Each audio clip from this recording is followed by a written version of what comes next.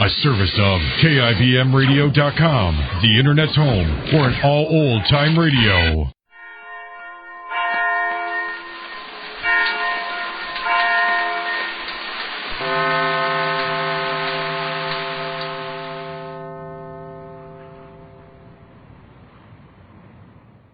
Well, Jane's in the doghouse with everybody.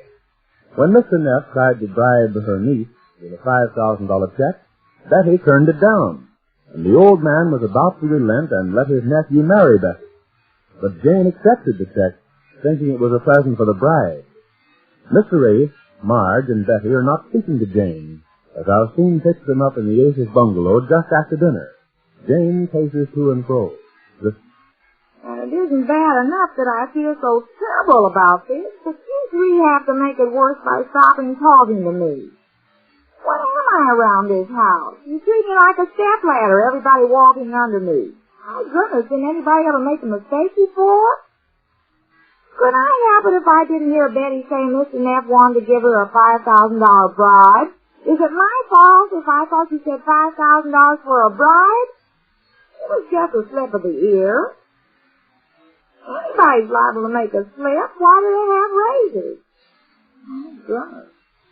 Doesn't bribe sound like bribe? Bribe. Now, what should I say first? Doesn't bribe sound like bribe? Oh, you see, I can't even say it, much less understand it. I suppose you three are just perfect. You never make a mistake. Oh, no. Don't make me laugh. You never made a mistake, did you, Marge? Did you, Marge? Oh, how about you, Betty? Well, how about you? Oh, there's no use asking him. Look at the three of you. If you don't make a fine pair. Now, I said about as much of this as I can. If you think I'm going on talking to myself while you sit there being unspeakable, you're sad and mistaken. I'll give you one more chance. Now, here's what I'm going to do. I'm going to my room. But I'll come back in 5 minutes. And if you three don't say hello to me when I come in, well, you'll see. Now, remember what I told you, because this is getting my goat. Now, you better say it when I come back. Remember those 2 words. Hello.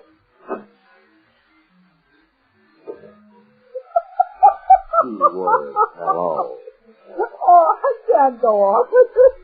I can't stand much more of that constant chattering of hers either. No, I can't go on with this not speaking to her. Yes, we're playing this the wrong way. We should have made the rules that she couldn't talk to us. I think that would have been it. Oh, no, she feels terrible about what she's done. Well, who doesn't? We all do. Well, why doesn't Carl come? He said he'd be over right after dinner. I'll bet he'd give him time. It's only a half. Surely his uncle must have told him by now that Aunt Jane got the check. Well, he'll be here. Oh, maybe that's it. Maybe what's it? Maybe his uncle convinced him that I took the bride. What? Oh, I never thought of that. Oh, not Carl. He wouldn't believe a thing like that. Well, why isn't he here? Oh, now there you see. There he is now. I'll go, Betty. There, now. I'm ashamed of you to think things like that about Carl. Oh, I hope it is Carl. I want to tell him just what happened. Hello, Carl. Where's Betty? She's here. Come here. What's all the excitement about? I want to talk to you. Here I am, Carl. Betty, honey, what happened? What's my uncle been trying to tell me? Carl, I'm so miserable. What's all this talk about a check? He swears up and down that you took money from him to go away. You know I didn't, Carl. I couldn't believe you did. And he wouldn't just make up a thing like that, would he? Of course he wouldn't. The check was taken from your uncle, but it was a mistake. Mistake? What do you mean? It was my aunt, Carl. Your aunt? Jane didn't understand what your uncle meant. Let me tell him, will you, Mark? Somebody would. I've been shouting to my uncle that I don't believe it, and now you tell me it's true. Well, it was this way, Carl. Betty called up her aunt this morning and told her that your uncle had offered her a bribe of $5,000, and Betty naturally told her that she turned it down. Well, Jane thought that Betty said your uncle had offered the bride $5,000. Bride? Yes, no, bride. Carl, it's all a terrible mistake. And Jane went over and collected the check, thinking all the while that your uncle was giving Betty a wedding gift. Well, of all the stupid... Yes, we've gone through all that. Isn't that awful? Yes, you took the words right out of my mouth. But, Carl, can't we explain it to your uncle? That chance we have now. You mean he won't believe it? Of course not. He's more convinced than ever that Betty's just after his money. And it all came just as he was about to give his consent. He what? Yes. After Betty turned him down this morning, he was thinking it over. He just told me so. He'd almost changed his mind about Betty. He was going to let us get married. When this happened. Oh, Carl. but Sully, we can prove to him. Well, here's the check. Betty is not going to take it. Of course I'm not. Won't that prove it to him? Well, here I am. Hello. Oh, there you are. Hello, Carl. I didn't know you were here. When did you come in? You're just a troublemaking busybody who isn't satisfied to confine her troublemaking to her own home, but you have to go about meddling in other people's affairs. Your stupidity has just about wrecked two people's lives. Of all the blundering, idiotic, ridiculous... Oh, I'm sorry, Mrs. H., but I'm so mad Oh, that... that's all right, Carl. I don't mind. It's been so long since anybody talked to me at all. I don't care what they say, just as long as they'll talk. Go ahead. You were saying idiotic, ridiculous. Oh, Mrs. H., how could you do a thing like this? Well, I'm glad you asked me. It was the funniest thing. Betty called up this morning, and she said... Oh, I know all about that. You do? About bride and bride? Yes, I know all about it. Well, then you know how I made the mistake. Still don't see how you could. Oh, it's very easy. Anybody's liable to make a mistake like that. My goodness, you don't think you're perfect too, are you? Well, I'd know better than that. Oh, you would? Well, would you like to take Betty for a bride? Of course I would. Oh, you would. There, you see. I just said, would you like to take Betty for a bride? I didn't say bride, and you made the same mistake I did. Oh, Mrs. H., this is no time to play games. Well, I just wanted to show you and some other people I can mention that everybody can make a mistake. Now, the laugh's on the other foot, isn't it? I fail to see anything to laugh about. Don't you realize that my uncle is more convinced than ever that Betty is only after his money? Don't you understand that he's forbidden my marrying her?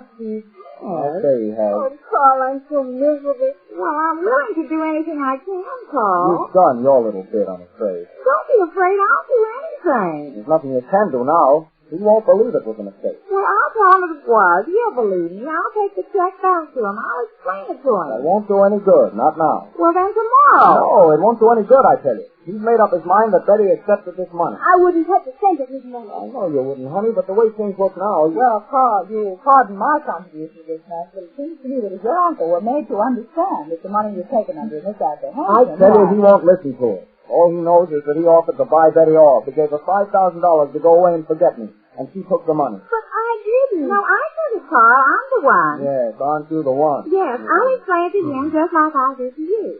And I'll bet I can catch him on it, too, about bride and bride. Why, he knows I wouldn't have taken that money if I thought he was trying to make Betty forget you. What kind of uncle have you got anyhow? Imagine a man trying to make a girl lose her husband by paying her money.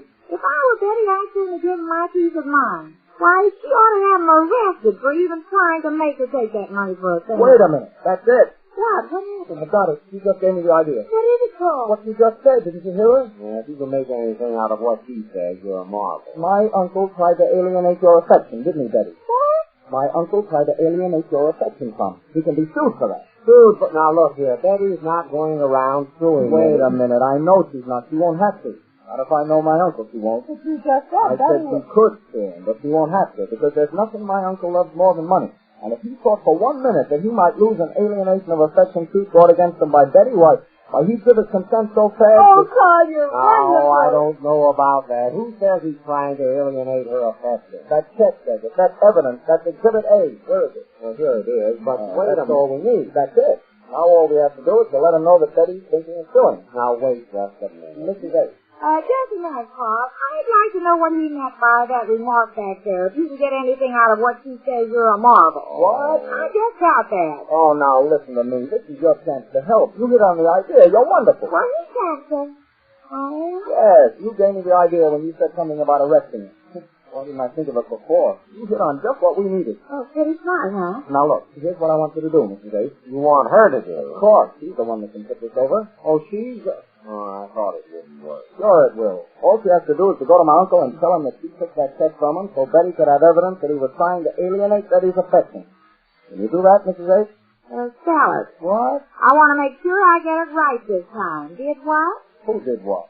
What did you say about Betty? I said you took this check because Betty wanted proof that my uncle was trying to split up Betty and me. I did. And that's what you're going to tell him. And you'll also tell him that now that Betty has the check, he's going to sue him. Sue him. Sure, and use the check as evidence. Don't let go of that check, whatever you do. Good. Oh, sure it is. But I still... Don't lose that. We'll frame it. Frame it? All right. I'll buy a frame for it. Now, it's up to you, Mrs. A, to make amends for this awful mess we're in. You'll do it, won't you? Buy a frame? Why, sure I will. No. I mean, go and see my uncle and tell him what I told you. I'll coach. Oh, you don't have to coach me. I want to do it. I know you do, but I say I'll coach you on what to say. You don't isn't supposed me to stay. I really want to do it, Carl. Well, that's fine, because you're the only one that can do it. Oh? You're the only one that can save the day for us. Oh, I'll take any day you say. Just tell me when you want me to go and I'll... No. I mean, we're all dependent on you to put this over. Oh, you are, huh? Yes, our fate is in your hands. Well, I'm glad to hear that. Now, I won't do it unless they start talking to me again. What? I won't go and I won't say a word unless they start talking to me. Oh, Jane, of course you will. I'm sorry. Oh, hello, Marge. Hello. Thanks, Aunt Jane. Oh, hello, Betty. Hello. Fine, now let's get to work. No, just a minute. Well, I'm waiting. Remember, your face is in my hand. Okay, Jane, I'm talking to you. We're all talking to you. But if you fall down on this... Fall down? Yes, we're all made up. But remember, you've got to do what Carl tells you. I will. Hello, dear. To the letter, and no slip-ups. Otherwise, we're all off of you again. This time, when you go to see Mr. Neff, you do a good job. Don't worry, dear. I'll be there, Janie on the spot. Hello, dear. I just want you to know that you're on probation. Probation? You know I don't drink. Don't drink? I'll be there with a clear head. Hello, dear. Oh, hello. Just fine. Now, come on, Carl. Tell me just what we're going to do. Well, here's what it is. We're going to frame my uncle. Oh, him too? Well, I'll get a double frame. Oh. Well, Jane gets one last chance to help put over the romance. We learn what success she has with Mr. Neff when next we meet the The Colgate-Palmolive Peak Company, makers of Luster Cream Shampoo and Colgate Dental Cream, bring you Our Miss Brooks, starring Eve Arden. And we should like to open our show with greetings and best wishes from Colgate-Palmolive Peak for a gloriously Merry Christmas. And now, Our Miss Brooks.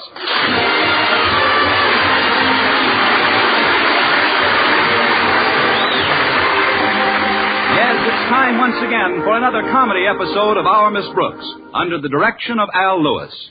Well, many of us are spending this Christmas Eve with our families and friends. But our Miss Brooks, who teaches English at Madison High School, isn't quite so fortunate. No, my family was too far away to visit, and it seems my friends had other plans. But I made up my mind not to brood about it, and I was trimming a rather tiny tree in our living room when Mrs. Davis, my landlady, joined me. That's quite a nice Christmas tree, Connie. It isn't really a Christmas tree, Mrs. Davis. It's called a friendship tree. You see, I trim it by putting all my greeting cards on the branches with strips of cellophane tape. Looks nice, doesn't it? Yes, it does. You certainly received some pretty cards this year. And the sentiments are so lovely. Look at this one I got from my principal. Mr. Conklin, what does it say, dear? It's very heartwarming, Mrs. Davis. It says, to Miss Brooks, may the coming year bring you much more efficiency in your work. Signed, O. Conklin. Oh, I can hardly believe it's Christmas time again. What happy memories I have of the earlier Christmases. There was one I'll never forget. I was just 8 years old, and when I tiptoed into the living room, there was my father standing by the tree. The minute he saw me, his eyes crinkled up, and he started to laugh, so that his big white beard and its huge paunch just shook with glee. Your father was made up as Santa Claus? No, he always looked that way. But to get back to the present, Connie, I'd love to stay here and celebrate Christmas Eve with you, but I promised my sister Angela I'd come over to her place. You remember Angela, the absent-minded one? Oh, certainly, Mrs. Davis. She always got a big thrill out of the holidays, too, even when we were girls. Of course, the poor dear could never remember when it was actually Christmas. And one Christmas day, she did the funniest thing. What was that, Mrs. Davis? What's what, dear? What did Angela do? Angela? Your sister. My sister. The absent-minded one. What did she do? Well, I haven't spoken to Angela in some time. What has she been up to?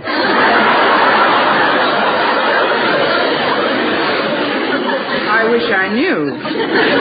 Maybe I can refresh your memory. Christmas morning, Angela did the funniest thing. Christmas morning isn't until tomorrow, Connie. You must be confused. Well, don't Don't worry about it. I only get these spells once in a while. Well, you shouldn't let it go, Connie. If you don't mind my offering a little advice, I'd like to suggest that you train your mind to concentrate more. I'll do it, Mrs. Davis. Now then, I've developed a little scheme which works wonders for me. Supposing you have trouble remembering where you put things around the house. Well, you just keep repeating the location to yourself with a sort of rhythm. For example, I just chant to myself, the mustard's in the closet, the bread is in the box. The mustard's in the closet, the bread is in the box. Now, isn't that simple? Mustard's in the closet, bread. Wonderful, Mrs. Davis. If anybody wants a mustard sandwich, you're really ready. Yes. Now, before I do anything else, I want to invite you to join me tonight. Join you? Yes, dear. I'm going over to Angela's house. Oh, yes, that's right. Oh, she's so cute with that little absent mind of hers. Why, sometimes she forgets what she was talking about right in the middle of a... Oh, dear me, I hope there's enough milk for the cat. Well, I'm sure if we... But then maybe someday. Or if it doesn't seem to... And that's why I can't join you tonight. But thanks anyway, Mrs. Davis. I'll just spend a quiet evening at home here. But how about Mr. Boynton? Don't tell me he was too shy to ask you for a date on Christmas Eve. Why do you think there's mistletoe on all four walls? No, Mr. Boynton asked me all right, but then he canceled yesterday. Said he's going upstate to visit his folks for a couple of days. But don't worry about me, Mrs. Davis. I'll have a gay time. I'll listen to the radio, read, and from this window I can see our neighbor's television antenna. But what about the little gifts you got for Walter Denton and Mr. and Mrs. Conklin and Harriet? When are you going to deliver them? They told me not to bother. They said we'd exchange on the 26th. The 26th? But I don't think the day after Christmas is the time to exchange gifts. You don't? You should see the department stores. What's that, Mrs. Davis? Oh, it's Minerva. Where are you, dear?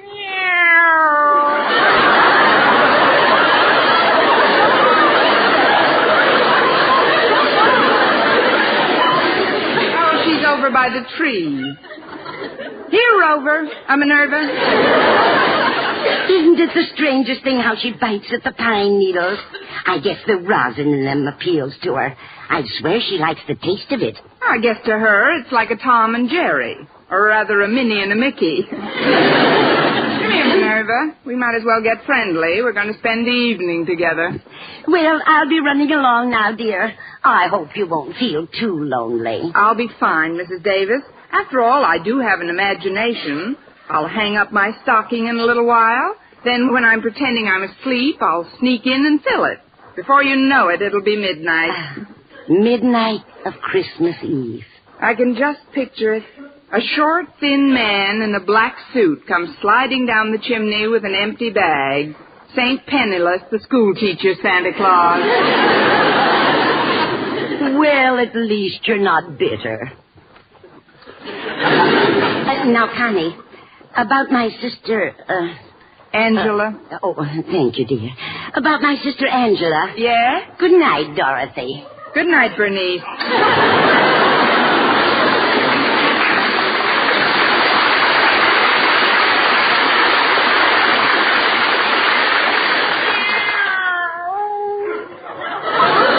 Stop drinking those pine needles, Minerva. Come over here. That's a good kitty.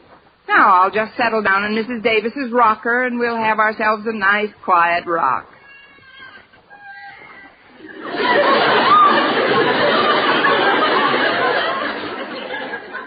I've got to exercise more. My bones are rusting. Oh, it's the rocker. It's kind of soothing at that. You seem contented enough, Minerva. It was the night before Christmas, and all through the house, not a creature was stirring, not even a mouse. Ooh, sorry, Minerva. I didn't mean to upset you. Oh, gosh, I'm sleepy. Now, who can that be? Expecting anyone, Minerva? That's funny. Nobody's here. I'm here. Where? Oh, leaning on my knee. What can I do for you? I'm a salesman, but I don't believe in giving any sales talk or sob stories. All I do is tell you what I'm selling. If you want to buy, okay. If not, okay. Okay, what are you selling? Well, it's Christmas Eve. I'm just a small urchin, a little on the underprivileged side. I'm trying to make a few dollars to get some wood to heat our tiny apartment. So while she's singing to my 3 sick sisters, my mother's lips don't turn blue. That's what I like, no sob stories. If you're selling handkerchiefs, I'll take 6. No, ma'am. I'm selling Christmas trees. They're only $1 a piece. Oh, I've already got a tree. Then I'll make it 50 cents. But I don't need How about a quarter? Look, little boy. I can arrange payments. Please take one, ma'am. These aren't ordinary trees, you know. They're magic. Magic? Yes, ma'am. You'd be surprised what miracles will happen if you buy one. Well, a quarter isn't too much to pay for a miracle. It's 50 cents. I thought you said 25. That's when you sounded tougher to sell. Oh. Well, before I melt down to my coal buttons and the stovepipe hat, here's 50 cents. You won't be sorry, ma'am. Here's a little tree. Say, it's kind of cute at that. Would you like to come in and help me set it up? Oh, I can't. I gotta get right home. My sitter's been alone long enough. Sitter? What about your mother and the firewood? That's just a routine. My folks are attending a dinner the other bank presidents are giving for Father. With the pitch you've got, you'll have your own bank by the time you're 12. Thanks a lot. Good night, lady, and Merry Christmas. Same to you, you little underprivileged millionaire. I'll put this tree over here. Maybe we can find some extra trimmings for it in the morning. Meow. Minerva, will you stop gnawing on those pine needles?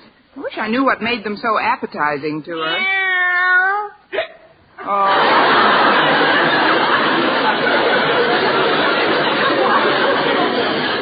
Now, you come here and let those things alone. There we are. Well, I guess I'm not the only one that's spending Christmas Eve alone, without family or friends. But who can tell? Maybe Santa Claus has something up his big red sleeve that I don't even know about yet. Of course, I do have a squeaky rocker and Minerva. Jingle bells, merry, stuff like that. Oh, what fun it is to rock with a big, fat, drunken cat.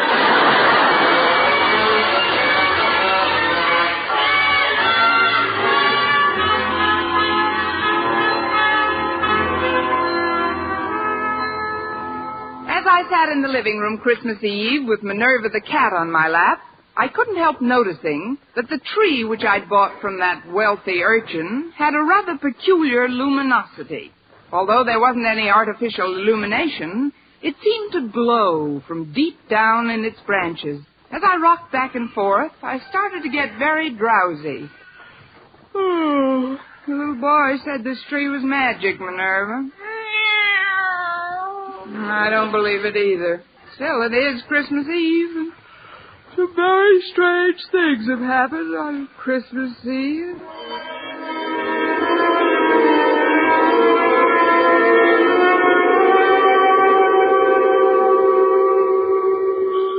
Huh? What's that? Oh, I must have been dozing. Coming!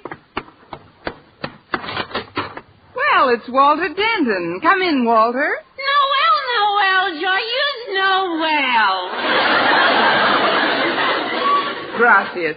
Come on into the living room, Walter. Thanks, Miss Brooks.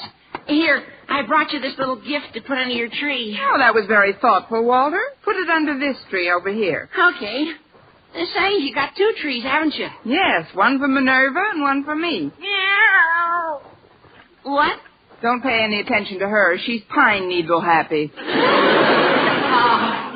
Well, Miss Brooks, as you know, I was supposed to spend the evening nestled snugly in the tight little confines of my own small, immediate family circle. For heaven's sakes, come out of there. You're giving me claustrophobia. But I went to my father and mother and crowed their permission. Wait a minute, Walter. You crove their permission? Yeah. Craven, crove, isn't it? Of course not. Crave. Let's see. Craven. After you crowed their permission. Well, they waived my presence for a long enough while for me to deliver to you, Miss Brooks, the little token of my esteem and affection, which is now ensconcing under the tree. Walter, are you still in my English class? Sure, Miss Brooks. Well, I'd better bone up a little. One of us is going to flunk this term. Oh, what I'd like to say, Miss Brooks, is something that I've wanted to say for a long time. Yes, Walter? It's a little on the sentimental side, perhaps, for a so-called half-high school boy to be telling the teacher, but it's sincere, Miss Brooks. I'm sure it is. It's something I feel deep down inside of me, Miss Brooks, from whence so many of one's warmer emotions stem. That's whence they stem from, all right. Of course, even if it does seem over-sentimental or even downright sticky, Christmas Eve seems to be the time you can say things like this and not sound over-sentimental or sticky. Christmas Eve is the time to say them. I just hope I hear them by New Year's Eve. What I want you to know, Miss Brooks, is that I'm grateful. For what? For my association with you during the past semester at Madison High School. Well, thank you, Walter. I've tried to be a capable teacher. Oh, your teaching was nothing. I don't mean scholastically. As a teacher, you were very adequate. I mean personally. The interest you took in me and my problems. For that, I could never thank you if I lived to be 100. Of course, you'd be gone a long time by then. Well, Noel, to you, too. You don't know what it's meant to me to have your ear whenever I needed it. It was nothing, really. I have another one. Especially about girls. Gosh, remember how silly I used to act about girls? Every time one of them looked at me, I giggled like a kid. And then, overnight, I matured. I met the one woman who mattered. Harriet Conklin.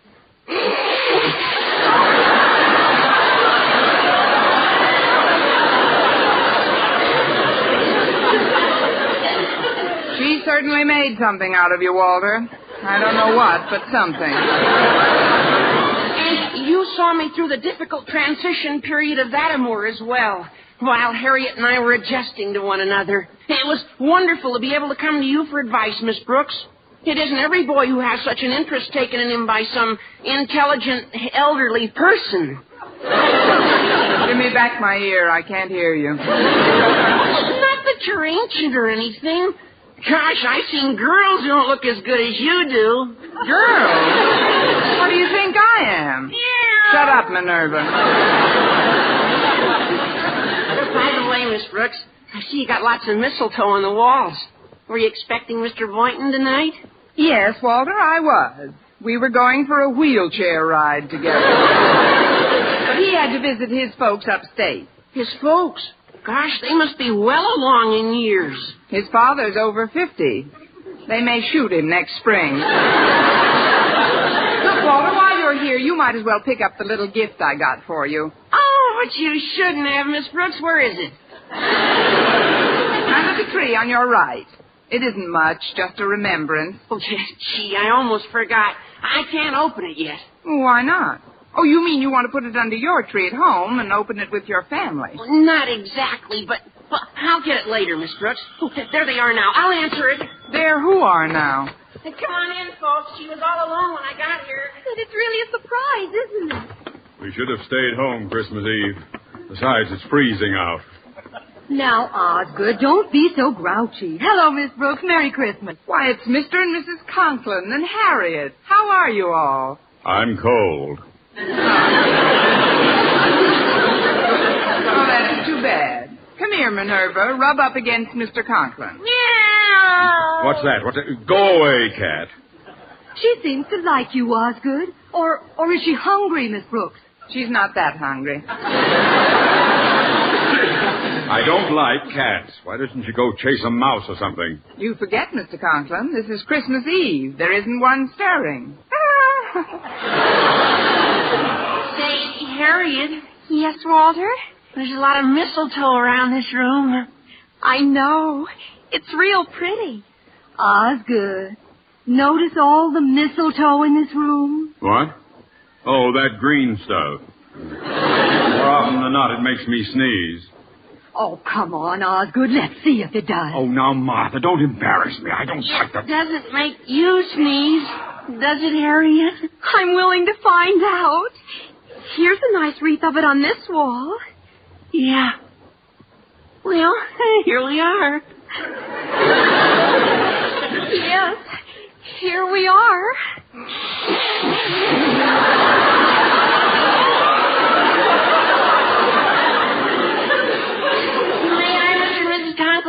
If it's all right with Harriet, it's all right with us. Oh, come on, Walter. We're getting old.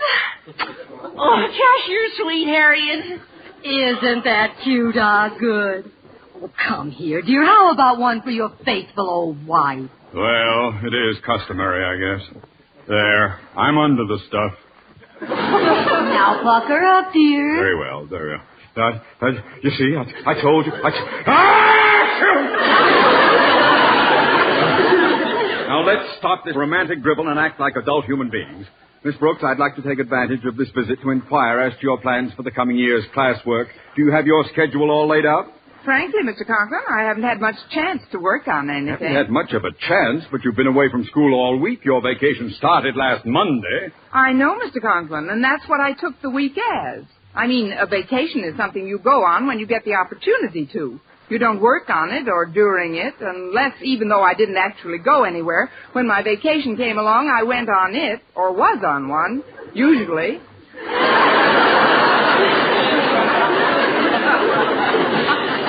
And you wanted to be the head of the English department. Please, Osgood, this is no time to talk of school affairs. We're here to spend part of our holiday with Miss Brooks. It was very nice of you to think about me, Mrs. Conklin. It was nice of all of you. I want to wear a Walter and Harriet. Denton, get my daughter away from that mistletoe at once. Mr. Conklin, Harriet isn't allergic to mistletoe. No, but I'm allergic to you. Harriet's almost irresistible sometimes, especially alongside of older women like Mrs. Conklin and Miss Brooks.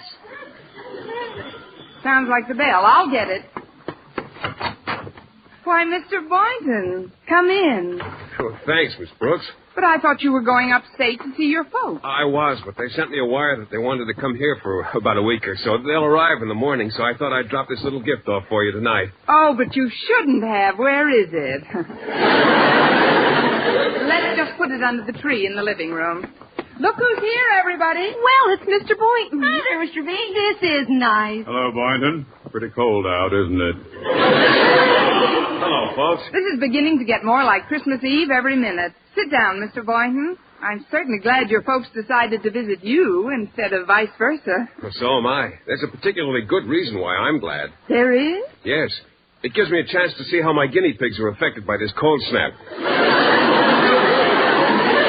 far, they haven't reacted at all. What do you expect them to do? Blow on their paws? Miss Brooks, have you pointed out the mistletoe to Mr. Boynton? Oh, why don't you stop that nonsense, Martha? It isn't nonsense. Mr. Boynton, look at the mistletoe. Mistletoe? Oh, yes. A very interesting example of the flora found in various areas throughout the globe. An evergreen parasitic shrub, it is indigenous to the regions where apple trees and oaks abound. Now that the lecture is over, may we ask questions? Certainly, Miss Brooks. Want to stand under it?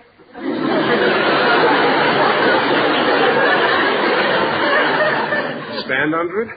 Well, you see, because of certain characteristics in its makeup, an allergy is sometimes aggravated by its presence. I'll take a chance if you will. Come on, Mr. Boynton. Yeah, come on, Mr. Boynton. Just bring him over to this wall here. Well, I'll get under it if you like. Well, don't just stand there. Can't you see Miss Brooks is cooking? Well, don't fuss for me. I couldn't eat a thing.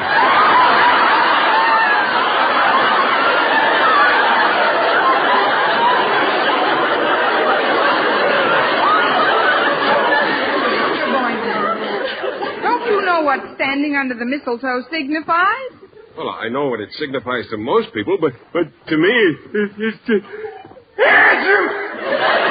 Well, there goes 85 cents worth of mistletoe. I know what let's do. Let's open up the presents right now. Well, splendid suggestion, Walter.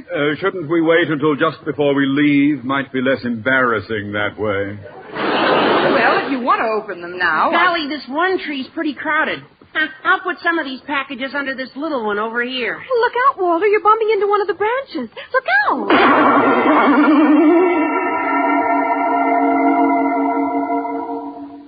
Gosh, I got the funniest feeling when I touched that branch.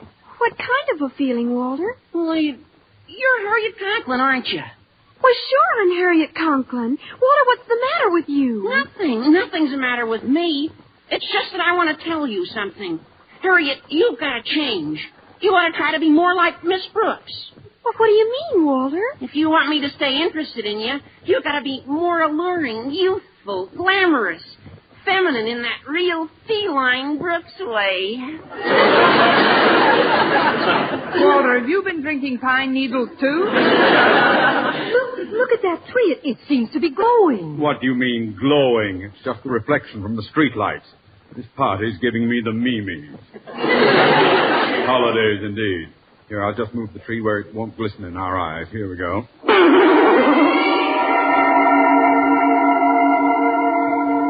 Ho, ho, ho! Merry Christmas! Of course I'm Mr. Conklin. Happy-go-lucky, fun-loving, gag-a-minute Osgood. Gag-a-minute Osgood? Sometimes I've wanted to. Brooks, is that really you standing there? I think so, Mr. Conklin. Why do you ask? Because you suddenly look so different, so intelligent. Miss Brooks, I have made up my mind. You are now head of the Madison High English Department. Ha, ha, ha, ha! Well, thank you, fun-loving Osgood. I'm going to put this wonderful tree where it belongs, right in the center of the room. Give me a hand, Boynton. Yes, sir, Mr. Conklin. I'll just take this end here and...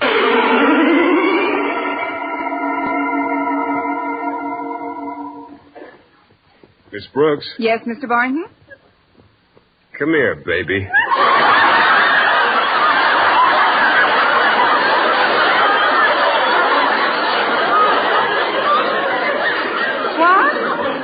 I said, come here, Connie.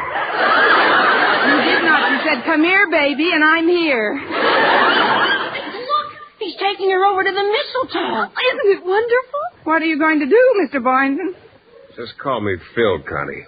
And this is what I'm going to do.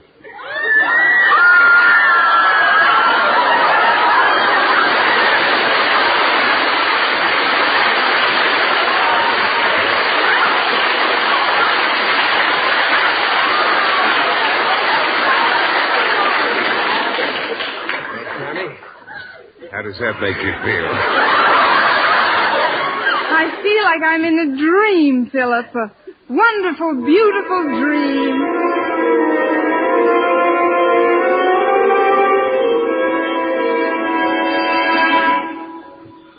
Mr. Boynton. Mr. Boynton. Mr. Boynton, where are you? Where did everybody go? Oh, I must have been dreaming. Well, that's real enough. I'll be right there. Oh, sorry, Minerva. I didn't mean to drop you. Merry Christmas, Miss Brooks. Merry Christmas. I'm cold. Why, it's the Conklins and Walter and Mr. Boynton. But you all just left.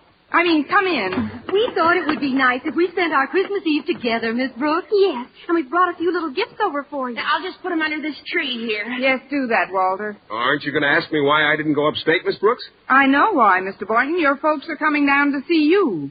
Well, how did you know that? I just got the telegram. Don't let's get too carried away with the holidays. We've got to prepare for a hard school season ahead, Miss Brooks. Oh, let's not talk about school affairs now, Osgood. Walter, look at the mistletoe. Yeah, look at it. Now, just a minute before we go through all that again. Would you please touch the tree, Mr. Boynton? The one on the left with the... Why, it's gone. There's only one tree. Miss Brooks, are you all right? Of course I'm all right. Could I have dreamt that part, too? Mr. Boynton, would you do me a favor, please? Oh, of course, Miss Brooks. What is it? Would you touch the Christmas tree? Touch it? Please, it's important. Oh, all right. There. Nothing happened. What did you expect would happen? A miracle.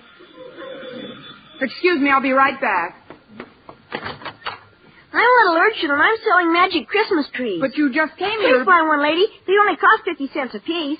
50 cents? That's right. Here's $2. Give me 4 of them.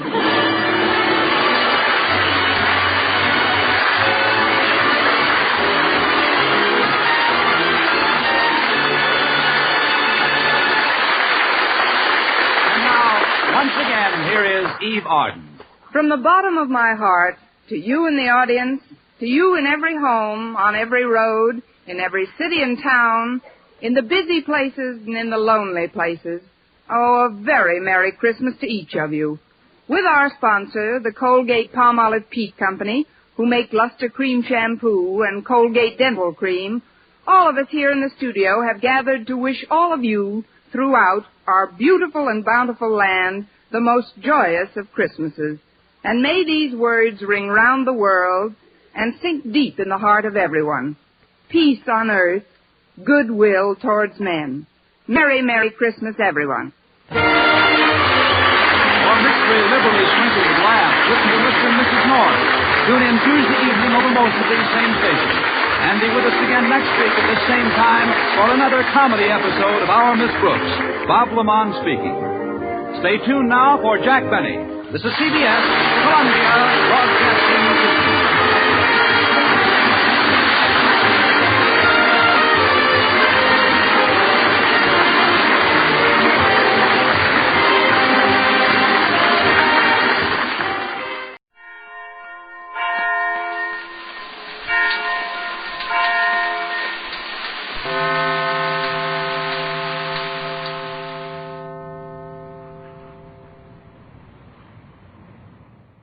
Ladies and gentlemen, after 10 years, radio gets its revenge. We now present a program that will scare Orson Welles.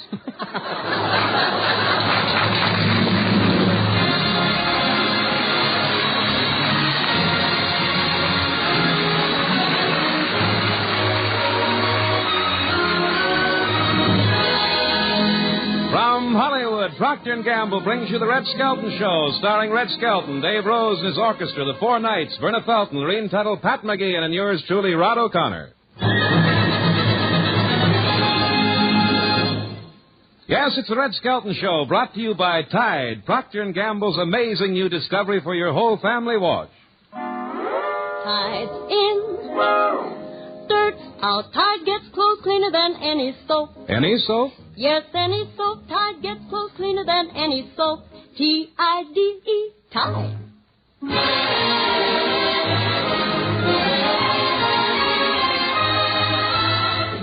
And here is Metro-Goldwyn-Mayer's Southern Yankee, the star of our show, Red Skelton.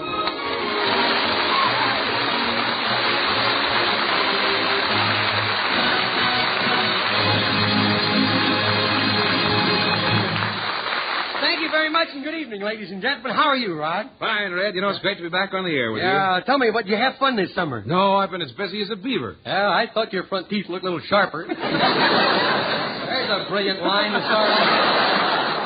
Yes, sir. Boy, a few jokes like that's going to make Proctor think they're taking a gamble.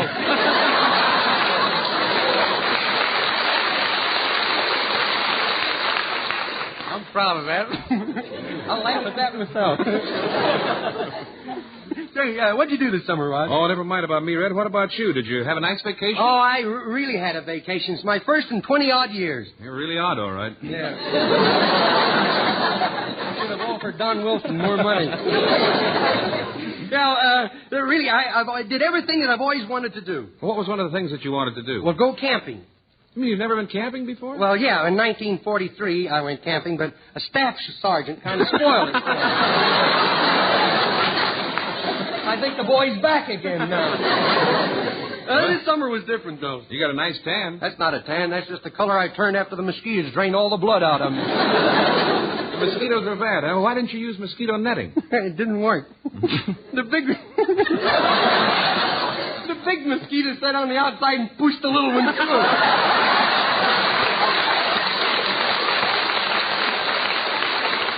Hey, did you know that only the female mosquitoes will bite? Hmm? Only female mosquitoes will bite? Yeah? Mm-hmm. Well, I got news for you, bud. The one that bit me when I tied my shoe was no lady. No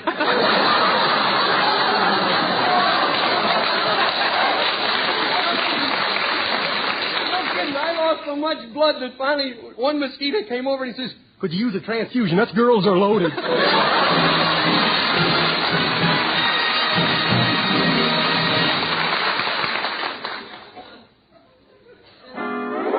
Tide in, dirt's out. Tide gets clothes cleaner than any soap. Any soap? Yes, any soap. Now, hold it there, gal. When you say that, smile. I'm from the West, where men are men and the women folks are mighty particular. Now, you mean that Tide gets clothes cleaner than any soap in Texas and all them other 47 suburbs called states? Deadeye, she means any soap, any suds, any washing product, new or old, anywhere. Oh. Never in the whole history of wash day has there been anything like Procter & Gamble's Tide. Tide is different from the newest products made for washing clothes. So don't confuse Tide with any other washing product you've ever seen. Tide is different.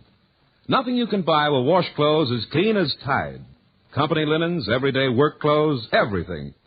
Tide not only leaves them free from dirt, but removes dingy soap film, too. A Tide-washed garment is cleaner. Colored clothes are brighter. And in hardest water, Tide gets white clothes whiter than any other washing product known. Yet with all this amazing cleaning power, Tide is truly safe for all your washables. So get Tide. Get the only wash day product you can buy that gives you all this. The cleanest, brightest, whitest wash you ever hung on the line.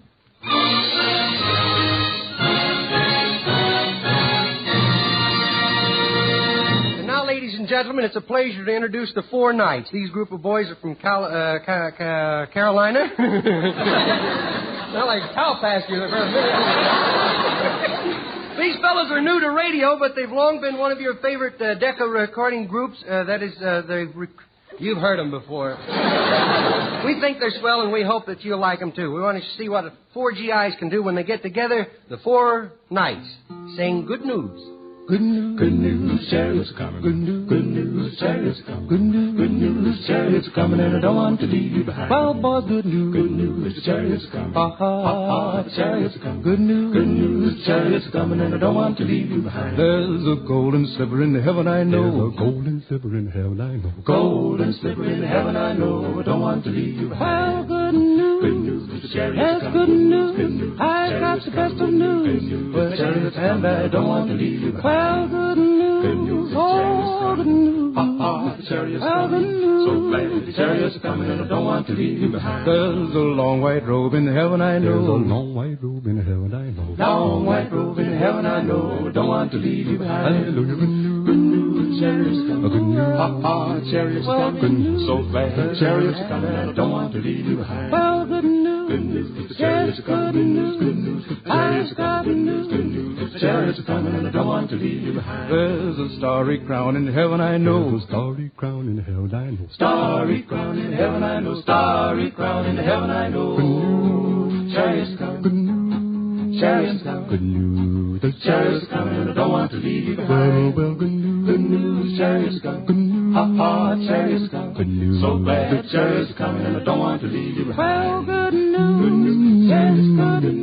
Good news, chariots are coming. Good news, the chariots and I don't want to leave you behind. I don't want to leave you behind.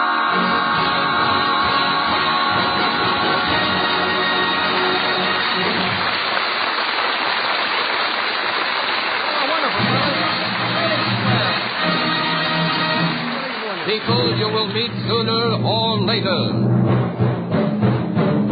Well, I see Noisy's with us. A little early tonight, too, by the way. Did you ever meet a new proud father? You know, one of those guys that walks up and forces a cheap cigar on you when the baby's just born? Well, Clem Cadiddlehopper did, and you'll meet a guy like that sooner or later.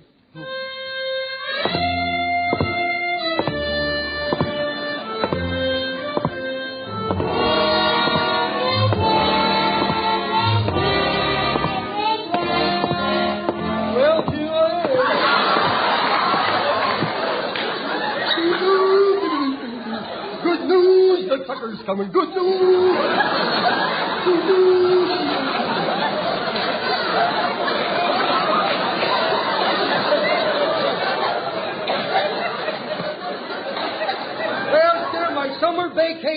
over, boys. Just 3 months of doing absolutely nothing. Now comes 9 months of doing the same thing. Well, it's not that I'm lazy, but nobody seems to have the kind of work I'm fitted for. All the jobs available require getting out of bed. Uh-oh, here comes that old fat Belcher. Well, I see he's got another new car. Wonder where he gets all his money, anyhow. Probably got the egg concession wherever Wallace speaks.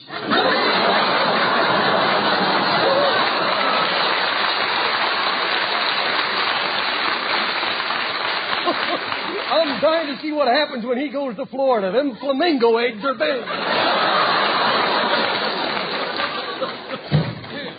Howdy, Clem. Well, howdy doody to you, too. Say, that's a nice car you got there. Well, Clem, ain't you going to congratulate me? Why? We've got a new baby, too. A new baby? Yeah. Well, you got 10 kids now. Why didn't you get something more useful? Well,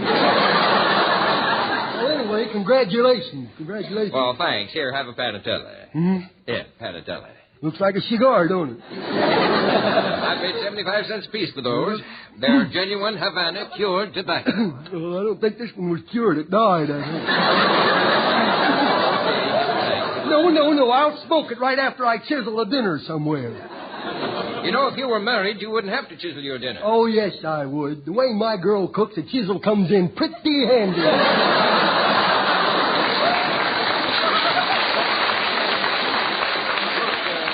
Smoke that cigar now. Here's another one for after dinner. Well, that's mighty neighborly of you. Maybe I smoke it before I won't have to eat any dinner, huh? I'll get a match out of my pocket here. I'll light it on the seat of my pants. I saw Roy Rogers do that in a picture once, you know. Who put that nail in my pocket? Hey, what does that baby look like? Well, it's got its mother's mouth, my eyes, its grandfather's nose, and its uncle's ears. Oh? Well, don't you think it would have worked better with all new parts?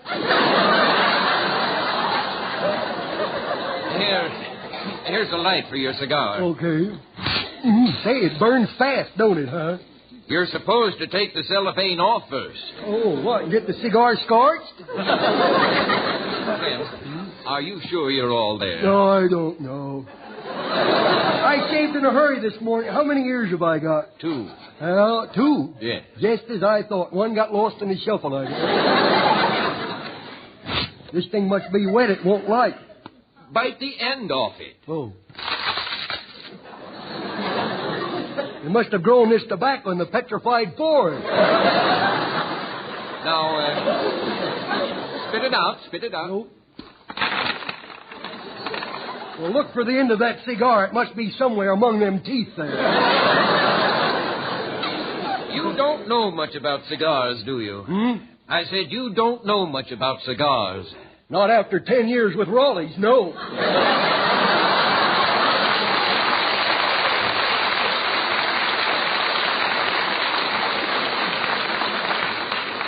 I bet Tim like that. Now you've got your cigar lit. Now keep it going. Let's stand around the corner. I think the wind's coming in from the glue factory. Well, I don't smell anything. No. Wait till you see that baby, Clem. Well, you better run and get him. I don't think I'm long for this world. There's something wrong with my eyes. They're watering. Well, close your mouth before you drown. You never smoked a cigar before, did you? No, I didn't know what I was missing, but I sure wish I had. Well, it's a good thing they found use for them old army blankets. I'm sorry, I'm going to have to throw that thing away. You can't do that. Nobody ever throws those cigars away. Well, that's because they've never had the strength. Well, maybe you'll feel better if you have something to eat. Oh, no. Yes, a hamburger. Oh, no. Or a bowl of chili. Please. Don't make things worse. You better move away from me a little. Just let me turn green on my own. You are turning green, aren't you? You ain't looking over a 4-leaf clover. Let me take a look at you. Take off your hat and have a little respect for the dead. But you You're not dead. I can dream, Tanner. I'm going to have to sit down for a second. Well, don't sit on the curb. The car might hit you. I wish it would. Might settle my stomach. Gee, I'm sorry you don't feel good, Clem. Yes. Well, anyway, stop over and see the new baby sometime. No, thanks. No, sir.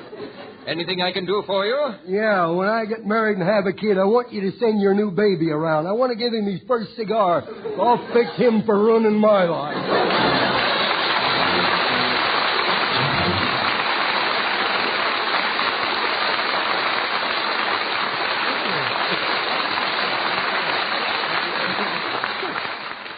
And now Dave Rose and his Procter & Gamble Orchestra play The Donkey Serenade.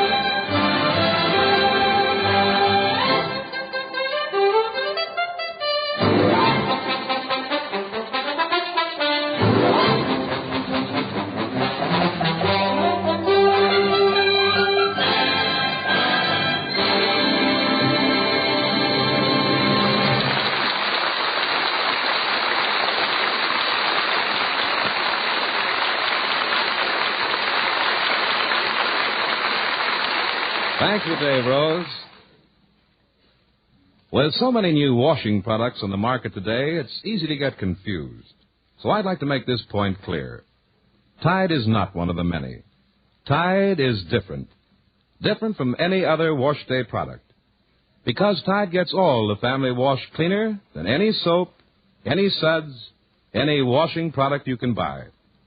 Tide not only leaves your clothes free from dirt, but removes dingy soap film, too. Soap dull colors come to life. Tide actually brightens them. And white things? In hardest water, Tide gets them whiter than any other washing product known. Yet with all this amazing cleaning power, Tide is truly safe for all your washables. And say, Tide gives oceans of different-looking, different-feeling suds, even in hardest water. So try Tide. Of all the wash day products you have to choose from, Tide and only Tide gives all this, the cleanest, brightest, whitest wash you ever hung on the line.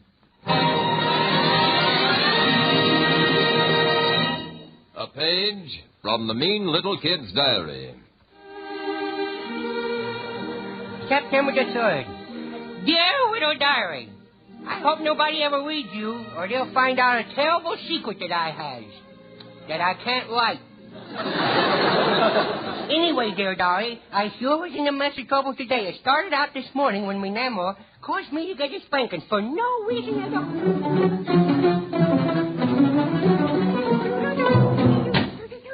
Junior, what are you doing? I'm just getting ready to play a game of Edison Roulette. Edison Roulette, yeah. Well, what on earth is Edison Roulette? Well, I flip the light switch on and off real fast like this, see? And then I stick my finger in the socket to see if it's on. Now watch now. Don't yell, you scared me. Don't you ever stick your finger in the light socket. Oh? You might cause a short and blow out a fuse. Yes.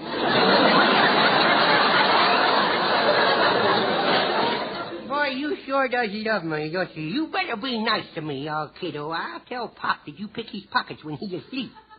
I never went near your father's pockets. You don't? Well, you should have last night because he had $10 in them. $10? Yeah. Well, that's funny. I only found 6. Case dismissed. Sit down, please. Now, look, Smarty Pants, your grandmother's waiting breakfast for you. Oh? Now, get yourself upstairs and wash your hands Yes. and hurry back down here. Wash? Again? I washed yesterday. But today is another day. But I'm the same kid. You keep on, and I'm going to tell your father about you. You mean he's been around here all this time and he don't know about me yet?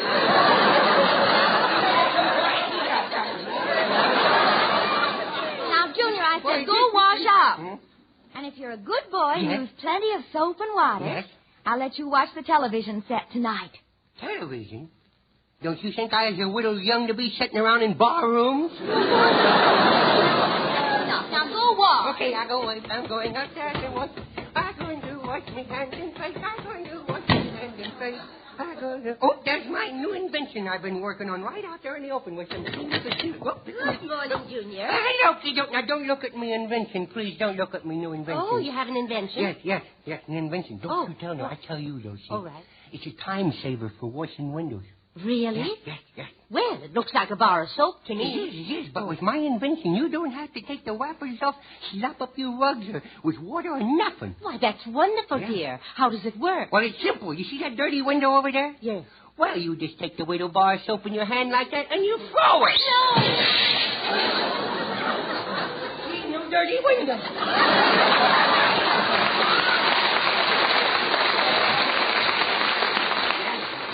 But what about the broken window? After all, you can't break windows in the house, every one of them. Oh, I could force myself. Oh, honestly. I'm sure there isn't another child like you in the whole world. Well, don't it make you proud to know me? Huh? Let's eat our breakfast. Okay. Hey, Nemo, can I have some stale eggs for breakfast? You mean 2 or 3 days old? Oh, I like them a lot staler than that. I like them so stale that they're chickens. That's how I feel like. Can I have some eggs, Nemo? No, sorry, dear. You're going to have what I'm going to have. No, but I want some eggs. Now, I never get no eggs no more. I want some eggs. I need vitamins and stuff for me with the water. You give me some eggs or I'm going to tell them. You're going to tell what? I'll think of something.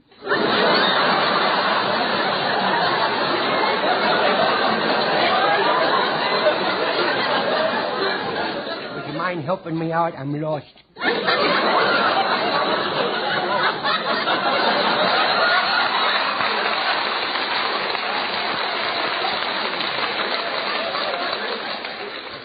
I would tell you. I want you to know I appreciate that. If you ever get lost in time when we're on the show, you just let me know, and I will point it out for you. I will be your slave for life now.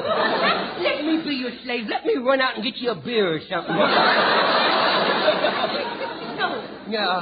No, I'm going to tell. You're going to tell what? I'll tell everybody that you was a Southern belle when Grant took Richmond. Oh, good heavens, I'm not that old. Oh, no.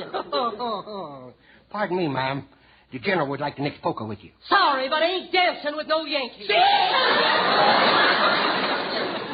it. I'm going to tell your mother. Oh, no. Doreen. No. Yes, Mother, yes. Oh. Now, what has the economy-sized Frankenstein done? You just happened to take your son in hand. Not only did he sass me, but he broke a window. That's exactly what. Junior. Do you have anything to add to that? Do you have anything to add to that? Not right now, but the day is still young. Junior, come here. No, you'll never take me alive. Now, look, Hillfield. I'll get you a brush. When I call you, I want you to come here now.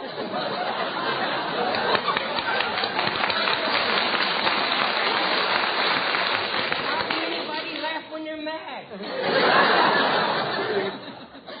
No, don't you dare. No. You hit me. You fractured me clavicle.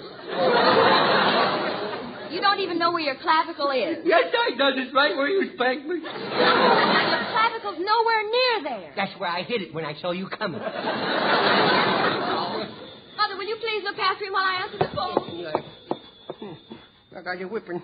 It's all you for now, Ma. Well, you just mark it in your widow book, kiddo. Yeah, we're not friends from now on. No, they don't get friends. I'll get even with her.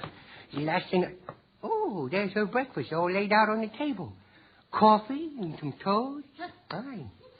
Now, I could fill the sugar bowl with some salt. And put some pepper in the coffee pot, maybe. And just to top it all off good, maybe a little glue in the marmalade. Now, of course, if I do this, you're going to beat me to death. I know that. Then again, they might figure that other whipping was enough for one day. Then again, nothing ventured, nothing gained. I'm going to be a sport about this and do it. Now I'm going to empty the sugar bowl and fill it with the salt. Now a pinch of pepper in the coffee pot. That's a nice pinch, I think. Now a little glue in the marmalade. My, look at that. That's what Pierre would say. A little glue in the marmalade. Yes. Runs awfully slow, don't it? Oh, here she comes. I better hide under the table. Every man for himself now. Oh, he's not here. No. Oh, the poor little darling. Poor little darling, that old muffety guff. Well, all will soon be forgiven. I hope she remembers that. I guess I'll have to eat alone. Oh, I do enjoy breakfast. It always picks me up. Yeah? This one's going to pick her up and knock her down again. Oh, she's pouring the pepper coffee in the cup. Oh, 2 teaspoons full of salt. Oh, the toast is just right. Now for my favorite marmalade. Oh, my goodness. She's going to bite that toast. Oh, Miss Dogwell! Listen, my tongue is stuck to the roof of my plane. Cough! But heavens, an internal hospital. Junior, come here to me. Oh, yes. Mommy, now Marge, after me. She's after me. What for? What's gotten into her? Pepper, salt, and glue. Who trapped her breakfast for? Where is he?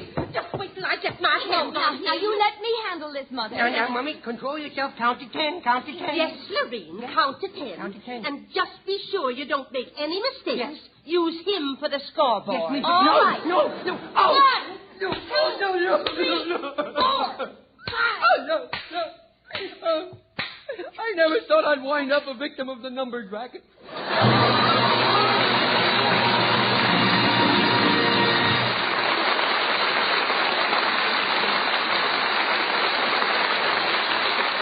Thanks for being with us tonight, and we hope you liked our program well enough to be with us next week.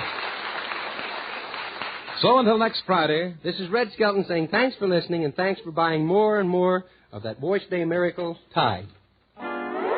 Tide's in, dirt's out. Tide gets clothes cleaner than any soap. T-I-D-E, Tide.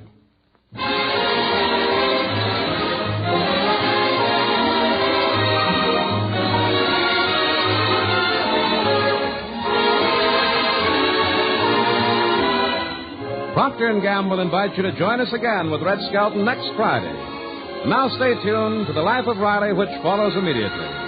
Red Skelton is heard on this program through the courtesy of Metro Goldwyn Mayer.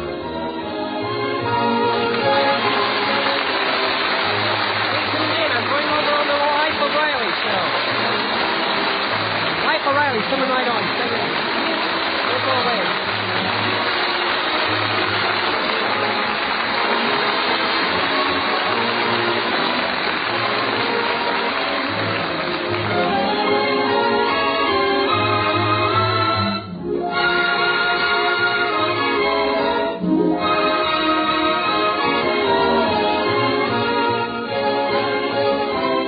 Ladies and gentlemen, I want to be serious for 1/2 a minute. You know that millions of people in Europe need our help.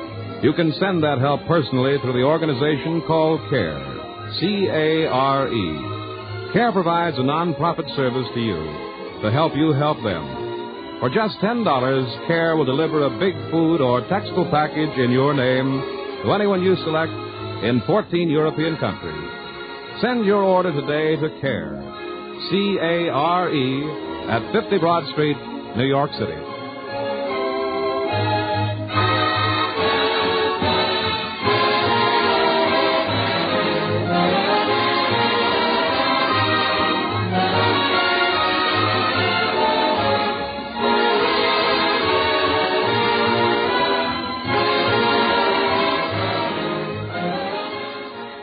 This is NBC, the National Broadcasting Company.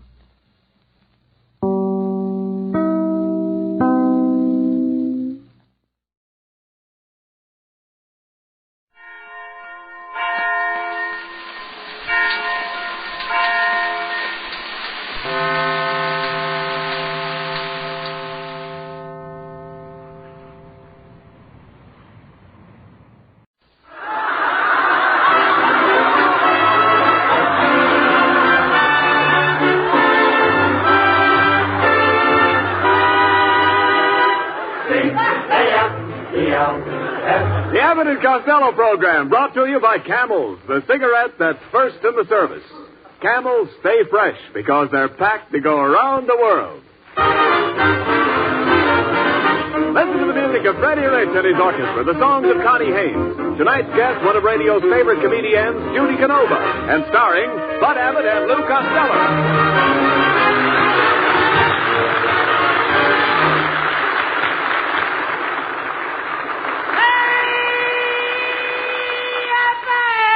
There you are, Costello. Here it is, the first program of the new year, and you're late. Oh, so I'm late? Yeah. Well, it's all on account of leap year, Abbott. I was passing the corner on Hollywood and Vine, and 30 women jumped on me. 30 women at Hollywood? 30. At Hollywood and Vine? Hollywood and Vine. That's where the wolves hang out. This year it's Wolverines. Oh, stop. Okay. Boy, I used to see these women fighting over me, Abbott. One of them grabbed my left arm, another grabbed my right arm, then one grabbed my other leg, then one grabbed the other leg, one grabbed my ears, my nose, my hair. Wait a minute. But why should that make you late? Well, I had to go to Lockheed to get reassembled. Well, it's leap year, and you've got to expect those things. Yeah, but I wasn't even safe Abbott at Lockheed. As soon as I walked in, a dame threw her arms around me and kissed me 12 times before I could even kiss her once. She kissed you 12 times to your once? Yeah, she was a riveter.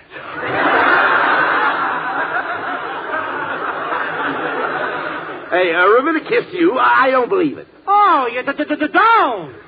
Now, Costello, don't run down leap year. Will you please, Lou? Listen. Maybe I didn't read it right. Lou, will you listen to buddy? Don't run down leap year. This is an excellent opportunity for some nice girl to propose to you, and then you can settle down and get married. Wait a minute, Abbott. Who wants to get married? I don't want no mother-in-law. What's wrong with a mother-in-law? Do you know what a mother-in-law is? Sure. A mother-in-law is the Gestapo with bloomers.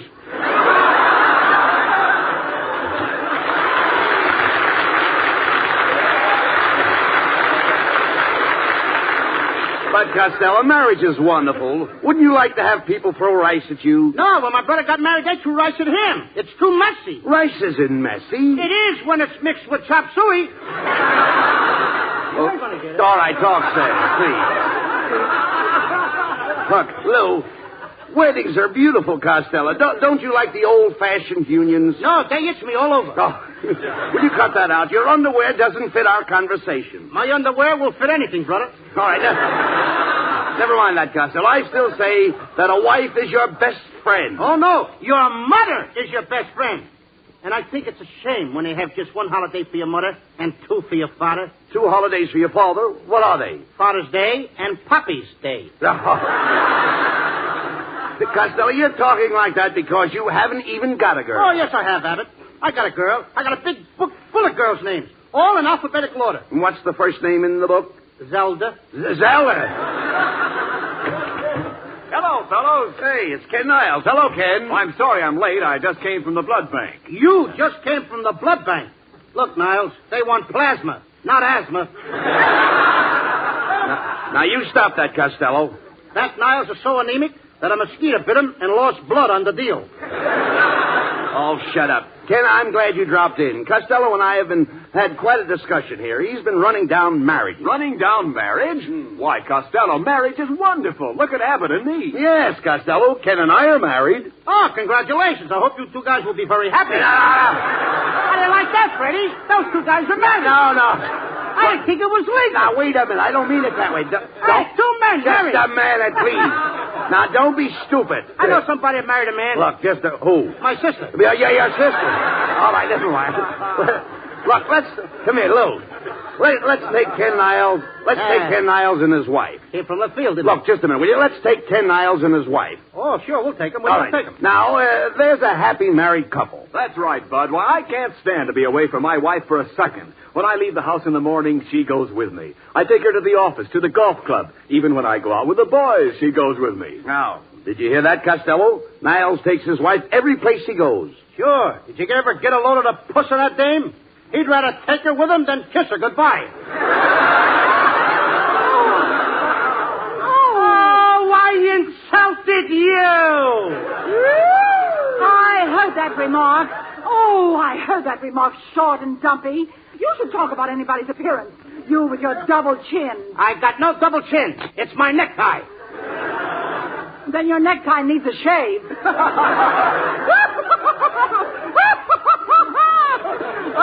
Oh, darling, you're so funny. You kill me. Oh, no, dear. You're funnier than I am. You kill me. No, you kill me. Oh, no, you kill me. If there's anybody out there with a hunting license, what are you waiting for?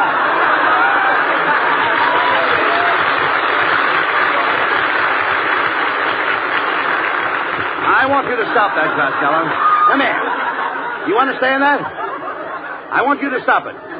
Mr. and Mrs. Niles are a wonderful example of marriage. Yes, look at Ken standing there holding her hand. If he ever lets go, she'll beat his brains out. That's not true, Costello. Our marriage has been perfect. Well, I'll never forget our wedding day. Oh, I look so lovely in my bridal veil. You'd even look better in a bridal. Don't listen to him, Mrs. Niles. Please, pay no attention to him. Go ahead. Tell us more about your wedding day. Oh, it was thrilling. You know, Kenneth and I had a runaway marriage. Yeah, he ran away and you ran after him. I did not. I don't chase men. They chase me. Why, New Year's Day, I had dozens of men chasing after me. I know. You played with Washington in a Rose Bowl game.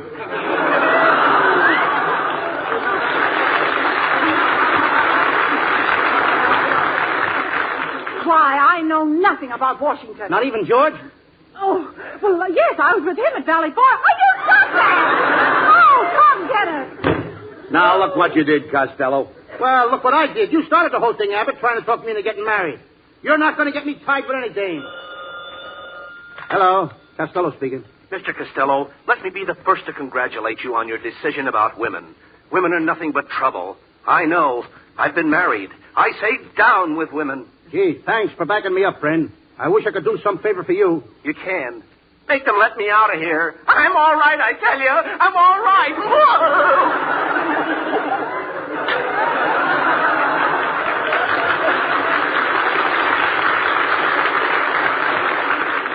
You see, Costello, that proves what I said. Marriage is a wonderful institution. Oh, yeah?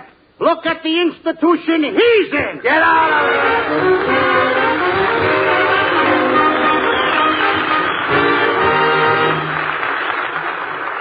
Hitting the beach with the first assault troops are the amphibian engineers, men trained to find and remove deadly mines under the sand. They've got what it takes, these seagoing engineers, and so has their cigarette, Camels, first with men in all the services according to actual sales records. Both at home and overseas, more people want Camel cigarettes. And that's why your store may be sold out from time to time. But remember, Camels are worth asking for again. They always have more flavor, the result of expert blending of costlier tobaccos. And Camel cigarettes keep their flavor, too. They stay fresh, cool smoking, and slow burning, because they're packed to go around the world. C-A-M-E-L-S. Camel cigarettes. Camel's tobacco standard is the same for soldier, for civilian, anywhere in the world. Freddie Rich, the orchestra, and just one of those things.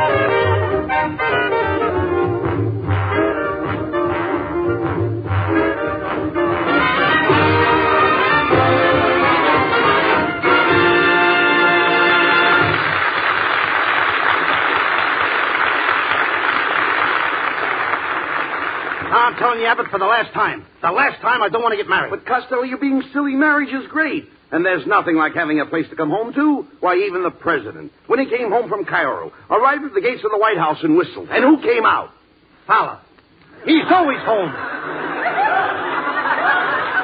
Look, let's talk sense. Now, anyway, Abbott, I'm sick and tired of talking sense. All year I get talk sense. If I get married, I'd have to give up my career. You know, I'm a beachcomber at the Union Station. A beachcomber in a railroad station? Sure, I stand there and watch the waves come in. Oh. Watch the waves come in. That's about the only way you could get a girl. Is that so? You may not know it, Abbott, but Cary Grant and I go 50-50 on girls. Really? Of course. He gets some under 50 and I get all those over. Come in. Oh, it's Connie Haynes. Hello, Connie. Hello, Mr. Abbott. Hello, my fat little sugar man. Mr. Costello. Yeah? This being leap year, I want to propose to you. I want to marry you before some beautiful actress gets you. Gee, Connie, you think that I'm handsome? No, but they're running out of the handsome ones, and they'll be taking them from your class next. Connie, are you really in love with Costello? Yes, I am. Mr. Costello. Yes. Last night I dreamed that you took me to dinner. Dream on, girl. Then I dreamed that you took me to the Trocadero for dancing. Dream on, kid. And then I dreamed that you bought me the most beautiful mink coat. Wake up! Wake up! Costello, what's wrong with you? Here a lovely girl throws herself at you and you don't appreciate it. Yes, I don't drink. I don't stay out late. I don't pet. I'm a nice girl. Well, I don't drink. I don't stay out late. And I don't pet. Gee, you're a nice girl, too. Sure. Now you see what you did, Costello? You just don't know how to handle women. Listen, I'll tell you what I'll do. I'll coach you. Let's suppose I'm the man and you're the woman. Abbott, I can't be a woman. Why not? It's too late. After all. What do you mean it's too late? I've been shaving since yesterday. Well. Starting Tuesday, I go out with girls myself. All right, look, we'll just make believe. Look, make believe you're the woman, and I'm coming to your house to call on you. Now, are you ready? No, wait a minute. What kind of a woman am I, a blonde or a brunette? Look, I don't care if you're a blonde or a brunette. I don't even care if you're bald-headed. Oh, you men are all alike.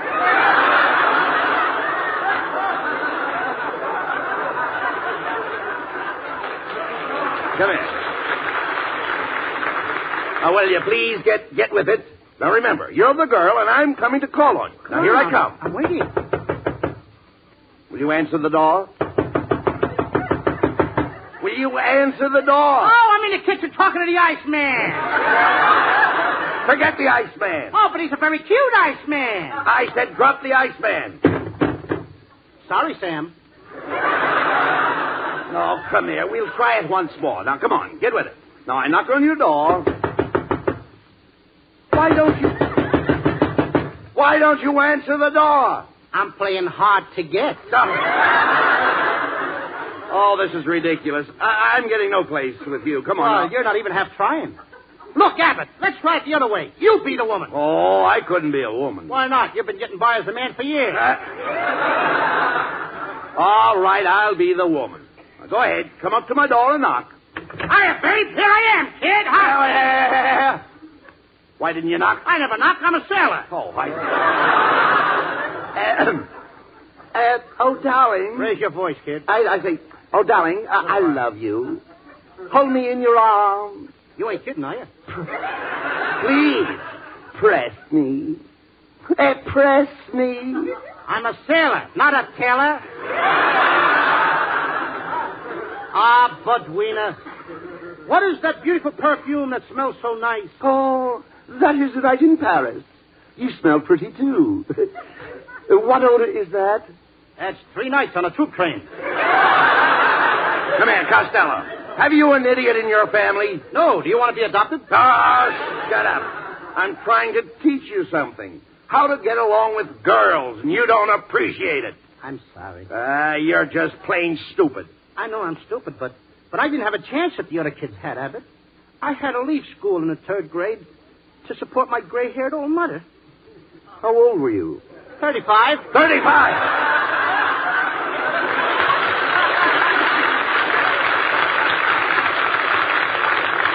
Look, will you keep quiet? Look, come here. What I'm trying to tell you about love is very simple. Look, what I'm trying to explain is very simple. All nature expresses it. Here, come here. Here, look out that window. Which one? See those beautiful squirrels near that tree? You see them there, Lou? Oh, yeah. Yes, you do see them? Yes. Well, that's wonderful. Now I can see them so plain. No. Notice how they approach each other. They get closer and closer. Look, they're rubbing noses. See that? Oh, yeah. Well, that's all there is to it. That's all? Well, goodbye, Abbott. See you later. Where are you going? To propose to a girl? No, to catch a squirrel. Ah, get out of here. Connie Haynes sings the lovely new ballad, How Sweet You Are. How sweet you are, how sweet you are, how dear your tenderly smiling face. Through days all bitter and gray and grim, through nights when even the stars are dim, how sweet to know my heart can glow from just the warmth of our first embrace. The world's a lovelier world by far when I remember how sweet you are, how sweet to know my heart can glow from just the warmth of our first embrace. The world's a lovelier world by far when I remember how sweet you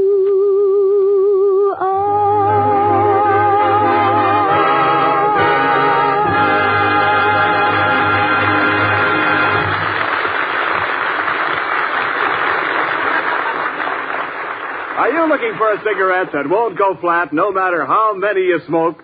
Well, just test out a pack or two of Camels in your T-zone. Our way of saying, let your taste and your throat decide.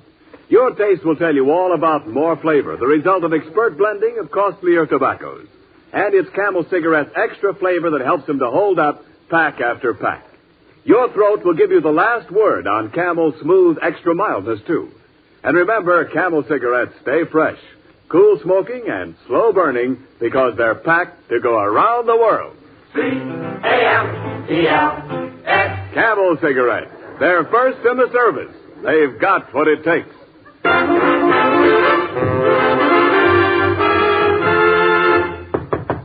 Hey, Costello. Somebody's at the door. Come in. I'd like to talk to Lou Costello. That's me. I've come here to talk to you about marriage. Sorry, you don't appeal to me. Quiet. Let me handle this, Lou. What's the trouble, neighbor? Well, sir, it's this away. Mr. Costello, on your way to the broadcast today, did you tip your hat to a girl on the street? Yes, sir. She said hello to me, so I tipped my hat. Well, that was my daughter, so I'm here to arrange for the wedding. What wedding?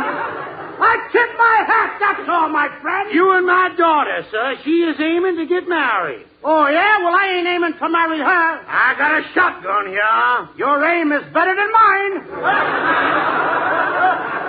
Just a minute, mister. Tipping your hat to a lady is hardly a proposal of marriage. That's the law where I come from. Skunk Hollow. Oh, so you come from Skunk Hollow. Yes, sir. I live right in the holler. Nice to have a place named after you. Yeah.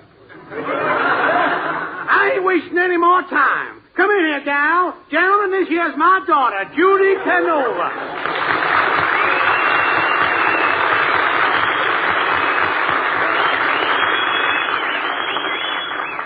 That's the man, Pappy. The little fat one. Come into my arms, little fat man. I love you. Get away from me. Get out of here. Oh, now. Tell me you love me. Speak to me. Speak to me. I can't, kid. You're sitting on my chest. Let me up. Put it. Oh, come on into my arms. Oh, gee, this is wonderful. I wish I had this much butter.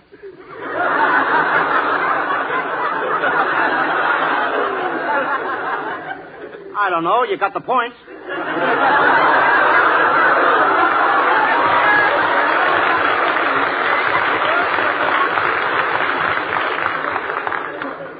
You sure ain't got any. I have now. Come on.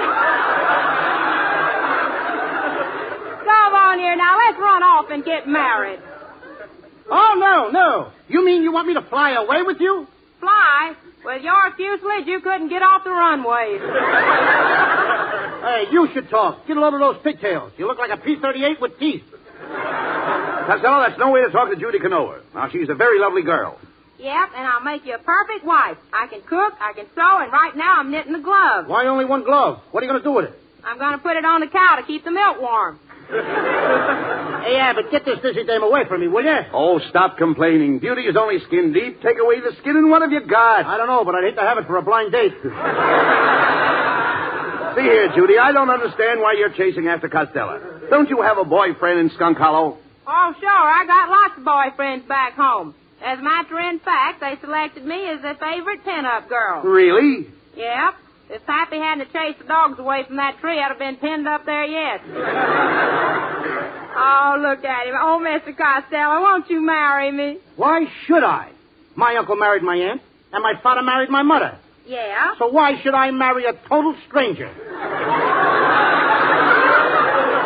Well, now, listen here. I don't care what you say. You are going to marry me. Now, I even got the ring. Where'd you get it? Some millionaire passed through Skunk Hollow last week and gave it to me. City fella by the name of Woolworth. Gee, that's a pretty emerald ring. Oh, that ain't no emerald. The emerald's green. Wait till you wear it a while. Look, Lou, this marriage isn't such a bad idea. Don't you want to call some girl Mrs. Costello? No, that's my mother's name. I've heard enough of this talk. Judy, you going to stand there and let this fat boy insult you? Show him how tough you are. All right, Pa. Give me the shotgun. Judy, you just shot off 6 of your toes. Oh, that's all right. I got 8 more left.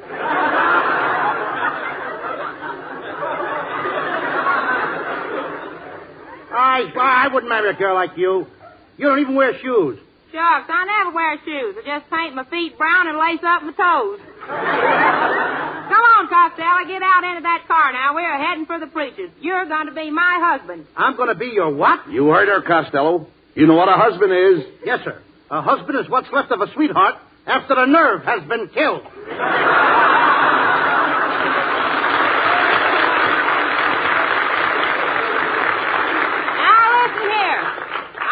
I'm tired of all this here talking. Costello, you see this gun? It shoots bullets 9 miles and throws rocks the rest of the way.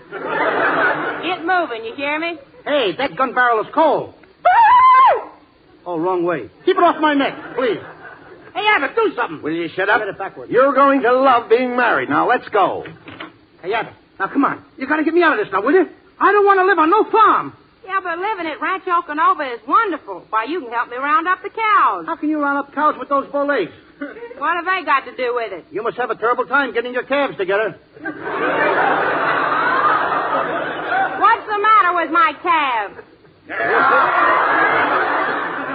Quit arguing, Costello. Get in the car. Come on, open the door. Hey, your door fell off. Doggone it, I knew that chewing gum wouldn't hold. Some car. Don't worry, this car will get us there. Yeah, if the wind is with us, we'll make good time. Have you got enough fuel to get us to the preachers, Judy? Why, sure. This car burns very little coal. You'd be better off if you burnt soft coal, kid. Here we go. Everybody fasten your safety belt.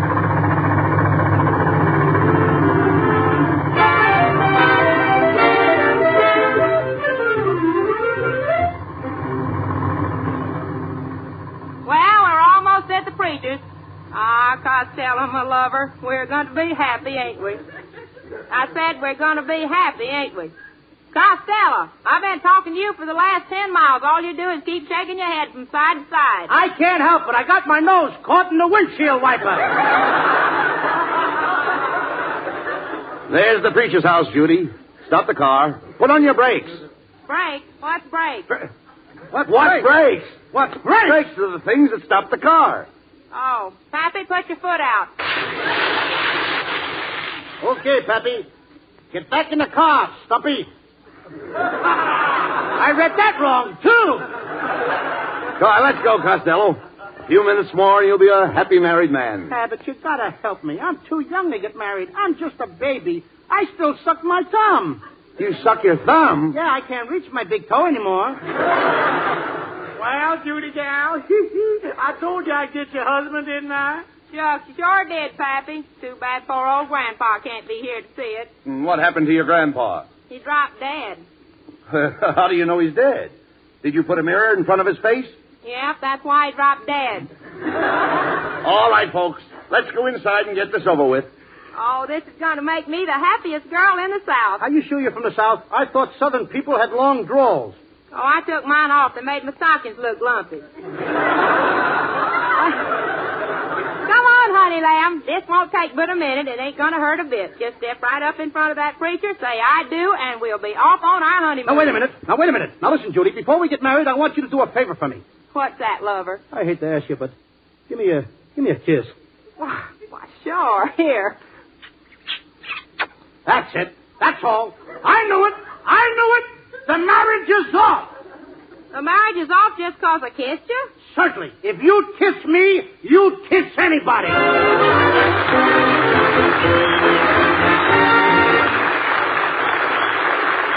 Each of the 4 Camel radio shows honors a Yank of the Week, sends 300,000 Camel cigarettes overseas. A total of more than 1 million Camels sent free each week. In this country, the traveling Camel caravans have thanked audiences of more than 3.5 million Yanks with free shows and free Camels.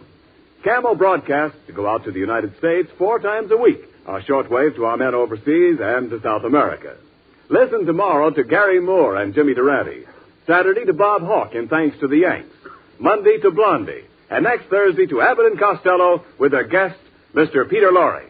And now, here's Abbott and Costello with the final word. Thanks, Ken. Well, Costello, that's about all we have time for tonight. And by the way, next week our guest will be Peter Lorre. Well, there's one thing I want to tell you right now. What's that? I'm not going to marry him. Talk sense. Do you realize that Peter Lorre runs around with people like Dracula, Frankenstein, and the Wolfman? Hey, you never came face to face with a monster, did you? Oh, no? You've never been out to my ration board. Oh, get out of here. Good night, folks. Good night, everybody. Good night.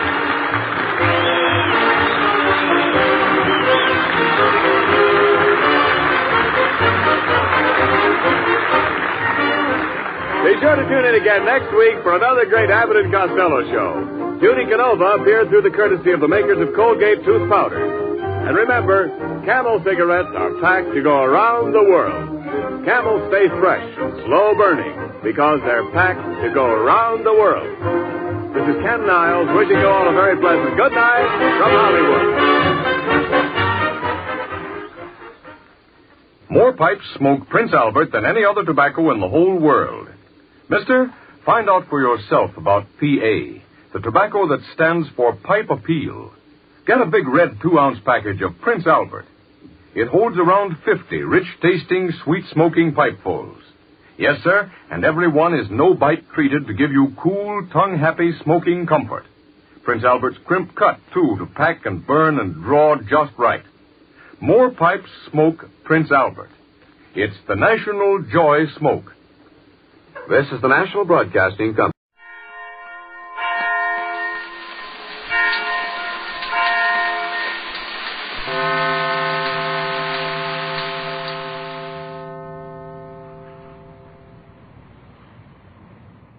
Ladies and gentlemen, the secret word tonight is money. M-O-N-E-Y. Rally. You bet your life. The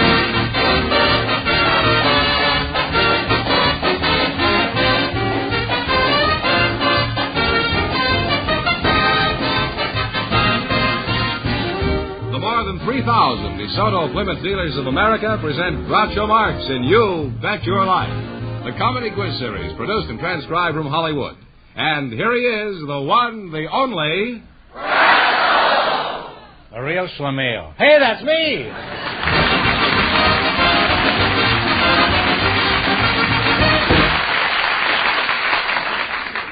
Well, here I am again with $1,000 for one of our couples. Last week we lost $6,000 on the show. Remember that? Yeah. Well, Groucho, we asked for young single people to volunteer tonight.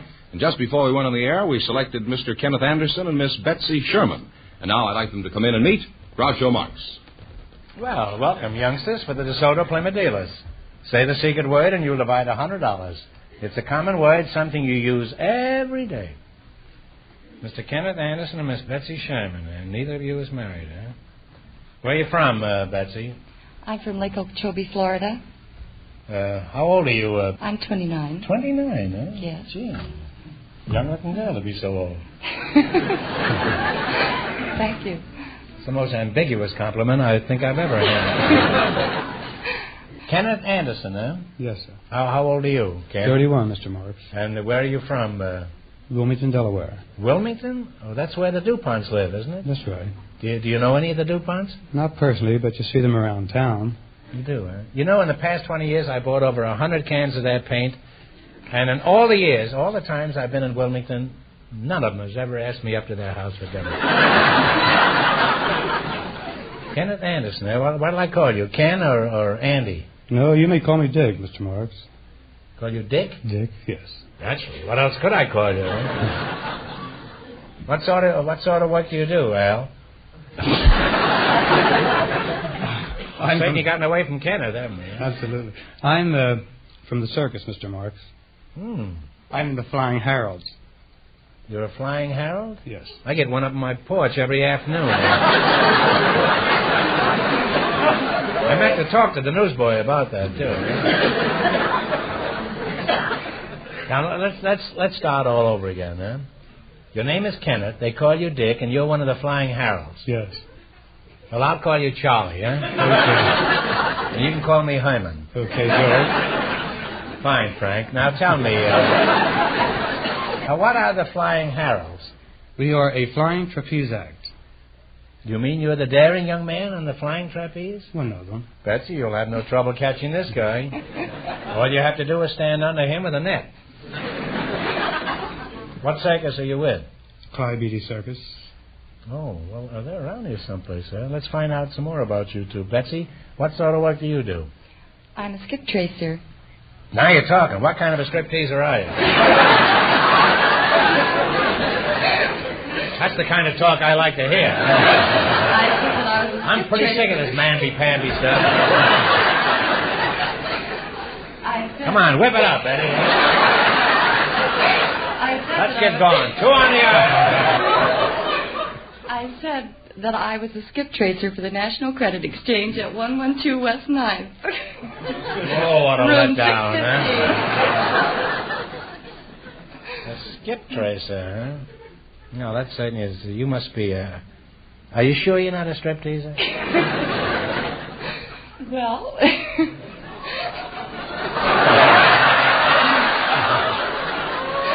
She's not as sure as she thought she was. It would only take a little prodding, I say.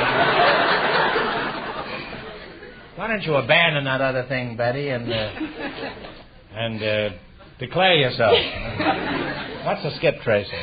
Well, a skip tracer finds people, and I look for people that don't want to pay their bills, and people who could pay them but don't want to, and...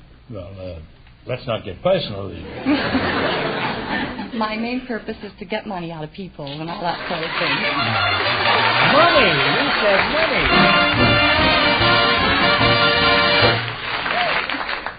Well, you got money out of us. You said money, and money is the secret word in that, so you get $50. Well, thank you. And Flying Freddy over here gets $50. Well, you both like excitement. You're the right age for each other, and I can see no reason why you shouldn't get married immediately. Betsy, this is leap year.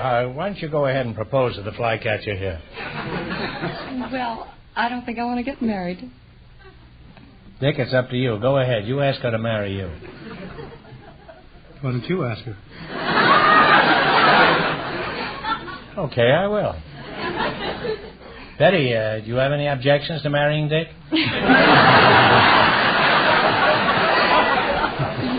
Yes. Yes. She said yes, and I pronounce you Barnum and Bailey. Now, in just 1 minute, you're going to play You Bet Your Life for a chance at the $1,000 question. But first, I want you to listen to some information that will be of value in the years to come. Take the 5-mile trial. Take the 5-mile trial. All over the nation, folks are going to their DeSoto Plymouth dealers to take the 5-mile trial in either the new DeSoto Fire Dome 8 or the new DeSoto Power Master 6. And they're marveling at DeSoto full power steering. Not partial, not part-time power steering, but full power steering that makes turning the wheel as easy as dialing a phone. Right, Groucho? Frankly, I didn't believe this till I actually tried it myself. Full power steering in the new DeSoto makes parking a cinch. DeSoto full power steering makes the roll of the car easier and safer at all speeds. Discover full power steering for yourself by driving either the DeSoto Power Master 6 or the mighty Fire Dome 8 with 160 horsepower V8 engine. Visit your DeSoto Plymouth dealers and take the 5-mile trial tomorrow. And remember, all dealers who sell DeSoto also sell Plymouth, the low-priced car most like high-priced cars.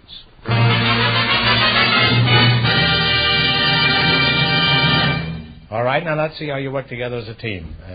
Fire Dome Fenneman, would you mind explaining the rules? Well, you bet as much of your $20 as you want on each of 4 questions. And the couple that earns the most money gets a chance at the $1,000 DeSoto Plymouth question later in the show. See how high I can build you $20. From our list of 20 categories, you selected number 19. That's river cities of the United States. Right? That's right. Here's your first question. How much will you bet? And talk real loud. 19. 19. On what river is the city of Louisville? The Ohio. Ohio is right. Well, you're off to a good start. You have $39. Round on both ends and high in the middle. Woo-hoo. Remember, you're going for $1,000 tonight. How much of your $39 will you try this time? 38. 38. Okay. On what river is the city of Wichita? Missouri.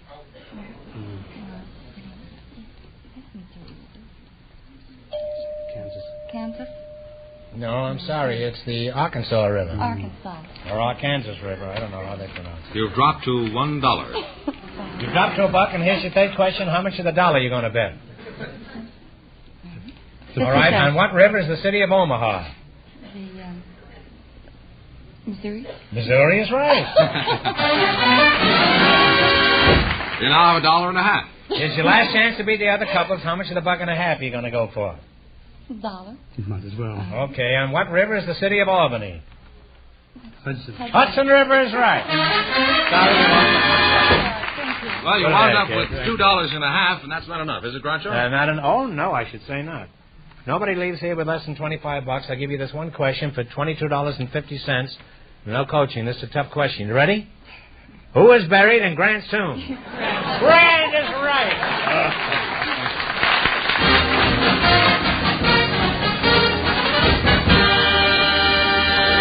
Thanks and good luck from the DeSoto Plymouth Dealers. We invited some English professors to the program tonight, Groucho, and just before we went on the air, our studio audience selected Mr. Elmore Leppert. His partner is a housewife, Mrs. Amanda Elizabeth Willingham Stewart. And here they are, folks. Meet Groucho Marx. Welcome. How do you do? Welcome to You Bet Your Life. Say the secret word and you'll divide $100. It's a common word, something you use every day. Now, then, let's see. Mrs. Amanda Elizabeth Willingham Stewart.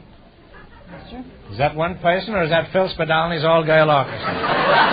He's one person. That's you? Yes, sir. That's me. Well, howdy-doody. How do you do, sir? Howdy-doody, And, Elmore Leppert, eh? That's right. You look a little like Dennis Day. Kind of a cross between Dennis Day and Will Rogers, Jr. A couple of very attractive young fellows, by the way. So you're an English professor, huh? That's right. If I was smart, I'd stop right here and let Amanda do all the talking. Yeah? What's your hometown, Amanda? Well, I was born in Llano County, Texas, on Grandpa's cow ranch in 1895. And where did you meet your husband? I met him at my aunt's. Where was your aunt? She lived in Cottle County, Texas. That was in 1913. And where did she live in 1912? Well, I don't know where she lived in 1912. I wasn't there. Where were you in 1912? I was in Oklahoma. Well, is that all there is to it? How did you meet your husband? Well, I met my husband at my aunt's. He come over there to visit. And I met him there at my aunt's in Cottle County. He came to visit your aunt? Yes. He didn't know you were going to be there? No, he sure didn't.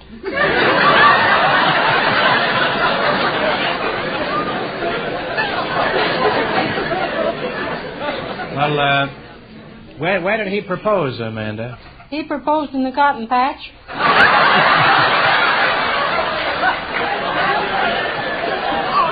You know, one of those places where they go out to pick cotton.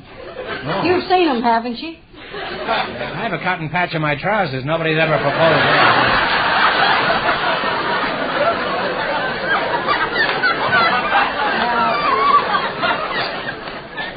Well, Amanda, a cotton patch is a place for easy pickings.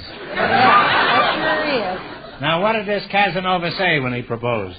Well, he says, we was talking about people getting along, and he says, well, now, Mandy, how do you think me and you'd get along? Hmm? What'd you say? I said, well, we might get along just fine if it wasn't for them boys of yours. What boys? Well, his sons by his first wife. Oh, he had a child by his first wife? Yes, 9 of them. And they ranged all the way from 3.5 years to 21 or 2. Well, how could you resist a proposal like that? Huh? Well, it wasn't very hard to resist. Cotton patch and 9 children, huh? It wasn't very hard to resist. Well, it was pretty convenient marrying a ready-made family. Didn't that save a lot of trouble, Amanda? No, sir, it sure didn't. We had 11 of our own. He had 6 boys and 3 girls by his first wife, and I had 6 girls and 5 boys. You said you made a bum out of his first wife, didn't you? Yes, I did.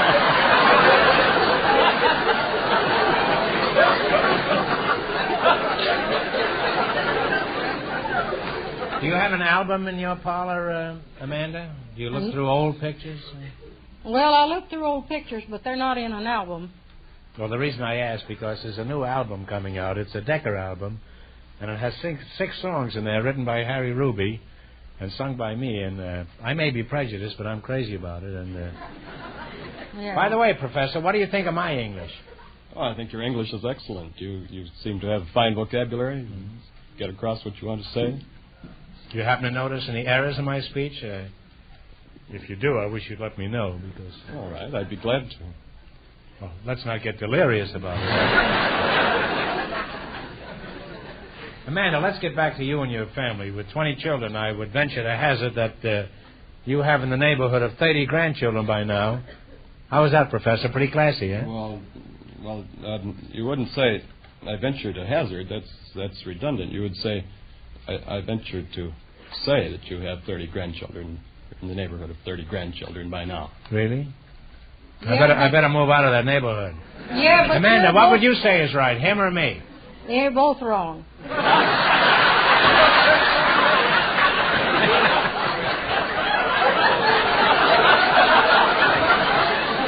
Why do you say we're both wrong? Because I've got 47 grandchildren. Besides the great-grandchildren. Professor, you may know your English, but Amanda knows her onions. Well, I just love to continue this conversation, but it's time you earn some money. And, Professor, if you take a ride in the new DeSoto Fire Dome 8, even you will be speechless. It's a great car. Now then, you're going to play your bet your life. You beat our other couples, and you'll get a chance at the $1,000 question. I can't tell you how much you have to win, but Mr. Fenneman's going to remind our listeners. The trapeze artist and his partner won $2.50, and the secret word is money. Here we go. Let's see how high I can build you $20. You selected biblical quiz. Yeah. Here's your first question. How much will you bet? Talk it over. What do you think? You feel pretty sure of this? I think about $18.48 or 52. Why 48 or He doesn't 52? teach mathematics. He teaches English, man. Well, I'll do the mathematics.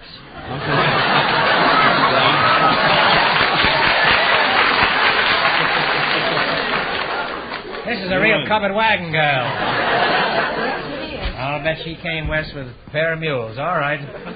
How much are you going to bet? And a husband. And About 1852, I think. 1852. That's just 100 years ago. Who wore the coat of many colors?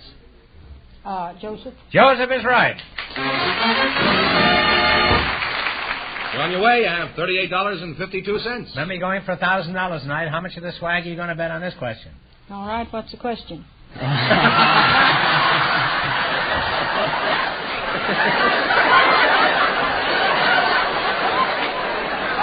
I tell you what I'll do, Amanda. I'll give you the answer, but I won't give you the question. You have $38.52 right now. $38.52. $38.52. Well, let's bet $38.40. $38.40. Here we are. Who captured the city of Jericho? Joshua. Joshua at the Battle of Jericho. You now have... Joshua at the Battle of Jericho.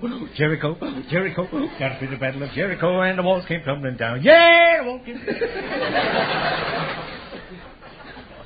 Besides which, you have $76.92. All right, now how much of that money are you going to try this time? 75? Yeah. Okay. All right, 70. All right. On what mountain did Moses receive the stone tablets containing the Ten Commandments? On the Mount Sinai. Mount Sinai is right. Mandy, you read your Bible, haven't you? Yes, sir. You now have $151.92.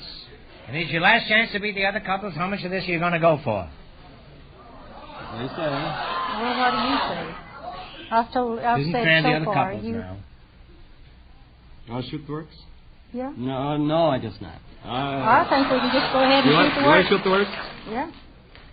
All right. How much? Shoot the works. The whole thing. Shoot the works. All right. What prophet was beheaded to please Salome or Salome, whichever way you want it? Oh, is that in the New Bible? I haven't been home all day, Amanda. What prophet was beheaded? To please Salome or Salome. I think I know the answer. Shall I tell him? Yeah, You feel you know it? I don't think I know that. Well, get together on one answer between you. All right, that was John the Baptist. That's right, John the Baptist. Give him a big fist. Look at that. Nice work, Professor. And you'll wind up with $303.84. Thanks and good luck from the DeSoto Plymouth dealers. That was right, but I wasn't sure because you didn't pronounce that word, just that name. I told you I haven't been home all day.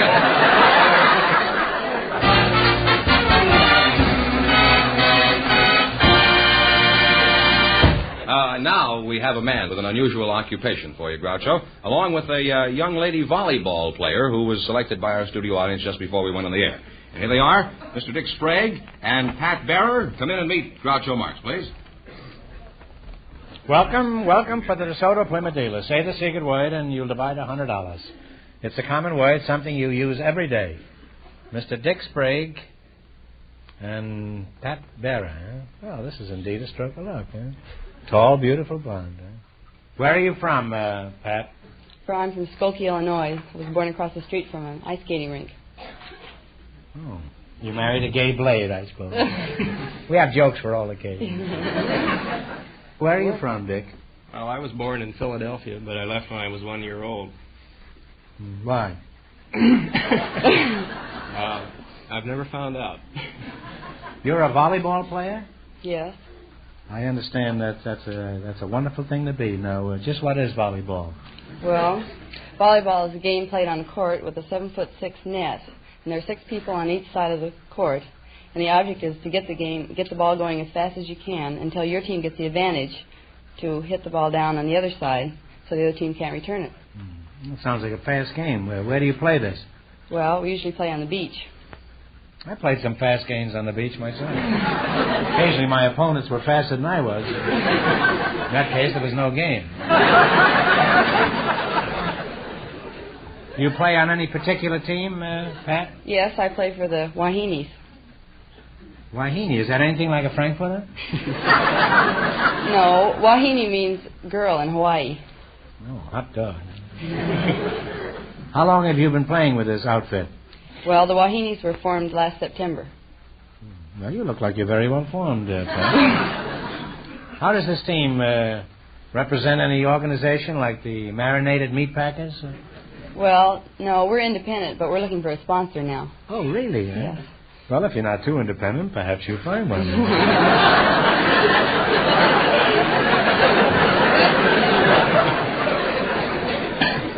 I may be interested myself. What would I get out of this? Well, you'd get your name on the back of our warm-up suit. That's life for you, huh? 40 years in show business, and I wind up with my name on the back of a warm-up suit. Well, Dick, let's find out something about you. You have an unusual occupation, I understand. And since I'm a keen student of human nature, I bet I can figure out what you do. You want to bet? No. Well, that eliminates my first guess.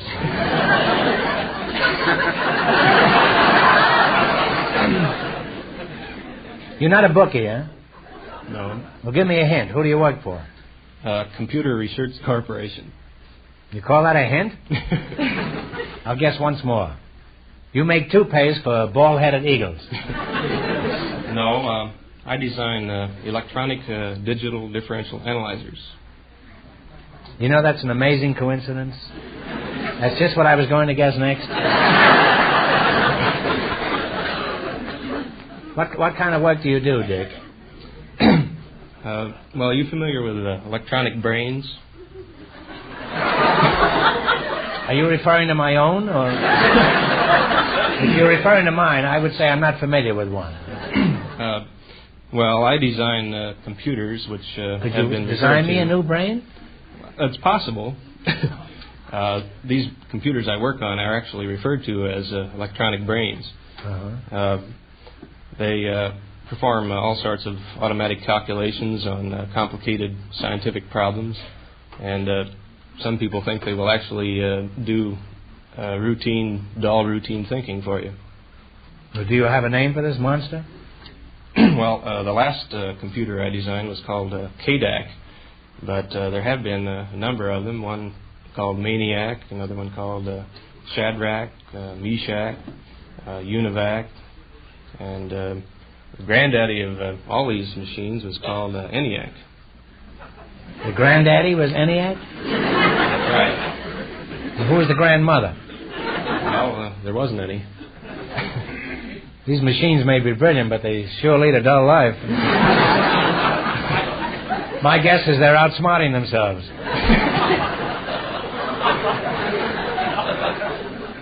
Well, you're a very nice couple, and I hope you win lots of money, because it's time to play You Bet Your Life for a chance at $1,000. You feel real smart tonight? Well, I'll tell you in a minute. Well, all you got to do is run your $20 and no more than our other couples. I can't tell you how much you have to win, but George is going to remind our listeners. Amanda and the English professor lead with $303.84. Here we go. Let's see how high I can build you $20. You selected comic strip characters.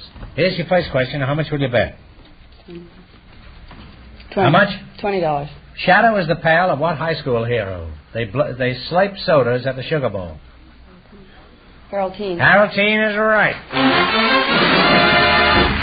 You're on your way. You have $40. Remember, you're going for $1,000 tonight. How much of the $40 are you going to risk on this? 40. 40, the whole thing. Louise is the wife of what comic strip hillbilly? Snuffy Smith. Snuffy Smith is right. Really climbing, you have $80. You give me $1 million, I couldn't answer that. Here's your third question. How much are you going to bet this time? 80? K.O. is the kid brother of what comic strip character? Moon Mullins. Moon Mullins is right. You're really climbing. You have $160. And it's your last chance to beat the other couples. How much of the 160? All of it. Truth works. Okay. Terry has a freckle-faced pilot friend who shares in most of his adventures. What is his name? Hotshot Charlie. Hotshot Charlie and the Roy Bar. And you wind up with $320. And that means that you two, in just 1 minute, get the chance at the DeSoto Plymouth $1,000 question.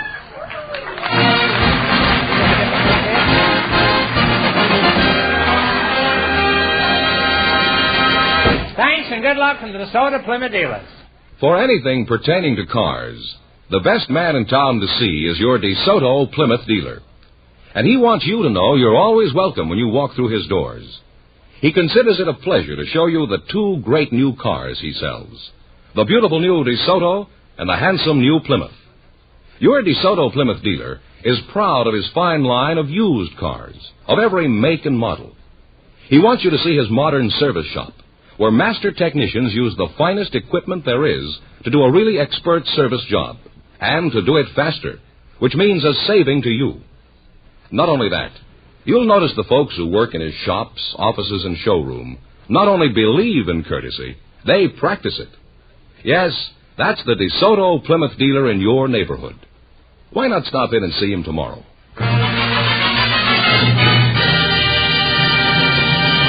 And here's the volleyball player and Mr. Sprague, all set for the DeSoto Plymouth $1,000 question, Groucho. Well, Mr. Sprague, I don't know whether that mechanical gadget of yours is going to help you any this time. Here we go for $1,000. I give you 15 seconds to decide on a single answer between you. Think carefully, and please no help from the kibitzers. Here it is. Of all the states that border the oceans in the United States, which has the shortest coastline? Talk it over. You got 15 seconds. One answer between.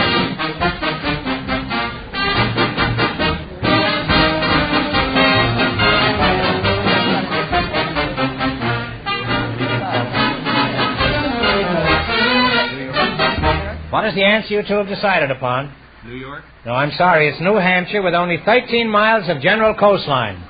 That's the correct answer, so that means the big question next week will be worth $1,500. Well, they lost the big money, but how much did they win in the quiz, George? $320 in the quiz. Congratulations, and thanks to both of you and to all of our contestants on the show tonight.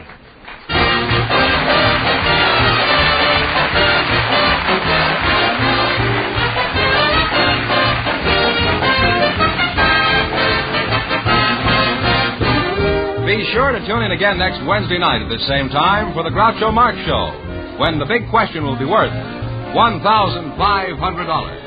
And don't miss Groucho's television show, also presented by the DeSoto Plymouth Dealers of America. And remember, all dealers who sell DeSoto also sell Plymouth. Two great cars, both products of the Chrysler Corporation. And when you drive in, tell them Groucho sent you. Good night, folks, and remember, see DeSoto fire don't make tomorrow.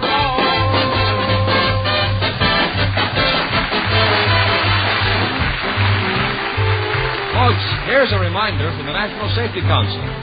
Make safe driving a habit. Check your car. Check accidents. You Bet Your Life, transcribed from Hollywood, is produced by John Goodell. Directed by Robert Dwan and Bernie Smith. Music by Jerry Fielding. This is George Fenneman signing off for the more than 3,000 DeSoto Plymouth dealers from coast to coast.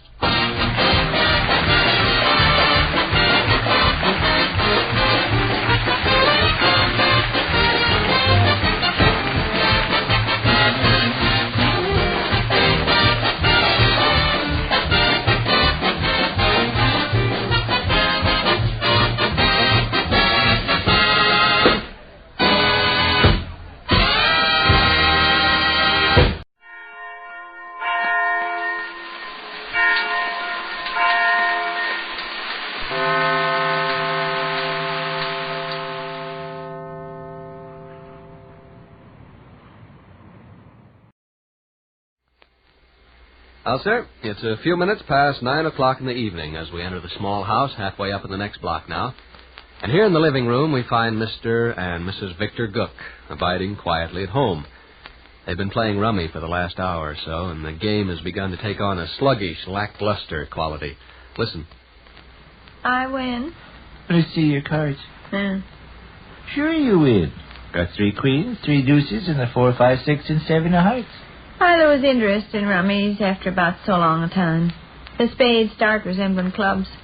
You any quit? Would you just as soon? All right. Not much kick to the game when your opponent's half asleep. I am a little tired. Too early to go to bed?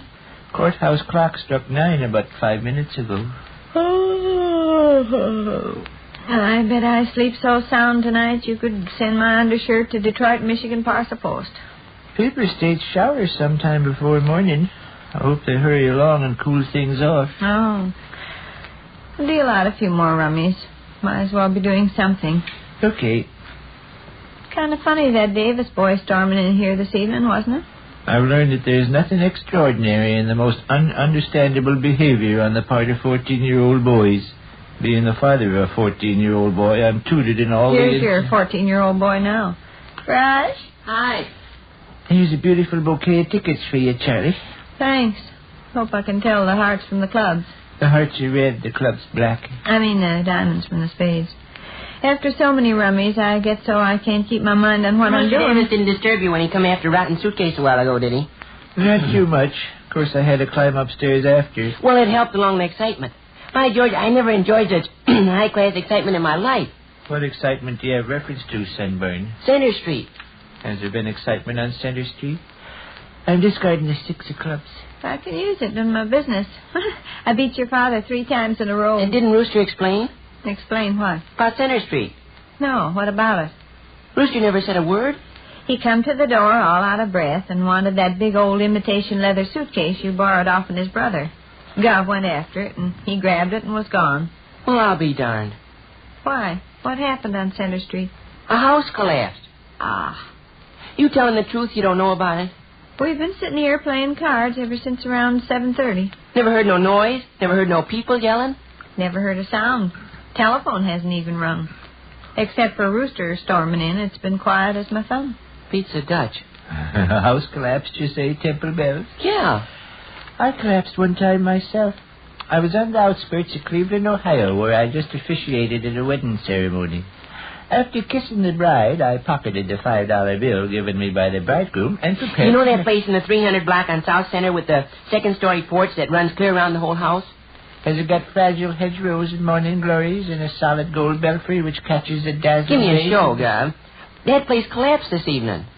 Here's a 9 of spades city. I trust it You will were be talking about that big boarding house-looking place, Willie. Sure. It collapsed at 8 o'clock. What you mean by collapsed? Fell down. Ah, a great big mud. The whole thing didn't fall down. Just that second-story veranda fell down. But to look at it, you'd think the entire house had been hit by a cyclone. That's the truth? If it's not the truth, you can send my undershirt to St. Paul, Minnesota, cash on delivery. If it's not the truth... Was anybody hurt? Not a soul. And it's the luckiest thing since the bullet that choked Billy Patterson. Why, that second-story veranda weighs tons and tons. It crashed like thunder. Busted the first-floor porch into smithereens. Broke every window in the house. There's chunks of lumber and splinters of wood scattered up and down Center Street for half a block. You're not exaggerating, are you? You're not making a mountain out of some trivial accident? No, sir. Hope to die if I've twisted the facts. Hey, why don't you people put on your hat and stroll over there? See for yourself. It's just like I say. Center Street is cluttered up with debris for half a block in both directions. Well, what happened? The doggone second-story veranda collapsed from old age. The pillars were weak. I believe that. Ruthie and I noticed the place just last week when we were walking past. That upstairs porch that circles the house was sagging in half a dozen places. Sure. It was bound to happen sooner or later. And it happened tonight. I'm surprised you individuals never heard the crash. Where were you when it happened? Standing out in front of the By Joe Picture Show. I was in the Society of Bluetooth Johnson. By George, we were in the 300 block on South Center in 2 seconds. Looks like we did miss some excitement. Missed half your life. Come on, slap on your hat. We'll go over there. Oh, it's all over and done with now. Probably still a crowd of people hanging around, though. No fooling. To look at that house, you'd think it got caught between 9 cyclones. Uh-huh. Come on, Duff. You and me will hike to Center Street. I'd like to beg off, Arthur. It's too warm an evening to work myself up over a porch falling off a house. Okay. Certainly a good thing nobody got injured. Yes, indeed. I remember the place you're talking about very well. Just last week, Ruthie and I walked past. Seems to me she passed some remark. Look how that old upper-story porch sags or something. Peculiar Rooster didn't give you the details when he come after Rotten Suitcase. Guess he was too excited. Well, what was his big hurry for his brother's suitcase when there was so much free entertainment going on? Oh, gosh. I haven't told you about Rotten yet. What did Rotten do? Rotten Davis, Gov, had the most magnificent evening of his entire career. How so? He made off to the crowd. It was his fault the house collapsed. Huh? You should have seen him. He was running back and forth in front of the ruins screaming. I lost my temper, he kept yelling. I lost my temper. Yeah. You mean he was making a public spectacle out of himself, yeah. 5 minutes after the big crash, about 200 people were on the spot. They didn't know what happened. They just saw this house all busted to pieces and lumber laying around every place. And here was Rotten Davis, tearing his hair and rushing around crazy. I lost my temper, he kept screaming. I lost my temper. The people got the notion Rotten had lost his temper and torn the whole house down? Sure, they got that notion. Oh, my. It was a magnificent thing to witness. The crowd opened up an alley for Rotten to run back and forth in. And he run back and forth in it till who laid the chunk. I lost my temper, he hollered. I lost my temper, and look what I've done. Remember now, the house looked like it had been hit by a cyclone. An innocent bystander guess it'd take 9 men 8 days to do that much damage. Oh, my. Rotten Davis seen his opportunity and grabbed it. He had that enormous throng of people in the palm of his hand. If he'd looked tough at any of them, they'd have started for home 90 miles an hour. Oh, it's wonderful. Wonderful, I tell you. If I had a boy that was such a smarty show-off, I bet I'd... And Rooster worked hand in glove with him. Rooster deserves 50% of the credit for his brother's sensational hoax. I was going to inquire, what did Rooster want with the suitcase? Wanted it to take back to Rotten. It's all plastered up with foreign labels, you know. Foreign labels impress the general public. Soon as Rotten got hold of that suitcase, he started running between the divided crowd of people with it. I told you they separated and left him space to run back and forth in, didn't I? Yeah. Made kind of a lane for him. Well, he'd run from one end of the lane to the other. When he got to one end, he'd stop and set down his suitcase. Then he'd give the people a chance to read the foreign labels. Nome, Alaska, London, England, Paris, France, Rotterdam, Holland, Brussels, Belgium, Stockholm, Sweden, and so on. All the time, he kept hollering he'd lost his temper and torn down a house. Then he'd pick up his suitcase and run to the other end of the lane. Do the same thing over again. I lost control of my temper, he screamed. I lost control of my temper and tore down this house in 3 minutes with my bare hands. His mother ought to take him by the coat collar. Let me tell you another trick he used to heighten the effect. He was wearing goggles. When he sent Rooster after his suitcase, he also had him stop by home and pick up an aviator's helmet and goggles that used to belong to some friend of his that owned a motorcycle. Oh, it was magnificent, God. Bet it was. Carrying his suitcase all plastered up with foreign labels and wearing an aviator's helmet on his head with the goggles pulled down over his eyes and running back and forth like he'd gone crazy. I lost my temper. I lost my temper. Yeah. For a boy that's almost a grown-up man. And every once in a while, he'd holler to Rooster. Hey, he'd holler, how many bodies have they found so far? And Rooster, he was back in the shadows, would put on a deep voice and answer, 6 so far. 7 so far. 8 so far. You know. Ain't he going on 19 years old, Rush? Rotten? Yeah. Well, imagine a boy 19 years old behaving. Man, he had the most magnificent evening of his entire career. I'd give him the most magnificent. Oh, and another feature that was dandy. 3 young ladies he likes were in the crowd. 3 very handsome young ladies he's ambitious to escort to the picture show and places were present. I bet he's their hero now. Oh, boy. You seem to have had just about as satisfactory an evening as Rotten did. I had a delightful evening. A delightful evening. Which concludes another brief interlude at the small house halfway up in the next block.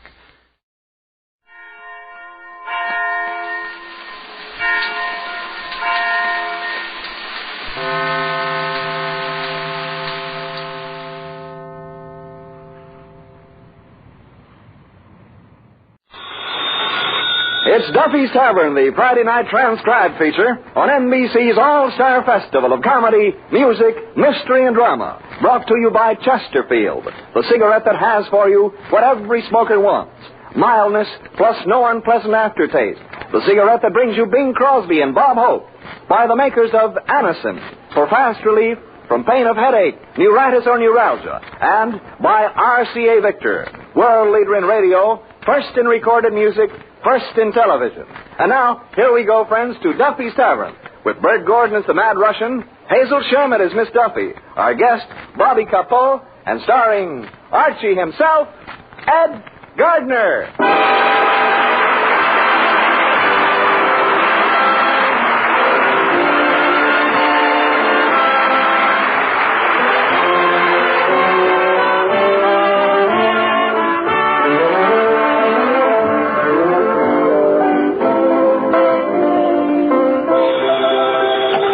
Duffy's Tavern, where do you eat meat to eat? Archie the manager speaking. Duffy ain't here.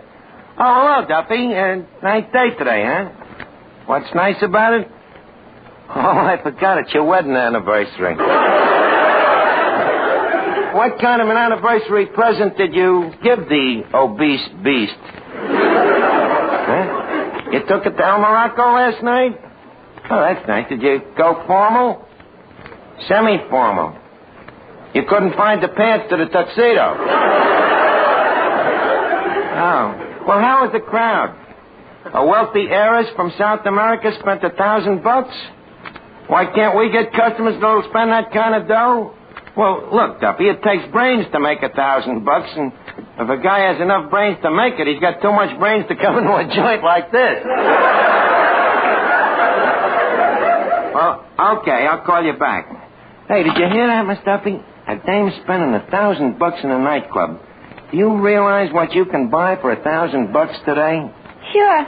$300 worth of groceries. For $1,000? How can that El Morocco charge that much for food? Archie, you're not just paying for the food, you're also paying for the service. For $1,000, what is the way to do? Take out your appendix?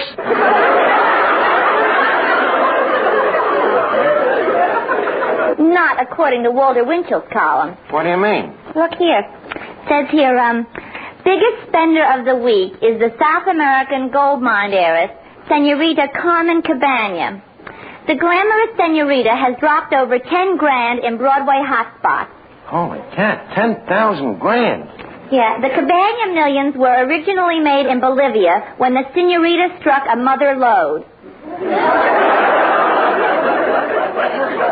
Dame sounds like a real crumb. Striking a mother when she was loaded. No, maybe it'd be better if we kept her out of here, Miss Duffy. I hate to touch money like that. It's evil-gotten gain. It says Senorita Cabana is stopping at the plaza. On second thought, maybe we ought to take some of that wayward money and give it a good home. Excuse me a minute. Hello, Hotel Plaza? Do you have a cabana there?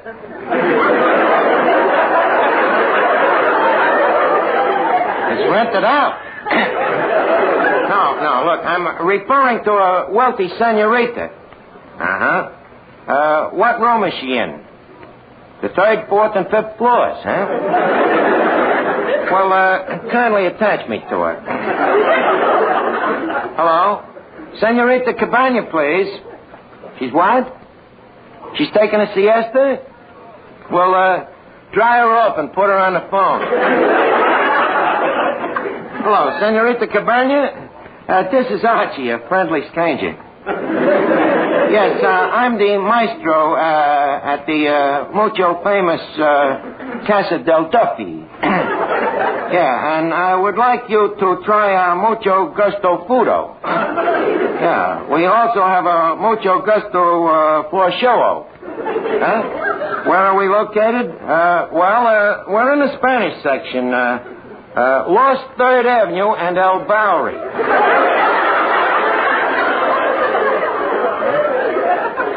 You'll come over tonight, huh?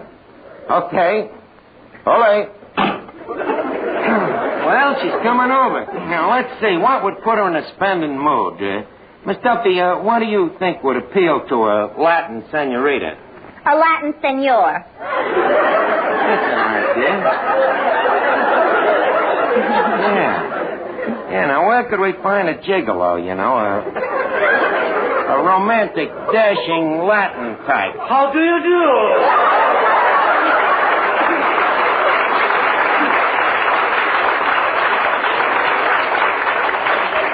Wait a minute, Russian. You're the Spanish type? In Spain, I am known as a very famous Don. Don what? Don't ask me.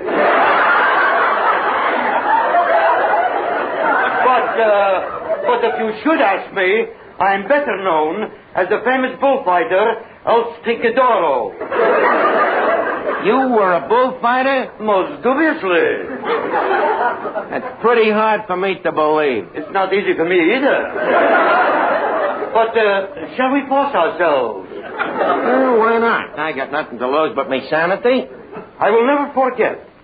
There we were standing in the middle of the ring. Who? Me and the bull. We were facing each other. What a horrible sight. Those long, crooked teeth, red, bloodshot eyes, those big black nostrils. And the bull was ugly, too, you know.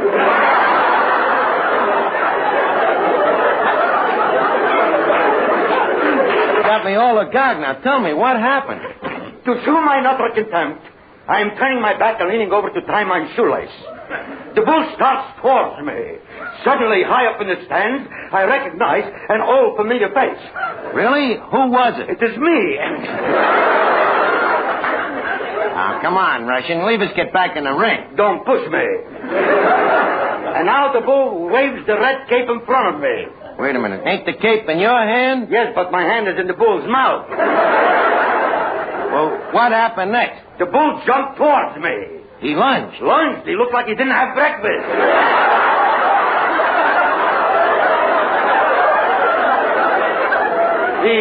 He was ferocious. Well, tell me, was you fighting? Not for long. About 2 years. Well, what happened after that? The bull charged. Time to pull out my sword. The bull snorted. Time to pick up my bugle. Why did you pick up your bugle? Time to blow.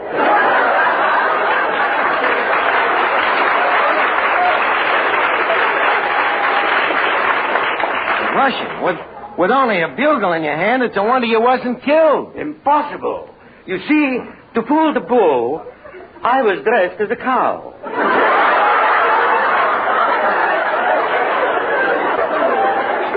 And when the bull came close to me, I whispered, moo. Moo. So we've been going steady for the last 6 years.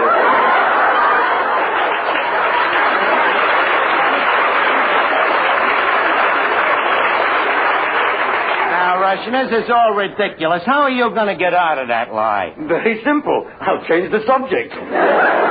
Okay, leave us talk about me getting a Latin lover down here to help Senorita Cabana spend her money. Say, Archie, how about Bobby Capot? Bobby who?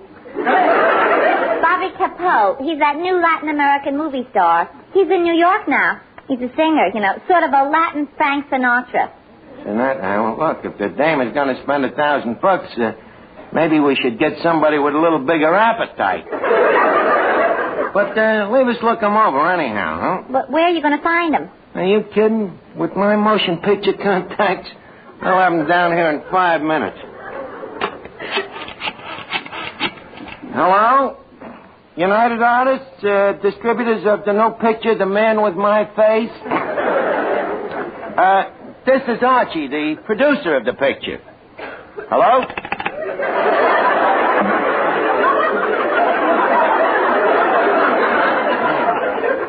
Professional jealousy. Try him again.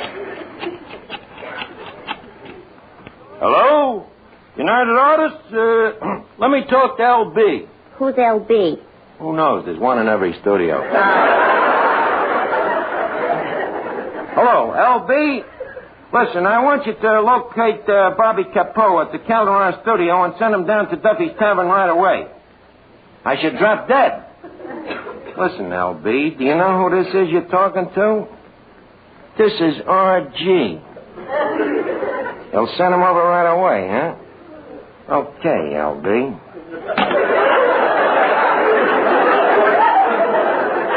Hey, this RG must be an important guy. I must look him up sometime. Well, Miss Duffy, we're all set. How do you mean? Well, with the price I'm going to charge this senorita and a guy like Bobby Capot to help her spend it, she's going to go back to South America with less dough than an honest basketball player.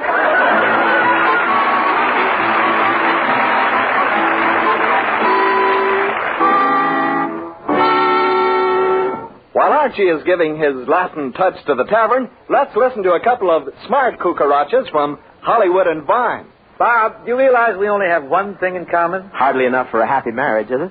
What's that, Bing? Chesterfields, of course. We both like them, we both sell them. And we'd better get to selling them now. You know, folks, better tasting Chesterfield is the only cigarette that combines for you mildness with no unpleasant aftertaste. How do you know they're mild? Well, you just make our mildness test. You buy them, open them up, and enjoy that milder aroma. Then smoke a Chesterfield. You'll know it's milder because it smokes milder. And Chesterfield leaves no unpleasant aftertaste. That fact has been confirmed by the country's first and only cigarette taste panel. So, always buy Chesterfield. Let's sum it up musically. Buy Chesterfield, Chesterfield, the one that proves its case.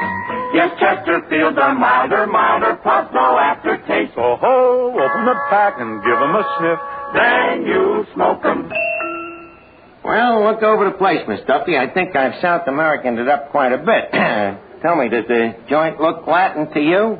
As Latin as Patty's pig. Thank you. Maybe I'd better Spanish it up some more. Well, let's see. Instead of them pig's feet, we can serve cucarachas under glass. And we could give the moose head a close shave so it'll look like a Mexican hairless. And we'll change that sign on that door there to Hombres,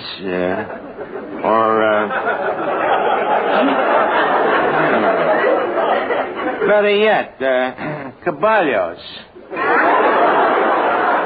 Yeah, that ought to do it. Sorry, but the word is caballeros. Look, Bud, who are you trying to teach me Spanish? I am Bobby Capot. Oh.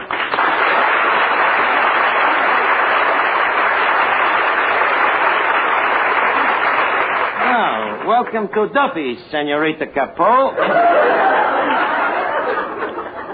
May I bid usted buenas noches to our holy hacienda? Oh, muchas gracias, señor Archie. I love that Spanish talk. Tell me, muchacho, Plaza la Hasta, la Gacha la Master? Prosta la hotza, la gusta la moza? This guy's as phony as I am. Look, kid, you ain't kidding me. That language you're talking, that ain't Spanish. That makes us even. What do you mean? What you are talking, it ain't English.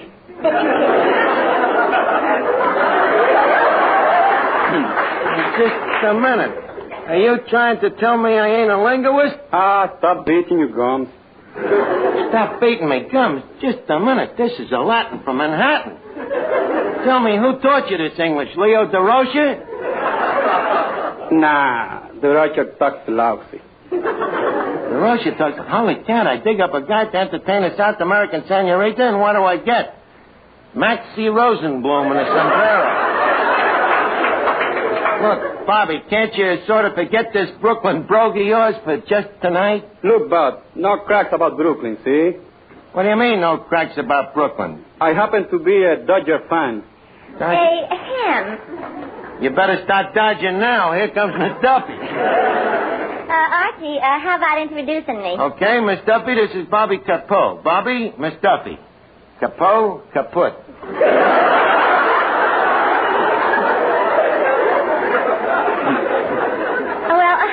How do you do, Signo Capot? Señorita, mucho gusto de conocerle. Usted es muy graciosa, muy amable, muy agradable. Likewise, I'm sure. So you're in pictures. That's right. Can you act? I think so. Can you dance? Yes. Can you sing? Yes. Have you ever been investigated? No. What a lousy actor.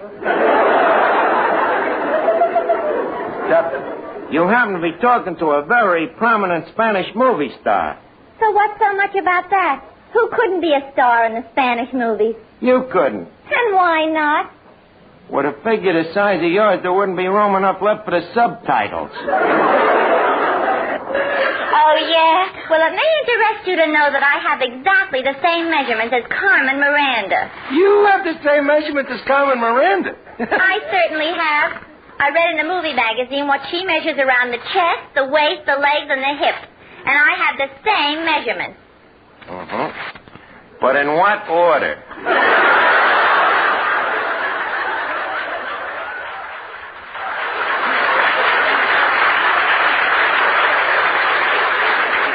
Now, please, scram, Miss Duffy. Archie, what's wrong with her?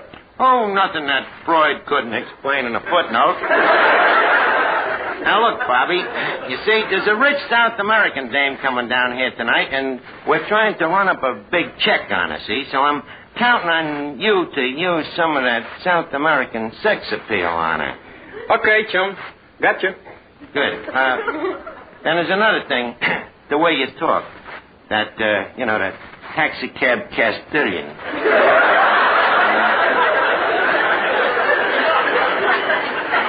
Please, Bobby, try to forget that Brooklyn for tonight, will you? And stick to Spanish. Okay. How is this? Muchachos, vamos a batear duro que tenemos que ganar el campeonato este año. Well, that's great, Bobby. By the way, what does it mean? Get in there and fight, you bums. Get in there and fight, you bum. Oh, no.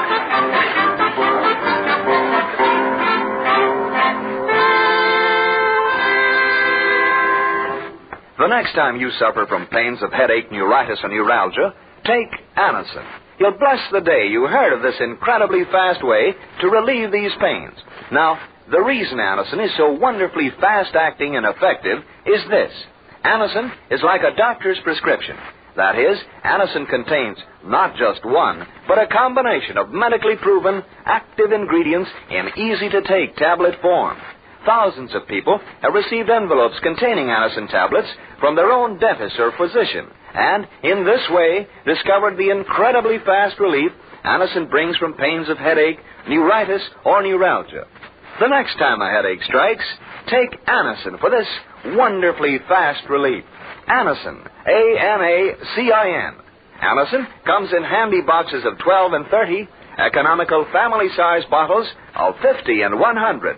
Get Anacin at any drug counter. Now, look, Bobby. When Senorita Cabana gets here, I want you to forget that you ever heard of Brooklyn, see? Okay, pal. Huh? I mean, sí, señor. That's better. Say, Archie, I think that must be the senorita coming in. Well, there's one way to find out. I'll turn on me Spanish. Senor Cabana, adios, muchacho. Hasta la vista. Tico. I do not understand. I hope we ain't got another Brooklyn bum on our hands. Senor, permit me. I am Senorita Carmen Rosita Lolita Maria Dolores Chiquita Lopez y Cabaña. Very happy to meet the family. Thank you. And you? Me? I'm Archie. A peon.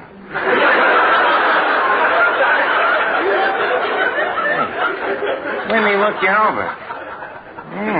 Senorita, I read that you had besame, but I didn't know you had so much mucho. I don't understand. Well, what I mean is that the dress you're wearing. What about it? Shouldn't wear it so tight. It's bad for the blood pressure. Whose? Mine. But leave us cut out this small talk. I don't want to let sentiment stand in the way of me greed. Tell me, senorita, how much quanta cost your bill at the El Morocco last mañana? $1,100. I think we can meet the price. Senorita, how about ordering a couple of cases of champagne or a barrel of caviar? No, senor. I do not spend one single peso until I see your South American floor show. What South American floor show? The one you told me about on the telephone. Oh, that. I would. I'll bring me big, loud boca. Okay, senorita, the floor show's about to begin. Maestro, el fanfare, por favor. Dankeschön. Buenas noches, senores and señoras. Welcome to Casa del Duffy. A funny thing she happened to me on the way to the Pampas tonight. I met a couple of senoritas, Polly and Molly. Polly, she don't like me, but Molly, she liked me. So, I am cold to Polly, but hot to Molly.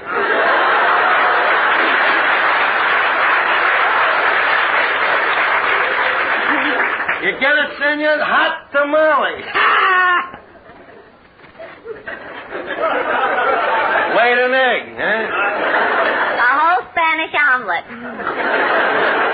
And now, to please Senorita Cabana, a wealthy visitor from hands across the border, I would like usted to meet Arstead, the Latin Sophie Tucker, Bobby Capot.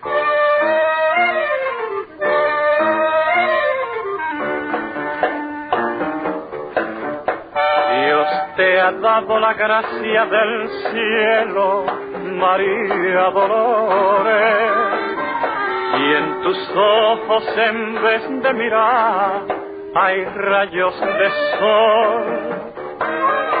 Déjame que te cante, morena de mis amores, un bolero que ensalce tu garbo que es tan español.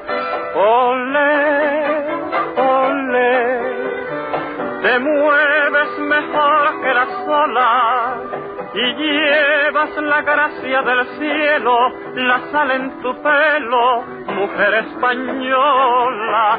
Olé, olé, tus ojos son tan pintureros que cuando las miro de cerca, perdido en su embrujo, soy tu prisionero. Olé, olé, envidia te tienen las flores que lleva su esencia en tu entraña del aire de España, María Dolores. Olé,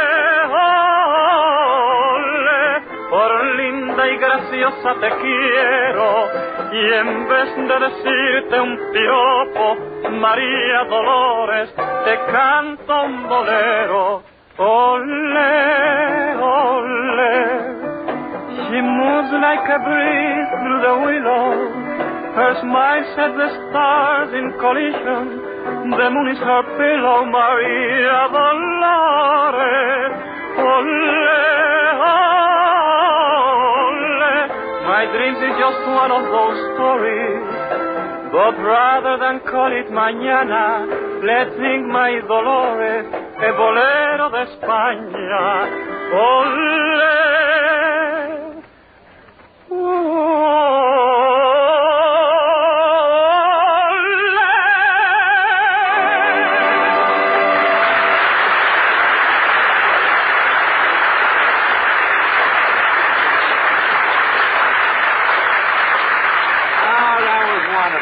wonderful, Bobby. Bravo, bravissimo, magnifico. Archie, I would like to meet this talented senor. I thought the song would do it. Senorita Cabana, I would like you to meet Bobby Capot, Lanceman. Señor, es un gran placer. Hiya, babe. Kid, please. Look, Senorita, now that you've met everybody, how about selling you a couple of cases of champagne, huh? Later. Senor Capot, you sing beautifully. So much better than those stupid Americanos. Stupid Americanos? Look, sister, how you like to have a punch in your nose? Bobby, remember, the champagne customer is always right. Look, Senorita, could we serve you a nice $200 blue plate or maybe a nice $50 hot dog? Hot dog? Who eats hot dogs but crazy Americanos? Now, look, you DC dame. Bobby, no. The Senorita's correct. In fact, I myself would no more think of eating a hot dog than I would to slap Eva Perón over the head with a wet transit.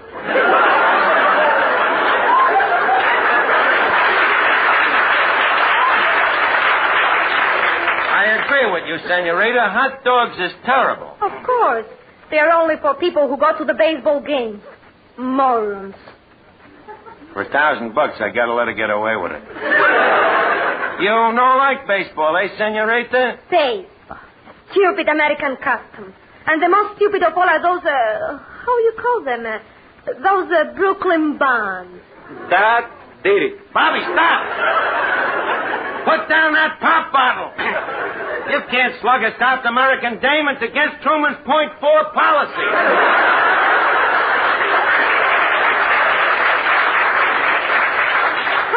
I have been insulted on your own phony face. I go. Adios. Wait a minute. Senorita, before you go, how about that case of champagne? Senorita! Look, Bobby, Capot, come here. You know what you've done? You just cost Duffy's Tavern 1,000 pesetas. But she took a crack at the Dodgers. So what? Well, why couldn't she pick on some other team? Like the Giants? Just a minute. What about the Giants? They stink. They stink, huh? Says who? Says me. And your brother sings soprano. Ah, your father talks to cops. And your mother, gee wears army shoes and church. Drop the charge on me.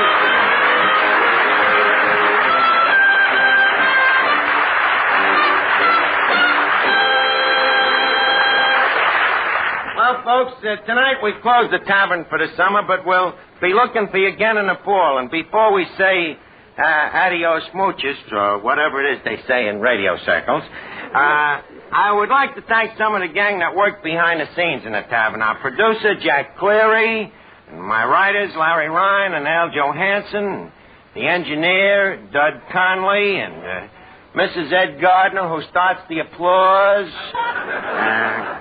And, of course, me old alma mater, Harvard University, without which this whole diction of mine would have been impossible.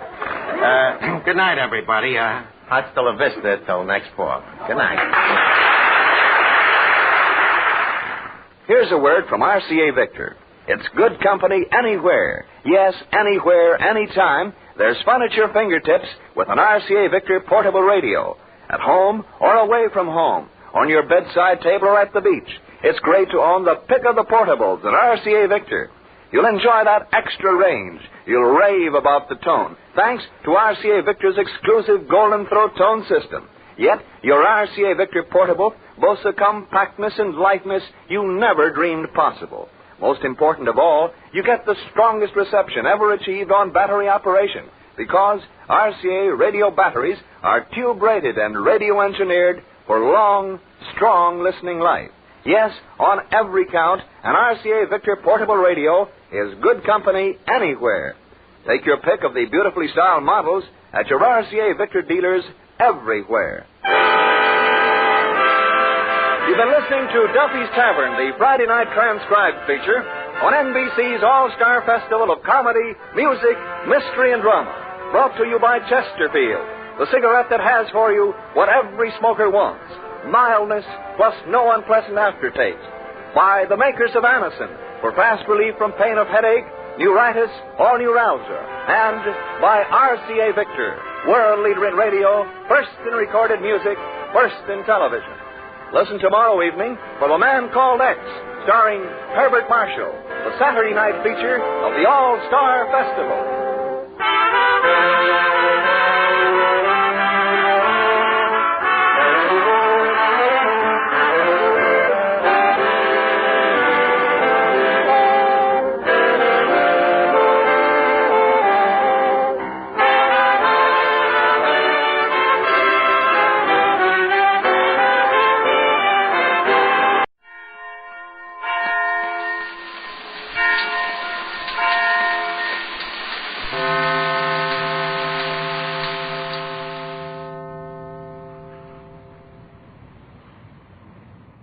It's new. It's amazing. It's Prell. P-R-E-L-L. Prell Shampoo. Yes, Procter & Gamble's new Radiant Cream Shampoo in the handy tube.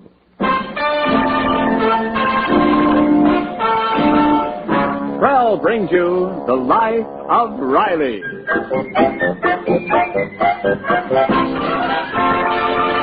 Prell, the shampoo that removes unsightly dandruff, leaves hair radiantly lovely, presents The Life of Riley, with William Bendix as Riley.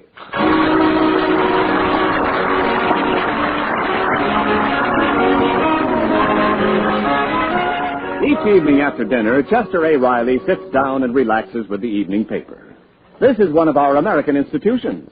Whatever is lacking in our daily lives, the evening newspaper can provide. For the stout and sedentary businessman, there's the sports page. For the meek and mild spinster, there's the latest axe murder.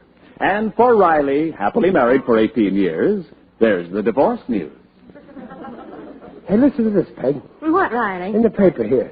80-year-old man divorces wife after 50 years of marriage. Oh, no. The couple have 16 children, 30 grandchildren, and 22 great-grandchildren. Oh, I think that's awful after 50 years. Well, it's just one of those things. I guess she just wasn't his type. Hey, get this. Prominent socialite divorces banker. $1 million community property to be divided. How about that, Peg? This poor guy gets taken for $500,000. Oh, what a sap. If we ever split up, honey, you'll never be able to nick me for 50% on a community property deal. Why not? Oh, I'm too smart. I put everything in your name. Oh. Well, if I'm ever stupid enough to divorce a wonderful wife like you, then you deserve to get every cent I have. Mm-hmm. Thanks for nothing. The silly reasons people get divorced for. Get this. Wife sheds mate who talked in sleep. Can you beat that? The guy's a perfect husband for 30 years, gives her everything, and she divorces him. Just on account of a little thing like talking in his sleep. That's a woman for you. Well, what did he talk about? A chorus girl named Mabel. Well, I don't blame her. I do the same. You got nothing to worry about, Dumpling. You're lucky. Other husbands run around nights, but me, I'm home every day at 6 for dinner. I give you an hour to yourself while you wash the dishes. I read the paper from 7 to 7:30, and then from 7:30 on, I'm all yours. Yes, there's just one slight trouble. At 7:31, you're always sound asleep. That's not so. I never fall asleep. Here it is 7:30 right now, and I don't feel a bit sleepy. You want to go out someplace? Where? Just name it. Any place. Any place at all. Well, you mean it? Of course I mean it. Well, I'd like to see when my baby smiles at me. Dan Daly's in it. Oh, that Daly. What a physique. Well, he's okay, but he's got nothing compared to Betty Grable. You really want to go? Yeah, come on. I'm raring to go. Get your things. All right, I'll be ready in a second. Oh, when my baby smiles at me. Let's see, where's that blue coat? Oh, here. Oh, when my baby smiles at me. Well, okay, I'm ready. Riley. Oh, yes, I'm a lucky woman.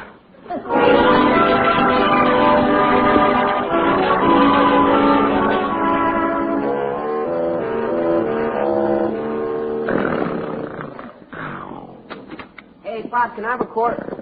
Oh, I didn't know you were asleep. What? What'd you say, Pop? Peg, go away, Peg. Gee, he's talking in his sleep. No way, Peg. I don't like you anymore. I am in love with Gertrude. Gertrude, stop kissing me. Gertrude, stop. Gertrude, you stop now. Stop, I say, stop. Do it some more, Gertrude. Hey, Pop, wake up. Huh? Oh, it's you, Junior. What's the matter? Why'd you wake me up? I was having such a nice dream. Yeah, I'll say you were. I was dreaming about... It's gone. Now, you see what you've done? Such a beautiful dream, and now I can't remember. What'd you wake me up for? Well, you were talking in your sleep. Next time you stay out of my dreams. Well, I didn't want Mom to hear what you said. Never mind. She can hear all she wants. I got no secrets from your mother. I got nothing to hide. Junior, I didn't say anything about the $5 I got hidden up the chimney, did I? No, but a lot worse. What could be worse? You were talking about a woman. A woman? Her name was Gertrude. Gertrude? I don't know anybody named Gertrude. Ha, ha, ha. What do you mean, ha, ha, ha? Bob, you don't have to pretend with me. Pretend what? I've been around. Okay, Errol Flynn. So I dreamed about this Gertrude. So what? That's a lie. Gertrude kept kissing you. She kissed me, but I didn't let her. I fought back like a tiger, didn't I? Well, no, you kept asking for more. No, it must have been some other guy. And I guess Mom was in the dream, too. Oh, well, then everything's okay. After all, if your mother was there chaperoning me... Yeah, but she kept saying, Peg, go away. I don't like you anymore. I like Gertrude. But that's not true. I couldn't have said... Well, that's what you said, Pop. Listen, Junior, I never heard of this Gertrude, and I ain't admitting nothing. But not a word of this to your mother, you hear?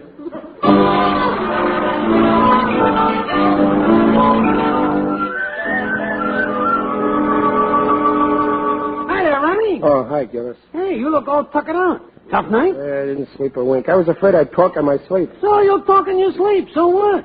You probably make more sense when you're unconscious.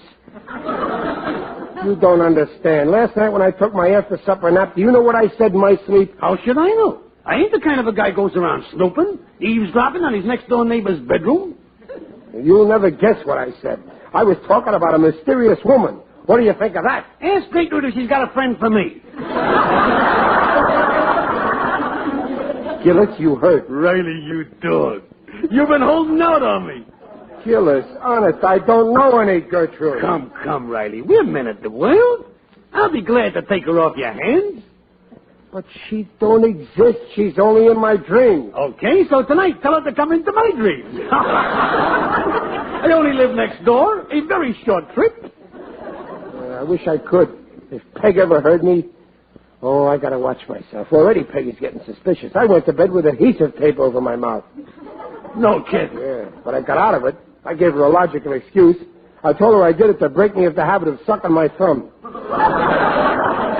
Riley, about this here Gertrude. Gillis, I don't know any Gertrude. Oh, yes, you do. You must have known it. Only you forgot. Now she's in your unconscious. And one night while you're sleeping, the whole sordid story will come out. And Peg will hear it. What story? The intrigues, the secret meetings, the rendezvouses, the back streets, the love nest, drawn curtains. Riley, why did you do it? I'm only flesh and blood. I didn't do nothing. You gotta believe me, Gillis. Oh, I believe you, pal. But try and make Peg believe that. You keep talking in your sleep. She listens. She's horrified. She goes to her room and starts packing. She can't go to her room. We both got the same room. There she is packing. Tears leaking from her eyeballs. Poor Peg. You're still talking. Junior comes in. He listens, then he starts packing. Poor Junior. And Babs comes in. She listens, and she starts packing. Poor Babs. There you're talking. 13 hours later, you wake up with a sore throat and no family.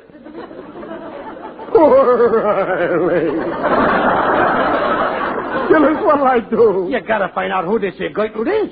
What happened between you? And get her out of your system. But I don't remember her. That's why you need a psychiatrist. You mean I should go get psychoalkalized? Well, sure. He'll find out about Gertrude. He'll probe around down there in your unconscious mind. Yeah, well, I'll do anything, Gillis. Do you know a good man? The best? Dr. Eichlich from Vienna. Remember when my boy Egbert was having trouble in school, bringing home bad marks, failing in exams? Yeah. This doctor found the trouble in the flesh. And such a simple thing. Why? He found out the kid is stupid. What a doctor. Well, I'll bet he can do the same for me. Let's go.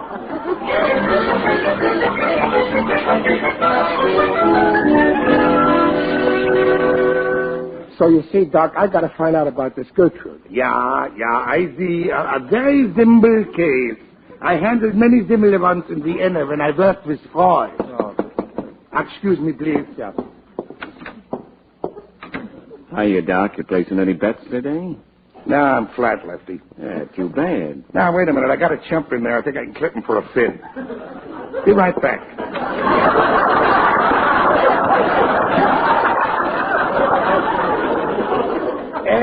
That was a very eminent colleague of mine, Herr Professor Lefty. Oh, yeah, I've heard of him. Well, let us begin. Lie down on the couch, please. Oh, yeah, okay, Doc. Oh, before we begin, always the fees in advance. Old Viennese custom. Oh, yeah, I heard about it. Here you are. Thank you. Excuse me a moment. I will go right away and give it to the bookmaker. The bookkeeper. Here you are, Lefty. Lucky boy and the 4th on the notes. Okay, Doc. Right.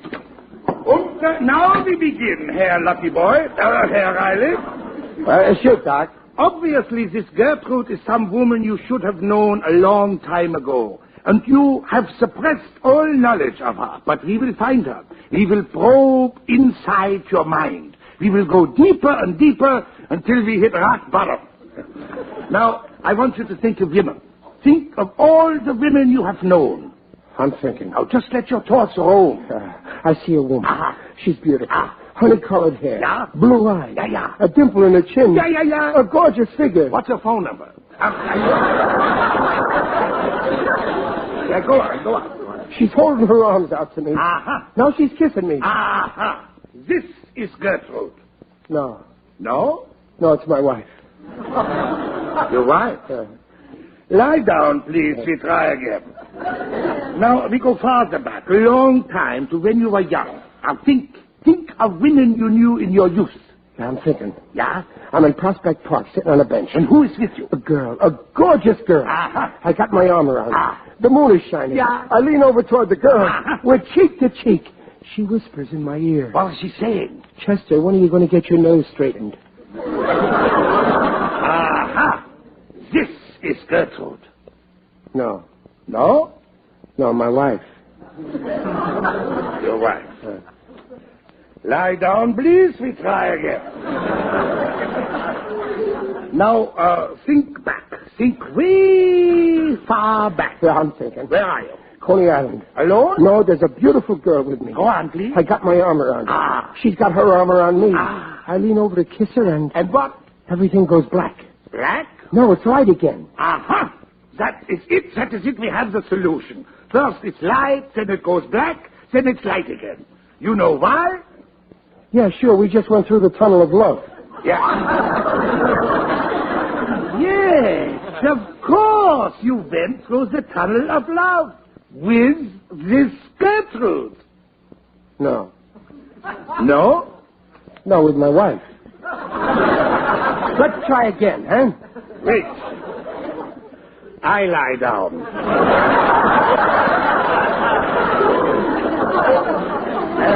I think that will be enough for today. Next visit. Visit? Oh, yeah, these things take a long time. 1 year, 2... Wait a minute. I can't wait that long. I paid you for advice.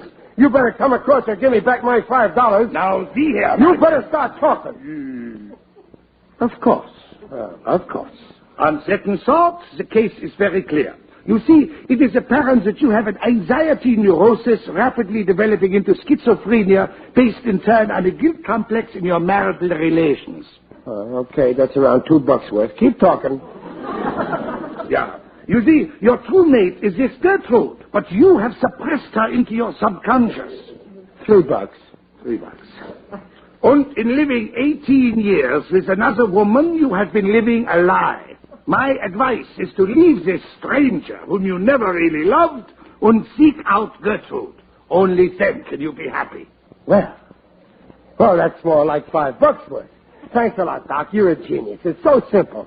All I have to do to be happy is leave this here stranger I've been living with for 18 years and find this Gertrude. So when I get home, I'll just say to my wife, "Goodbye, stranger." What a revolting development this is.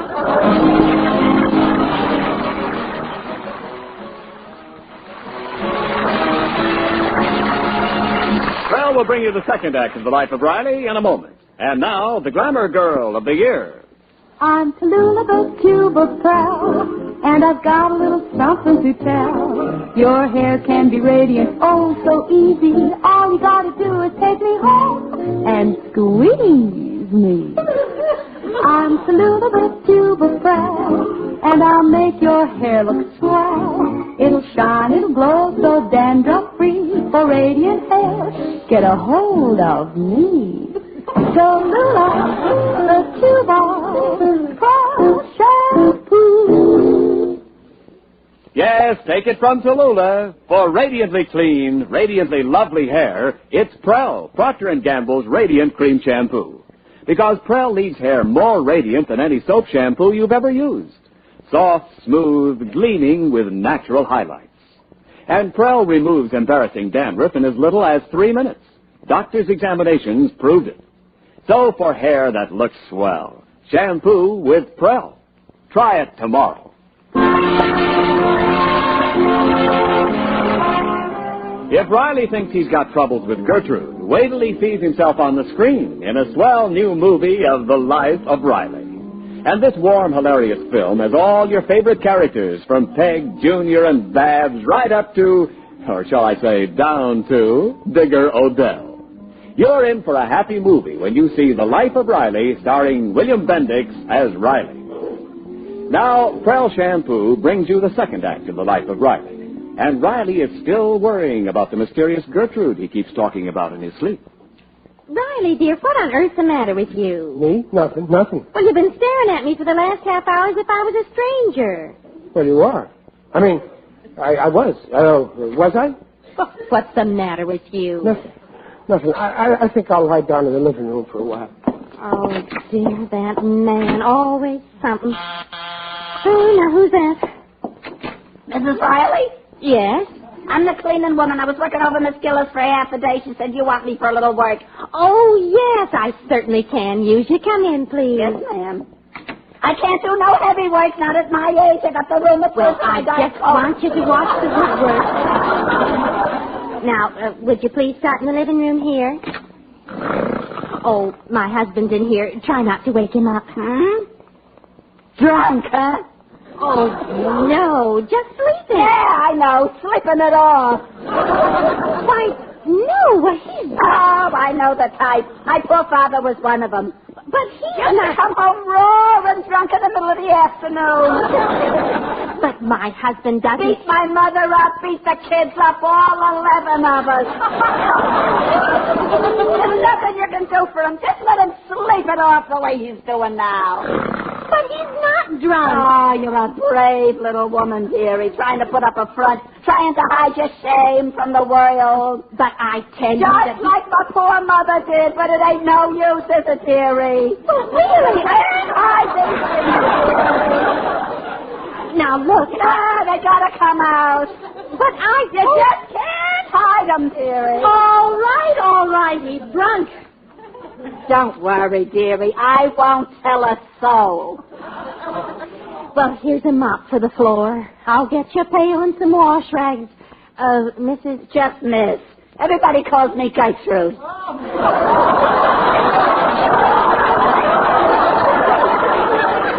all right, Gertrude. I'll get you that pail. Oh, poor little woman. And look at that big brute laying there in a stupor. That's a drinking man's face, all right. Looks just like my poor father. Oh, he's coming too, the beast. I'm Gertrude. You talking to me? Gertrude. What do you want? Gertrude, darling. Who are you calling darling?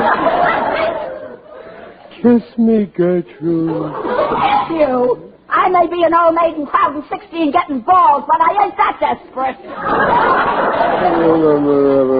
Go on, kiss me, Gertrude. I ain't staying here another minute. It's getting so a girl ain't safe anymore. Richard, where are you going? Home. That husband of yours tried to kiss me. He what? Goodbye. Riley. Chester Riley. Huh? What's the matter? Why are you shaking me, son? Stop pretending you're asleep. What's the matter? What did you do to that woman? What woman? The cleaning woman. Cleaning? Was there a woman here? She said you tried to kiss her. I was asleep all the time. Peg, you've been dreaming. Oh, Riley. You're just impossible sometimes. If it isn't one thing, it's another. It's so hard to get a woman to clean the house, and when I finally do, you drive her away with your crazy antics. Now I'll never get Gertrude back. Who? What are you hooting like an owl for? I said Gertrude. Gertrude. She was here. My dream girl. I gotta find her. Riley, come back here. Gertrude! Gertrude, where are you?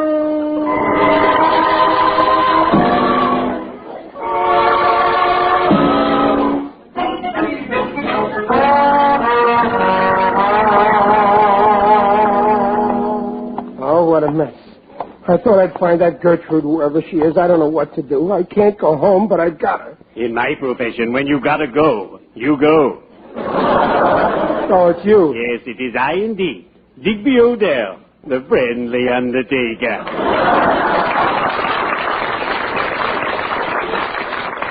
What are you doing around here, Digger? I'm on my way to testify as a witness before the UEP-UAC. UEP-UAC? The Undertakers, Embalmers, and Pall Bearers Underground Activities Committee. The professional committee for our industry. We check up on subversive plots. Oh, those investigating committees, they never find nothing. I beg your pardon. When we uncover a plot, we find something.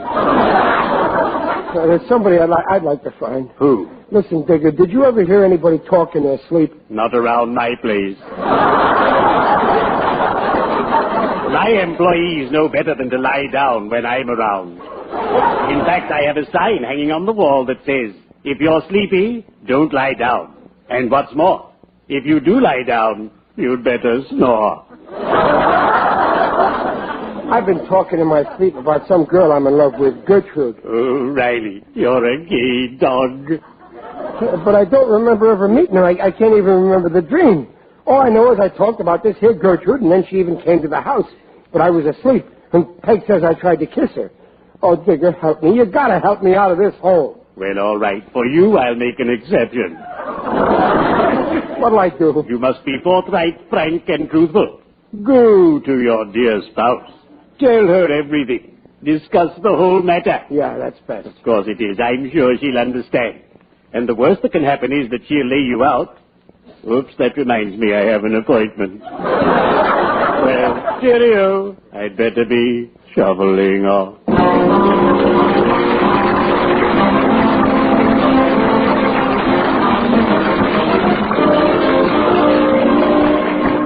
Hello, Peg. Oh, so you're back. Yeah, I've come to explain. Well, I don't want to hear any of your explanations. But, Peg. I don't care to hear anything you have to say. Yeah, but, honey, you... I don't want to listen to one word.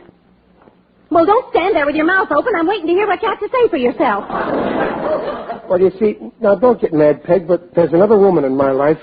Good, she can have you. Peg, I mean it. It's Gertrude. Gertrude? Yeah. She's the woman in your life? Yeah.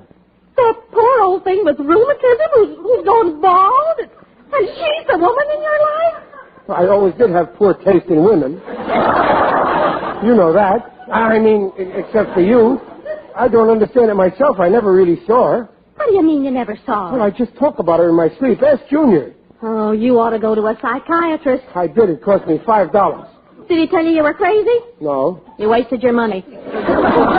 You still don't understand. I keep talking about this here Gertrude, and I talk about you, too. I say, go away, Peg, I don't like you anymore. And then I say, kiss me, Gertrude, and... Riley, do you mean to say... Oh, Riley. Well, it's no joke, Peg. It's more serious than you think. Gertrude is my true mate, and you're practically a stranger. The doc told me I got to find this Gertrude. There, you see how serious it is? I'll find your Gertrude for you. Now lie down on that couch. I'm going to do a little psychoanalyzing. Okay, but you won't get anywhere. I had experts. We'll see about that. Now, think back. A long time ago when we were just kids. You remember my grandfather's place near Poughkeepsie? Yeah, I remember. Remember the weekend we spent there? You were 7 and I was 6. Yeah. Now I'm 40 and you're 32.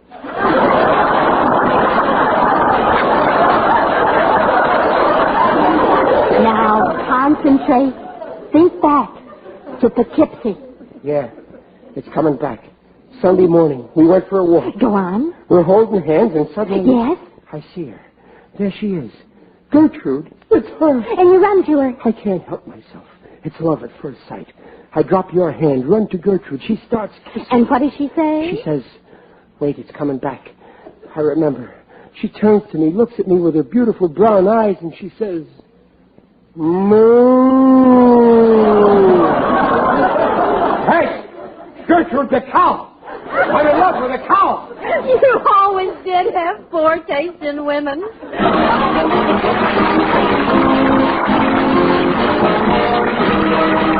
The Rileys will return in just a moment. For hair that's groomed well, just use Prell, Procter & Gamble's Radiant Cream Shampoo. Because Prell leaves hair looking lovely the very first time you use it. Radiantly clean, radiantly shiny. Yes, in hardest water, Prell leaves hair more radiant than any other leading cream shampoo. Soft and smooth, easy to curl and manage. And Prell removes unsightly dandruff quickly, in as little as 3 minutes. Doctors' examinations proved it. And say that handy Prell tube's a pleasure to use. No waste, no spill. Try Prell. As Tallulah says, I'm Tallulah, the tube of Prell, and I'll make your hair look swell. It'll shine, it'll glow, so dandruff-free. For radiant hair, get a hold of me. Tallulah, the tube of Prell shampoo.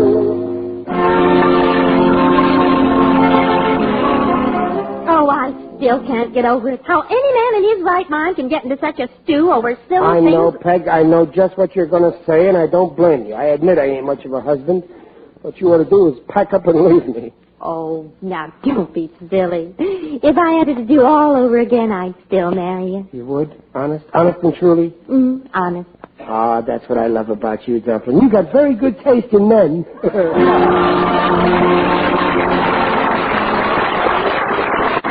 Procter & Gamble invites you to join us again next week to hear The Life of Riley with William Bendix as Riley. The script is by Alan Lipscott, Reuben Schiff, and Dick Powell. Mrs. Riley is Paula Winslow. Digger Odell is John Brown. The Life of Riley is produced by Irving Brecker. And remember, for more radiant hair, free of unsightly dandruff, get the shampoo in the tube. P-R-E-L-L, Prell Shampoo.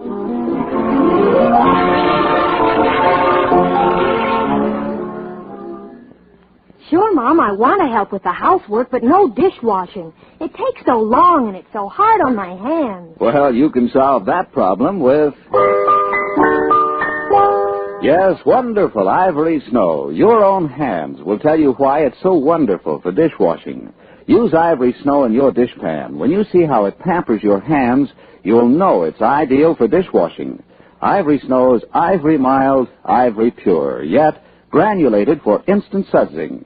No soap is faster for dishes or kinder to hands than Ivory Snow, the only soap, both ivory mild and granulated for efficiency.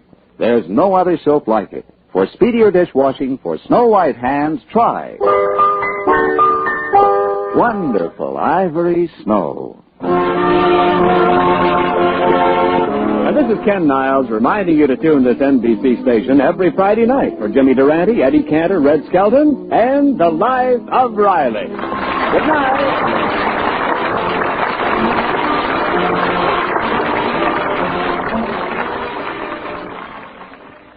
This is NBC, the National Broadcasting Company.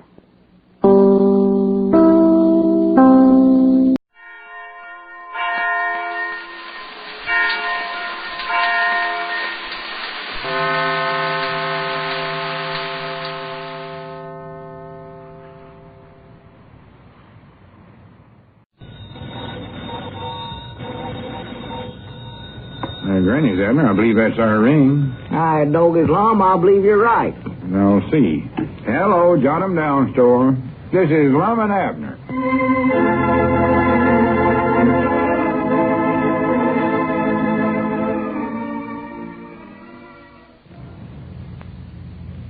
Now, let's see what's going on down in Pine Ridge. Well, publisher L. Edwards is still searching for the great American novel. But so far, his call to aspiring authors has brought forth no literary gems. Even the collected works of Llewellyn Snavely Gray failed to win the approval of the Edwards and Edwards Publishing Company of Pine Ridge. As we look in on the little community today, we find Lum and Abner in their jot-em-down store and library, looking over some of the manuscripts that have been submitted. The Romantic Love Life of Alice, the Girl Bookkeeper. Lord me, who sent in this manuscript, Lum? Witter Abernathy sent that in, I think. Witter Abernathy? Yeah. When did she get to be an author? What's the story about, Lum? Can't you tell by the name of it? Huh? She wrote 230 pages of nothing but slush and mush. Slush and mush, I call it. Well, that's about what I'd figure she'd do. Now, reckon where she finds time to be a book writer with all them young'uns of hers to take care of. Mm-hmm. She just don't take care of them, that's all. Lets them run wild. Yeah. All she does is just sit around all day thinking about stuff like the Romantics of Irma the Bookkeeper. Alice.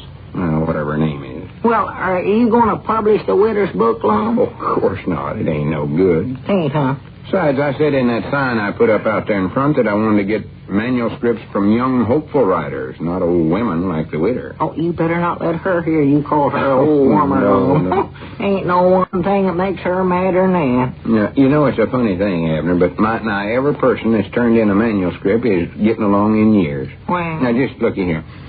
Ira Hodgkins, Eugene Foster. For the land's sake. He wrote a lot of them smart cracks of his in his story. He did, huh? I just ignored him. Why, sure. And Miss Blevins' Uncle Fred. Oh. Old Jed Sumter. Grandpappy Spears. Grandpap? Why, sure. What kind of a book did he write, for goodness sake? Oh, it's just a bunch of prattle-prattle called Gilbert the Boy Checker Player. For the land's sakes. I bound you he got that idea from that book over in the libraries he'd been reading, that Gilbert the Boy Trapper. Oh, of course he did. He ain't got no original ideas of his own. No, and he don't know enough about playing checkers to be writing no book about it neither, I'll tell you that. I can beat that old feller with my eyes closed and both hands tied behind my back. I don't know now. I wouldn't be too sure about that. I notice he generally beats you. He don't do no such a thing just when he cheats is the only time. Wait a minute. Let's not get into no argument. I know that he don't beat me. I know that. Let's see what other manuscripts have we got here. Here's one from... No, this ain't one. What is it?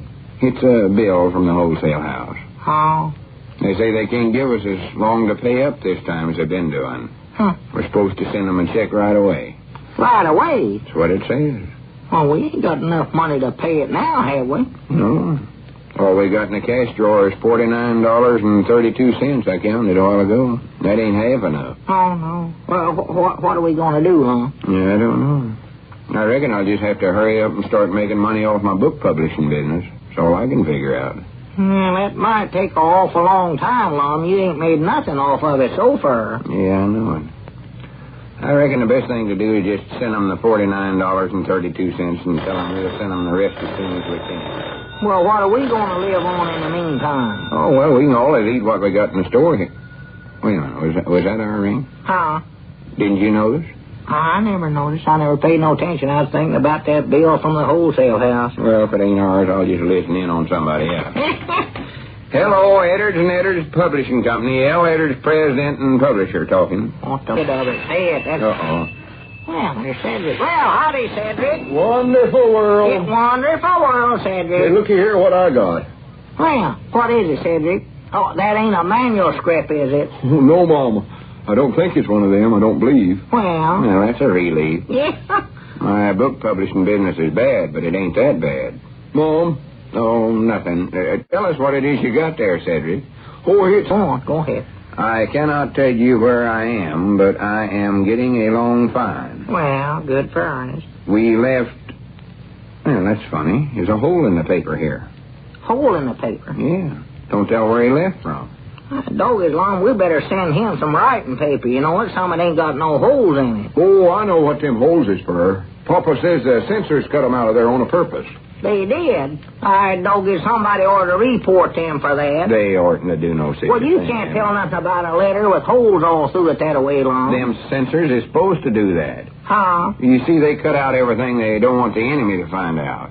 Well, Cedric ain't no enemy, is No, he? Mom, I ain't no enemy. Why, Honest of to course goodness, he I ain't. cross my heart and body. Why, sure, I know you, Cedric. You ain't no enemy. I know he ain't, but he might lose the letter and he might fall into the hands of some of our enemies. Oh, is that some more than their military secrets? I reckon so. Well, We left a hole in the paper oh, about 3 weeks ago and arrived here safe and sound. well, There is a possibility that we may go on to hole in the paper. well, going right back where they started from. I have gained some weight since I have been in the Army and feel just fine. But I sort of miss seeing you fellas. Well, bless his heart. Bless his little heart. I wish you would write me a letter and tell me all that's happening. You ought to do that, Cedric. Yes, Mom, I'm aiming on it just as soon as I get somebody to help me. How is Gomer Bates and Skinny Blevin There? this season? And did we beat Cherry Hill in the opening game? No, tie, 43-43. Sort of a pitcher's battle, I reckon you'd call it. Say hello to Mildred Barton. Well, I do. We have a new clubhouse that has just been built, and it does an awful lot to keep us fellows from getting too lonesome for home. Well, It was put up by the USO. put up by the USO. That's what it said. Well, ain't that what Miss Barton called up about a while ago? Yeah, I believe it is. Well, she ain't no carpenter, is she? They show movies for us and get us books to read, and try to give us all the pleasures of a home. Well, We sure like it. Hmm. You would be surprised what a change it has made in how all the fellows here feel. why, that must be an awful good thing, Lum. Yeah, it must be all right. Why, sure. The only trouble is that our clubhouse is so new it don't have the furnishings and equipment that it needs.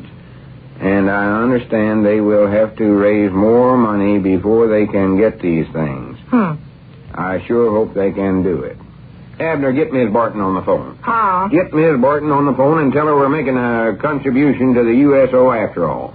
And we're doing it right this minute. Yeah, that's a good idea. That's all the money we got right now, and we owe that. I don't care. We're making a contribution anyway. Yeah, but what about the wholesale house, old Lum? Ain't they liable to take our store if we don't pay them? Listen, Abner, the best way of keeping our store and our homes and everything else we got is to give all the money we can to help take care of our soldier boys.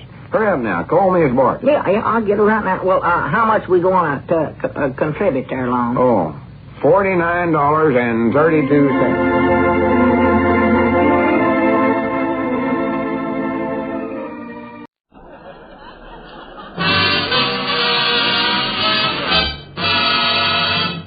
What that music say? Yes, sir, Amos. That music say good health to all from Rexall, the stores with the orange and blue sign.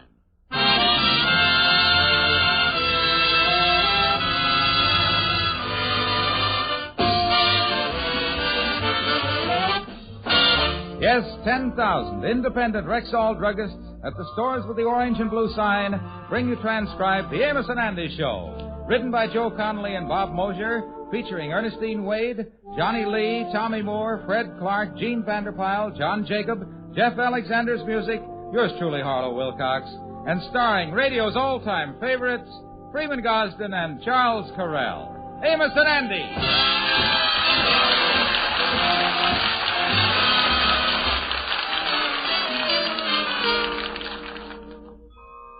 How do you do, ladies and gentlemen? I am Charles Correll. And I am Freeman Gosden. We want you to know what a pleasure it has been to see hundreds of you folks stocking up on your drugstore needs at half price during the first week of the Amos and Andy sale. That's right. It does our hearts good to see you making your hard-earned money go twice as far on guaranteed Rexall products, many of which have never been on sale before. And the sale has another full week to go, so we hope that you'll take advantage of the wonderful savings during this final week of the Amos and Andy sale at your Rexall family drugstore.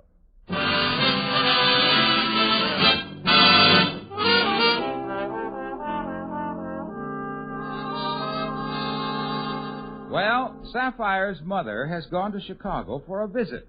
And for a week now, everything has been peaceful and serene at the home of George Kingfish Stevens. The Kingfish has gone so far as giving up the fights on television.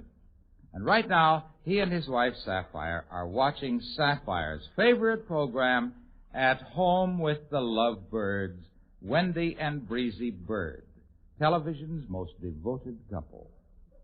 Well, Wendy, dear, I see our time is up, and once again we must close the door to our cozy little living room. That's right, darling.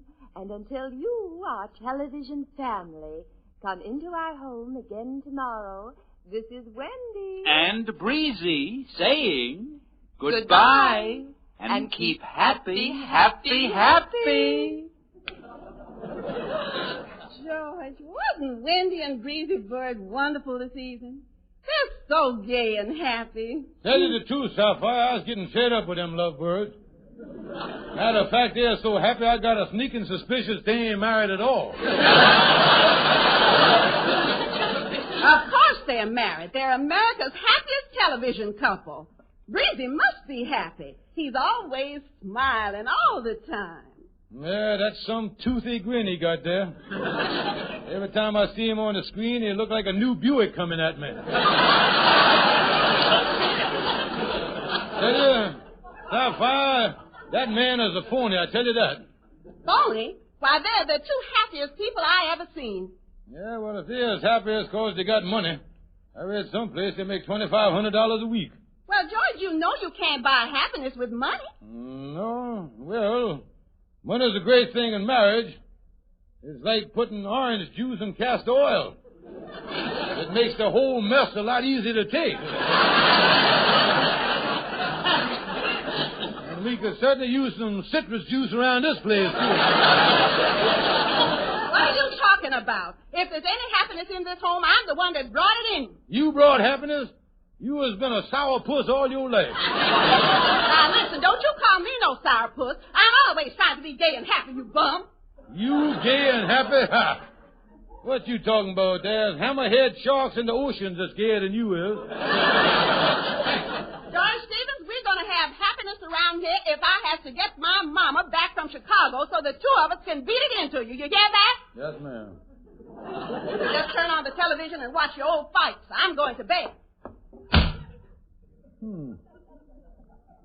I wonder if that hospitalization policy I got covers happiness.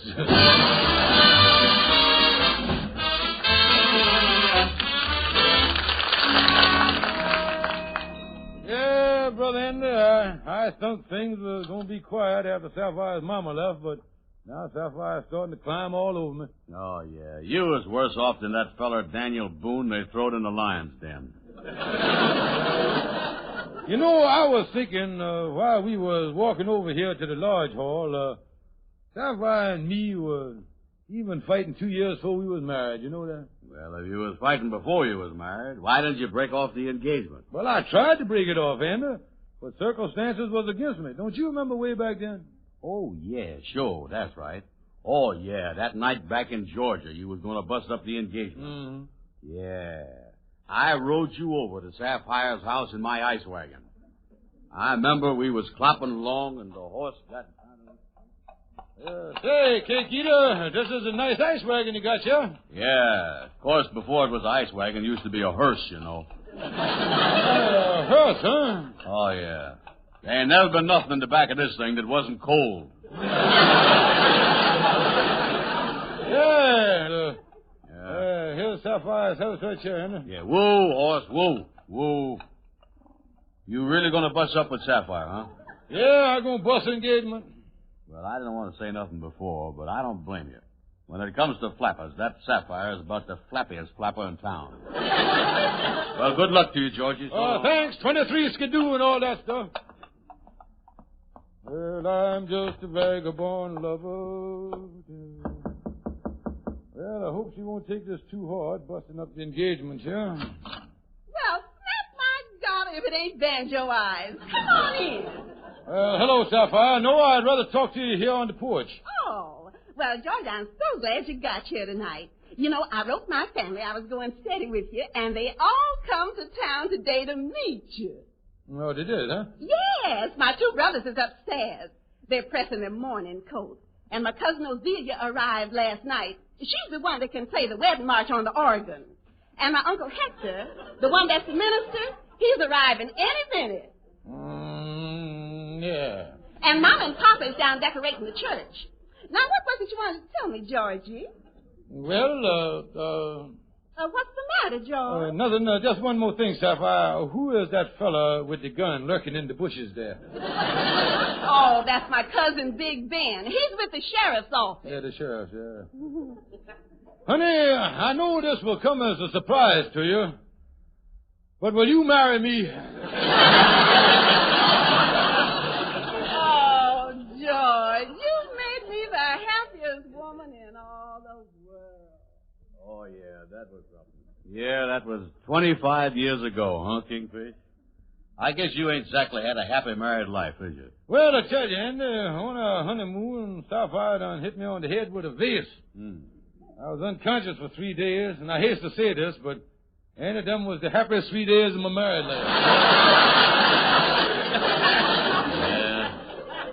I know, you really had a rough time of it, all right. Yeah, Andy, I want to tell you something. This television program called At Home with the Lovebirds, you know that program Sapphire been watching? Yeah, I know. That thing has done started me thinking. What you mean? Well, she admires that breezy bird fella so much, you know, that I'm going to pattern myself after him and see if I can get some happiness in our lives. Yeah. As of from now on, I'm going to be a happy little lovebird of happiness. Yeah, well, that's quite a switch, all right. For the past 20 years, you've been a miserable old bald-headed eagle.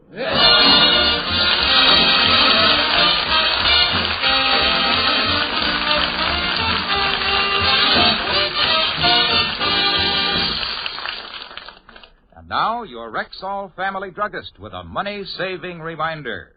Ladies and gentlemen, you have just one more week to take advantage of the unprecedented bargains at the Amos and Andy sale. These next 7 days are your last opportunity to stock up on more than 24 guaranteed Rexall products at just half price.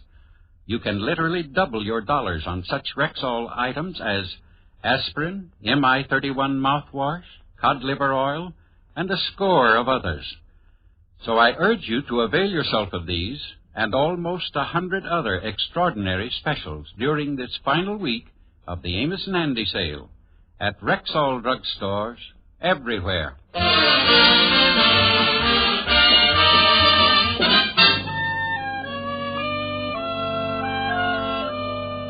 Yeah, Brother Andy, I've been watching that show At Home with the Lovebirds on television for a week now. Yes, well, has you done found out the secret of their happiness yet? Well, Andy, it seems that a lot of it hinges on the way this fellow Bird treat his wife. For example, now yesterday, he even brung her a whole bouquet of flowers. Holy smoke, what was the matter? Was she in the hospital or something? No, Andy, he just give them to her right out of the clear sky. No, he just went out and bought the thing. Oh, well, it'd be easy for you to do the same thing. Yeah, then something else he'd do. He always kiss his wife before he leave in the morning and kiss her when he come home at night, you see? Yeah, well, with Sapphire, that's going to be a little rough on you, boy. Yeah, I don't mind kissing Sapphire when I leave in the morning, but as far as when I come home in the evening, well, I just don't want to spoil my supper, you know. Yeah, you got a point there, boy. You got to watch your health. Yeah, but the big thing with the lovebirds seems to be their social life. They're always telling how they been to the opera with Noel or chit-chatting at the theater with Tallulah. In other words, there's always chit-chatting with charming people. That chit-chatting is the thing, you see. Yeah, it is, huh? Yeah, now, I'm going to start tonight, Andy, and do it all in one evening. I'm going to bring Sapphire some flowers, candy, introduce her to some charming people, and take her to a nightclub and everything. Yeah, but wait a minute, Kingfish. Where is you going to get these charming and cultured friends that you're going to chit-chat with and all that business? Tell me this, ain't you got a new gal that you've been going with, that Gloriana Jackson? Yeah, that's right. Well, you and her is going to be my charming circle of friends tonight. Tell me this, can she make it? Yeah, I think so. She ain't working no more. Oh, she ain't, huh? What happened? Well, the bowling alley replaced her with an automatic pin setter.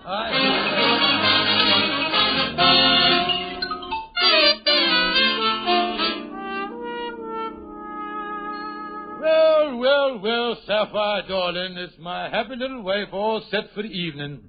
Well, I'm dressed, if that's what you mean. But, honey, ain't you going to wear the beautiful flowers I brung you? You got your nerve bringing flowers in this house. You done brought back my hay fever. Oh, yeah. I forgot about that. You was algebraic to flowers, ain't you? Yeah, you'll be sneezing all evening, won't you, darling? Yes, I will, thanks to you. Yeah, well, at least, sweetheart, I know you're enjoying the big box of candy I brung you. That was expensive stuff, you know. I'll say it was expensive. I bit into one of the caramels and snapped my pivot tooth. Snapped your pivot tooth, huh? Yes. You mean the thing doesn't come out on you? No, but it's very loose, and I don't know how long it's going to hold. Yeah, well, when we get to the nightclub, I better sit opposite you at the table. If you start sneezing from the hay fever, that pivot tooth's going to shoot out there like a bullet, you see. And I'm going to play center field on it with a napkin there, you see. This certainly looks like it's going to be a great evening. Well, now, look, honey, let's not start getting into no fights. We're going to start cultivating some nice couples. We're going to chit-chat and everything going to be gay and jolly. Well, George, I don't feel gay and jolly. Some friends we're going out with. Andy Brown and that gal of his, Gloriana. Well, now, come on, honey. Be happy. Be happy. Won't you? Say, by the way, sweetheart, as I told you how charming you looks in your new evening dress, you look stunning. You look ravishing. Tonight, you was a vision of loveliness. George, has you been at that cooking sherry again? No, honey, I tell you the truth. The dress make you look great. Well, if I do say so myself, if there's one thing I can do, it's wear clothes. Mm-hmm. Yeah, well, that must be our charming friends now. Ha, ha, ha, ha. Huh. Well, come in, charming friends. It's charming to see you. Yeah, charming to see you, Kingfish, and charming to see you, too, Sapphire. Charming. Hey, see there, Sapphire? The whole mess is all charmed up on us here already. Hello, Andy. Sapphire, I believe you has had the pleasure of meeting up with Gloriana Jackson here. How do you do, Miss Jackson? Hello, Mrs. Stevens. Well, glad you got here. Can I take your wrap, Gloriana? Oh, thank you, Mr. Stevens, honey. Here. Say, Gloriana, you better put your wrap back on. You done lost the top of your dress. Oh, Andy, this is one of them new off-the-shoulder model that they're wearing now. Yeah, mighty pretty, all right. Sapphire can't wear them things on account of her protruding collarbone there. She sprung it last year while she was lifting the wash tub, you see. Just trying to make conversation here. Oh, Mrs. Stevens, I don't like to hurry you, but don't you think you ought to get dressed? Dressed? Well, yes. Well, after all, you don't want to go to a nightclub in that old house coat. Huh! I've never been so insulted in my whole life. It so happens I is dressed, and if you want my opinion, I think I look about 4 times as attractive as you do. Well, I guess this is a good time as any to start chit-chatting here.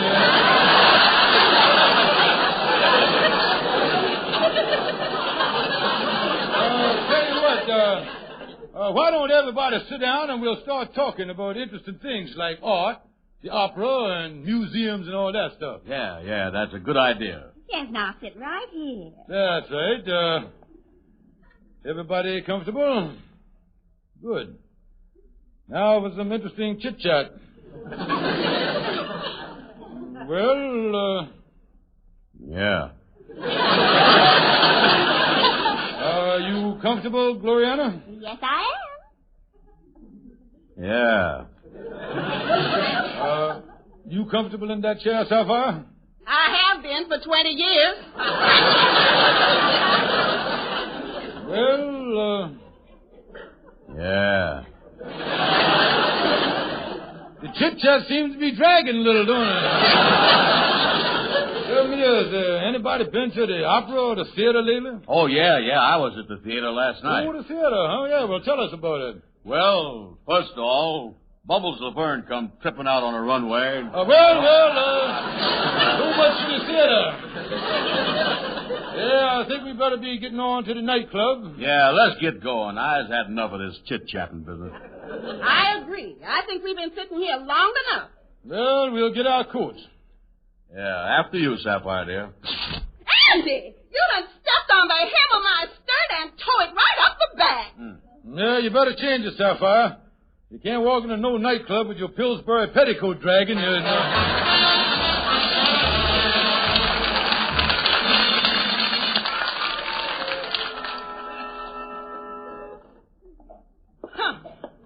certainly glad to get back home. Sapphire, why did you want to leave so early? It's only 10 o'clock. What kind of an evening was this? Sitting in a smoky nightclub with Andy and that stupid Gloriana. And on top of that, my hay fever was so bad I couldn't stand it a minute longer. Well, I had a miserable time. Ain't no chance of you and me trying to find happiness. I can tell you that now. It just won't work. What about my pivot tooth? Well, it's all right. I got it right here in my wallet. I'll get you some glue the first thing in the morning.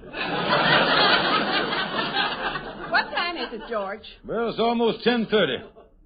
Look, honey, I was just thinking. Shut your big mouth. We're missing at home with the lovebirds. Well, now, don't turn them on the television. You know, since you've been watching them, we have been fighting more than ever. I'll watch them if I want to. I'm going to turn on the television. There.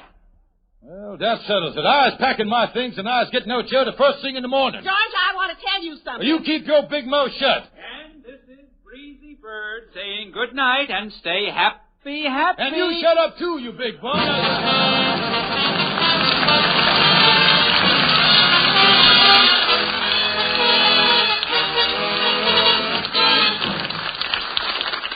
What a perfectly beautiful tumbler. The color is so bright. Yes, indeed.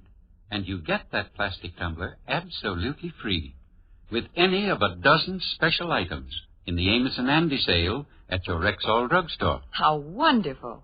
What things can I buy to get the tumblers? Top quality Rexall products like Bismarex, Lozathricin, Nasothricin, Anapac. We use all of those at our house. Why, I can get a whole set of free tumblers. And you may take your choice of colors. But remember, you have only one more week. The Amos and Andy sale ends February 28th. So make the most of this extraordinary opportunity to save all this week at Rexall drugstores everywhere.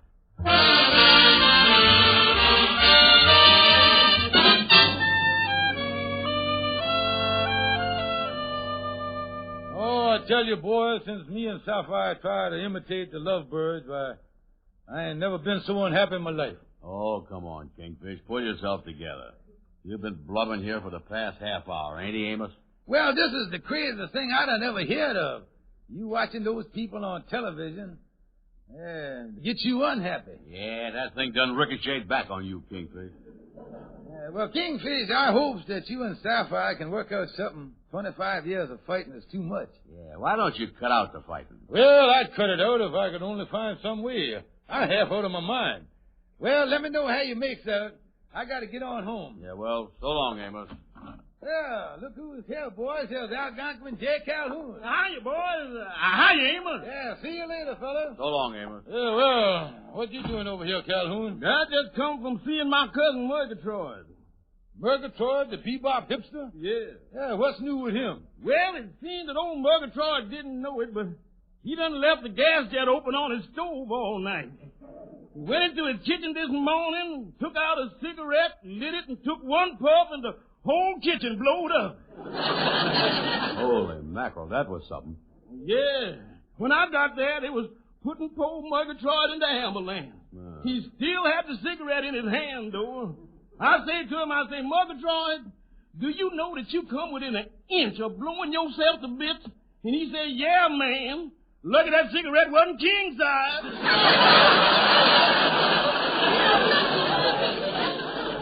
Well, Calhoun, I got a problem, boy. I'll tell you, I done walked out on my way because we just couldn't get along. Oh, that ain't nothing new. What's the problem this time? Well, him and Sapphire's been fighting over television. Yeah. They've been watching that television program At Home with the Lovebirds. Yeah, I've seen that program. They show us a happy couple, ain't they? Yeah, I've been trying to pattern myself after this fella Breezy Bird, and I don't know all the things he does with his way, but me and Sapphire's still fighting. Yeah, you know something, Kingfish? Them lovebirds must have some secret of happiness that you can't get a grip on. Well, if that's all you want, the thing is simple, you know. Why don't you go down to the television station and ask them lovebirds what their secret of happiness is? See, I never think of that. That's right. They's always talking about wanting to help their great television family. Yeah. I'm going to take Sapphire down to the television station tonight and talk to them people. Yeah. Well, Calhoun, I guess everybody is trying to find a secret of being happily married. Yeah, I guess they is. Now, you take my mother. Before she was married, she was going with two different fellas. One of them was a millionaire, but he was real homely. The other didn't have a cent, but he was the handsomest man she'd ever seen. But my mother was looking for real happiness. She wanted a man who could combine the features of both of them. Mm-hmm. Did she ever find him, Calhoun? Did she? My father was the poorest and the ugliest man that ever lived.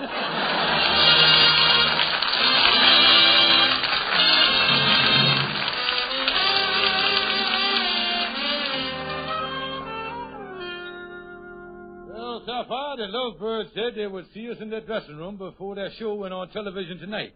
Well, George, I'm certainly anxious to talk to him. And, you know, this is the best idea you'd have ever had. Yeah, well, now here's the dressing room right here.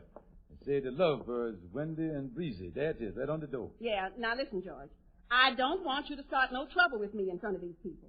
All we want to do is find out their secret of happiness. Yeah, that's right. Now, I'll knock on the door. I hope they got an answer to our problem. Mr. Bird? Yes? And what can I do for you two lovely, lovely people? Well, we are Mr. Mill Stevens that got an appointment with you. Oh, yes. Happy. Well, do come in. Thank you. Now, I want you to meet my charming wife. Wendy, dear, these lovely people are the Stevens. Oh, Mr. and Mrs. Stevens. So nice of you to call. Do sit down. Yes, ma'am. Yeah. How do you do? Now, you sit right down here, Mrs. Stevens. Darling, you sit over there. Now, what can we do for you? Wendy and I are always ready to help members of our great television family. Aren't we, Wendy, darling? That's right, sweetheart. Well, in a nutshell, what me and my wife want to find out is where you getting all this here happiness from. That's what we want to know. Yeah. Well, Mr. Stevens, we feel that the reason most married couples fight and argue is because they really don't know each other. I think you and your wife ought to take time off and get acquainted with each other. No, that's the trouble. That's where we went wrong in the first place, you see. Couldn't you just tell us something that would make us as happy as you two? Well, now, maybe we could. You see, Mrs. Stevens, a year ago when I got the idea for this television program and took it and sold it to the network. Oh, Breezy, dear. Yes, Wendy, darling. You said you got the idea. If you remember, darling, the idea for the program was mine. Yes, that's right, sweetheart, that's right. What I meant to say was when I took the program and sold it to the network. Angel, both of us took the program to the network. Ain't they a sweet couple? But, honey, if you recall, I was the one who did the talking. But, Lamb, I was the one who told you what to say. Precious, I don't like to disagree with you. But the truth of the matter is it was my idea from the start. Your idea? Oh, you never had an idea in your life. Now, don't you laugh at me, Mrs. Big Mouth. Don't you call me Big Mouth, you smirking oaf. Oaf, am I? I've a good mind to You lay a finger on me and I'll flatten that pinhead of yours. Oh, would you two mind stopping fighting here and tell us what makes you so happy? Would you say? You keep out of this. Now, who was calling who a pinhead? I'd wring that scrawny neck of yours. I'm not taking that from you. Well, Sapphire, let's get out of here before we get caught in the middle of all this happiness. Now, just wait a minute now. Wait 1 minute. Wendy, put down that lamp. I'll put it down where it'll do the most good.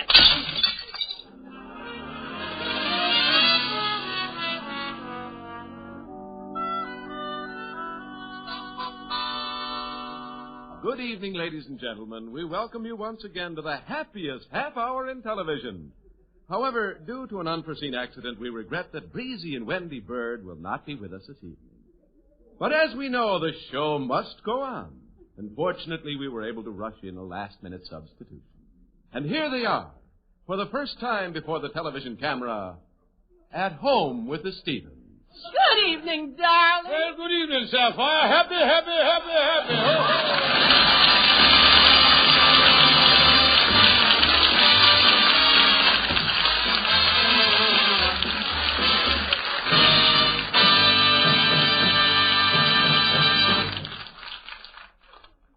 Ladies and gentlemen, I am Freeman Gosnell. And I am Charles Correll. We want to use these closing minutes of our program for another word about the Amos and Andy sale, because this sale means so much to our listeners. Most of you already know this is the first time your Rexall druggist has put many, many guaranteed Rexall products on sale for just half price. Yes, 50% discount. And so many people have been saving so much money on these items all this week, we are mighty glad to see the sale has one more week to go. We'd hate to have any of you miss this opportunity to save on the famous 50% discount Amos and Andy sale. So be sure to go to your Rexall drugstore this coming week. Shop to your heart's content and save as you've never saved before at the Amos and Andy 50% discount sale. And when you visit your Rexall family druggist, tell him that Amos and Andy sent you. Thank you and good night. See you next Sunday.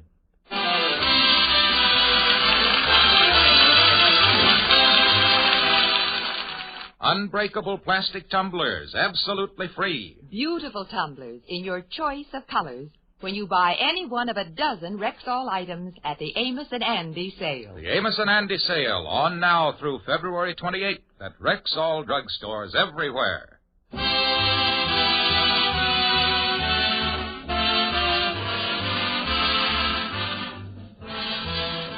Friends, this is Harlow Wilcox reminding you that you help the search for new methods of fighting heart disease when you contribute to your local Heart Association Fund. And be sure to be with us at the same time next Sunday when your Rexall druggist will again present the Amos and Andy Show, transcribed and directed by Cliff Howell. Stay tuned for the Bing Crosby program, which follows immediately over most of these same stations. This is the CBS Radio Network.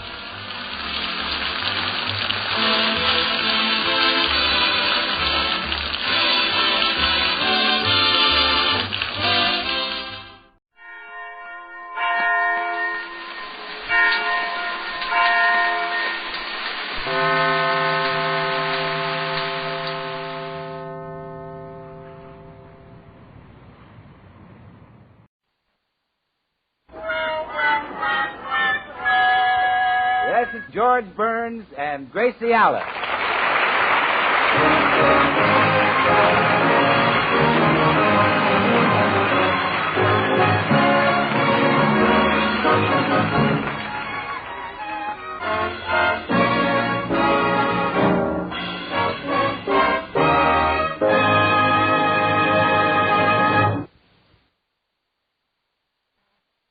Well, it seems that Gracie went to the beauty shop this morning and hasn't returned yet.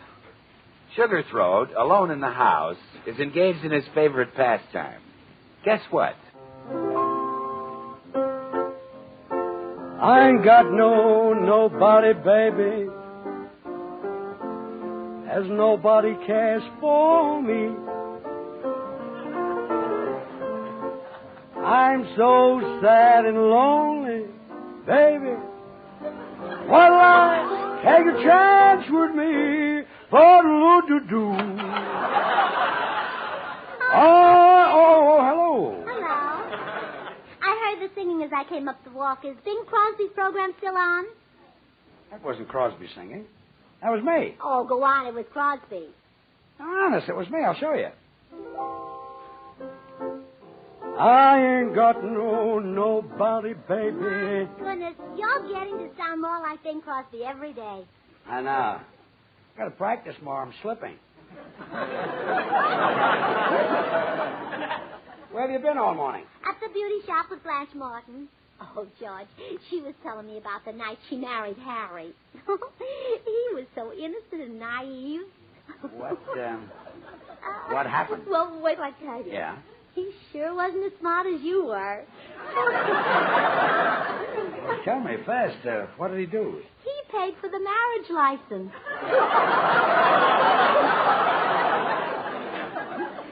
I was a little short that week. I had to put new taps on my shoes. Dear, how do you like my hair? Oh, it's beautiful. We went to a new beauty shop called Francois. Sounds classy. Oh, it is.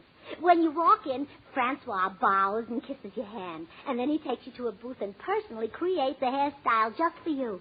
I'll bet Francois expects plenty in return for all this service. Well, sure. When I left there, stood Francois with his hand out. Naturally. So what could I do? I kissed it.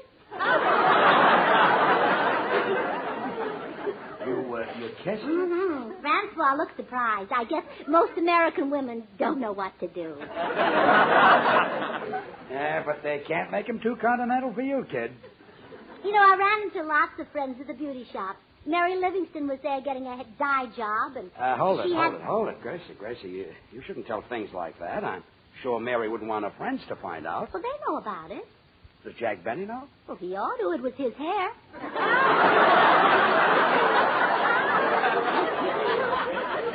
I should have guessed. Well, you know, there's a beautiful manicurist at the shop. She was telling me about her dates. And poor Bill Goodwin, were his ears burning. I'll bet. He was sitting under an awfully hot dryer. Well, they certainly did a nice job on you, honey. I've never seen your hair so curly. Well, it should be curly. I had 2 permanents. Why 2? Well, when they finished the first one, I was only halfway through the magazine I was reading. So you paid $20 for another permanent? Why didn't you go to a newsstand and buy the magazine? Well, why waste that money? At the beauty shop, I read it for nothing. I see. Oh, it was a wonderful magazine. It has all the latest news and gossip. It's called Dirt. Dirt? Mm-hmm. Guess you haven't heard of it. It's more of a woman's magazine. It sounds like it. It doesn't name any names. It just gives you hints. But if you're real smart, you can figure them out. So naturally, I didn't have any trouble. Naturally not. Well, for example, here's one hint it gave. What famous Swedish star, whose name begins with B-E-R-G, is practically inseparable from what celebrity of another nationality? It's very hard to figure out. But I did it. It's Bergen and McCarthy.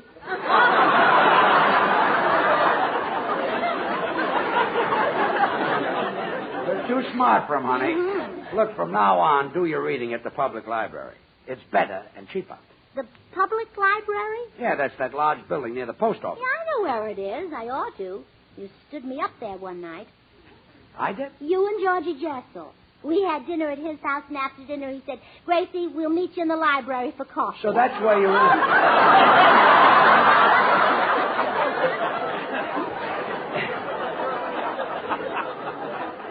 Waited and waited. I know you did. I did, too. I didn't know what happened to you. Gracie, the public library is strictly a place where they keep books, and I wish you'd start reading them. That's the best way in the world to improve your mind. All right, George. After I've had something to eat and change my clothes, I'll go over there. But just between you and me, do you think my mind can stand improvement? I wouldn't even wait to change clothes. I'd go now.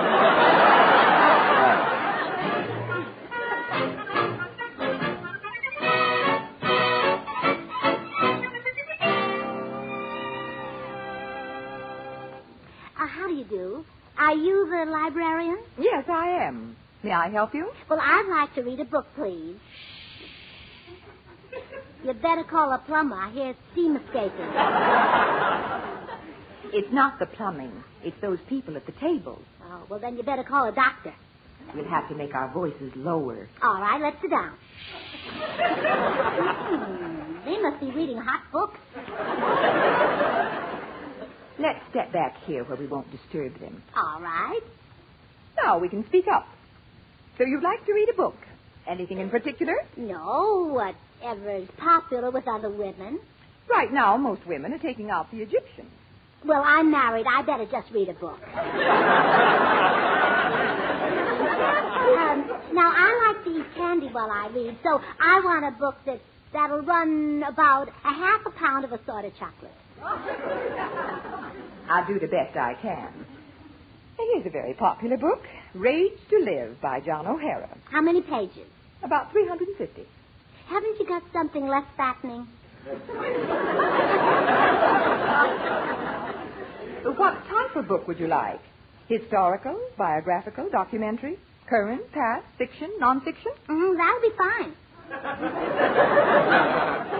You'll have to make a choice. Oh, here's a cute little book. That's the new pocket dictionary. Oh, go on. It's too dark to read in the pocket. Madam, please tell me what you'd like. Well, what do you like? Personally, I'm very fond of Ernest Hemingway. Is he better looking than the Egyptian? I'm fond of his books. You know, my husband likes mystery stories, but he won't spend any money on books. He borrows them. He reads those real scary ones. Poe? No, he's got plenty. He just won't spend it.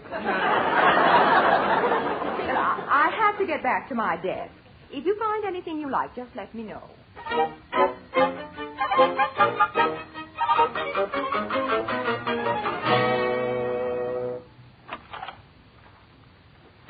Back from the library so soon, Gracie? Mm-hmm. And here's the book I got.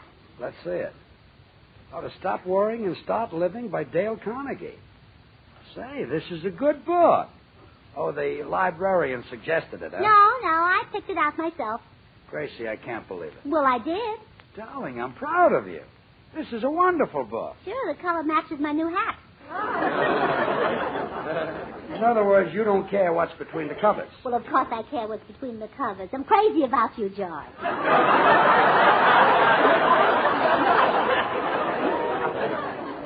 Thanks. I'll bet you don't even know who Dale Carnegie is. I certainly do. He's that rich man who carries his money in his girdle. Carries his money in his girdle? Well, I read that there's millions of dollars in the Carnegie Foundation. Yes. That's a different Carnegie. Have you read any of this book? Well, I read a little of it on the way home. You shouldn't read while you're walking. You're liable to fall into a manhole. Oh, George, I'm not that dumb. I didn't read it while I was walking. Good. I was driving. You read this book while... Do you realize you could be arrested for that? Oh? Oh, it's that kind of a book, huh? No, honey. This book tells you how to solve your worries. See, right here it gives you the First, ask yourself, what's the worst thing that could happen to you? And second, you prepare yourself to meet it. Well, I'll try that. Now, let's see now. The worst thing that could happen would be if you left me. How could I meet it? Yes. Well, I guess I'd have to marry someone like Charles Boyer or Gregory Peck. Well, gee, this book really works. I'm not worried at all now. Read the book. It'll do you lots of good. Well, it looks very interesting. Listen to the title of this chapter, George. If you have a lemon, make lemonade. That's good advice, Gracie. But without sugar, it'll be sour. No, it means if you have bad luck, make the best of it. Well, you'll have better luck if you put sugar in it. Read the book. I'm going in the den and run through a few tunes. Well, Gracie, let's get busy and read this book. All right. Look what it says here. Worry kills more people than automobiles. Well, I guess automobiles are harder to kill. And it also says that everybody worries. And, Gracie, it's up to you to stop them. All right, I'll do it. And I'll help you. Gracie, there's someone at the door. Answer it. Well, why don't you answer it? Well, let's both answer it. Come in. Hi, Gracie. Oh, hello, Bill. Sit down. I want to have a little talk with you. Okay, Gracie. Bill, you mustn't worry. Now, make the best of things. If you have a lemon, make a lemonade.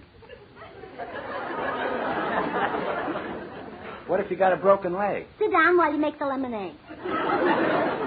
Well, I'll do that the next time I got a lemon and a broken leg. Good. Do you know that worry can make you old and gray? That it can leave you wrinkled and stooped? Oh, sure it can. By the way, where is George? He said he wanted to talk to me. Oh, he's in the den. But before you talk to him, I just want to tell you not to worry. No matter what happens, don't worry. Well, why should I worry? Gracie, do you know something that I don't know? Well, I certainly do, Bill. And I want to help you. Now, let's take the worst thing that could happen. Let's say you lose your job. Lose my job? So that's it. Yes. Now, how will you meet this? What will you do? Well, what can I do? I'll have to go to the unemployment office and collect $25 a week. Gee, what do I do with all that extra money? Feel better now, Bill? No, I don't, Gracie. It's the dishonor and disgrace of being fired after all these years. For 10 years, I've faced George across a microphone. And now, just when I'm getting so I can take it, he lets me go. Now, Bill, you mustn't worry. For 10 years, I've been a faithful announcer for George. I've held my sides when he told his jokes and my nose when he sang. Oh, I'll admit I'm no Don Wilson. On my salary, who can buy that much food? Well, he can't do this to me. Excuse me, Gracie. Hi, Bill. Get a load of this. I ain't got nobody. You ain't got no voice either. What? You heard me. You sound like a goat that swallowed a tin can with the lid open. Bill, this is the boss you're talking to. Not anymore. I quit. Goodbye. What in the world got into him? I never saw him so mad before in my life. George, what happened? Bill Goodwin just quit. I can't understand it. It's got me worried. Well, it looks like I got this book just in time.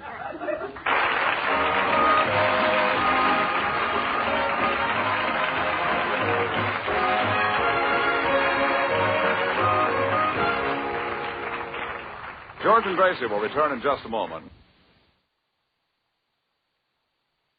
I can't understand why Bill Goodwin quit. It just knocks me for a loop.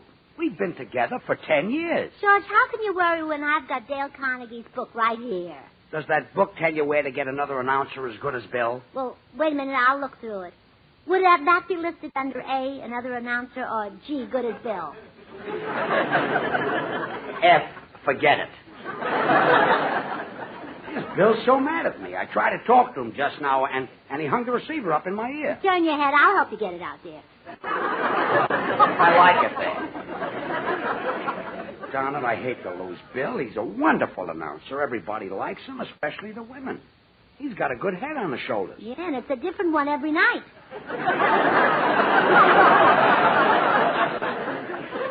What could he be sore about? George, Mr. Carnegie's book says that you shouldn't worry about something that's already done. Chapter 11 says, don't try to saw sawdust. I'll remember that. Of course, that's not a new idea. I've had that in my head for years. Look, why don't you take the book and go into the other room? But, George, it can help you. You know, I'll bet Dale Carnegie got the idea for this book from my family. My family just never worry. And they had something to worry about. Well, sure. My brother Willie had a frozen foot, but he didn't worry. Willie, he was the door-to-door salesman, wasn't he? Yes, that's how he froze his foot. What's that? Oh, that's how he froze his foot. The How? force of habit. Force of habit? Yeah, every time he opened the refrigerator, he stuck his foot in the the door. Gracie, even after that story, I'm still worried about Bill. Of course, the one who really never worried was my Uncle Charlie. Would you like to hear about my Uncle Charlie? He was a bookkeeper, but he never worried. He used to say, worry today and gone tomorrow because it's a long road that has no turning when you burn your bridges behind you and tomorrow may bring another day. I can't wait to sign up Uncle Charlie. Is he still a bookkeeper? No, they fired him. He talked too much. Maybe I ought to offer Bill a raise. You're still worried, huh? I am. Now, you take my sister Bessie. No, thanks. Bessie never worried. She was all set to elope with a man, but his ladder wouldn't reach the 3rd floor. So the man eloped with a girl on the 2nd floor. But that didn't worry Bessie. No, she just fell in love with a man who had a taller ladder. Look, But Gracie. be like Bessie, don't worry. Yes, I'll just find an announcer with a taller ladder. Have I straightened you out, dear? Like a board. Where are you going? Over to Bill Goodwin's apartment. Maybe I can reason with him. Do you want to take this book with you? No, thanks. Well, if you have any trouble, just think of my family. They had something, George. Something different. I know, I married it. See you later, dear.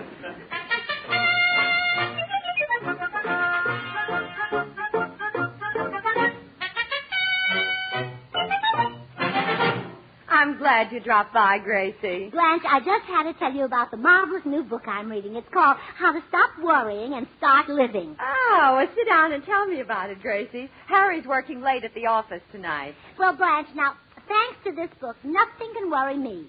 Now, let's say, for instance, that George was working late tonight. And let's say that he had a beautiful blonde secretary like Harry.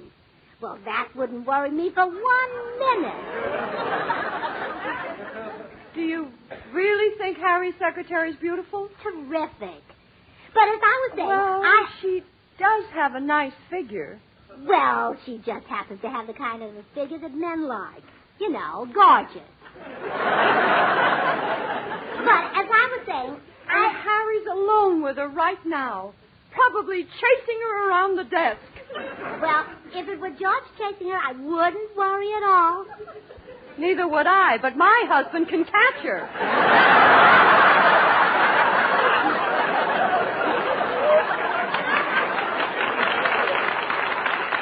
Blanche, are you worried about Harry? I certainly am. Oh, what a lucky thing I happened to stop by.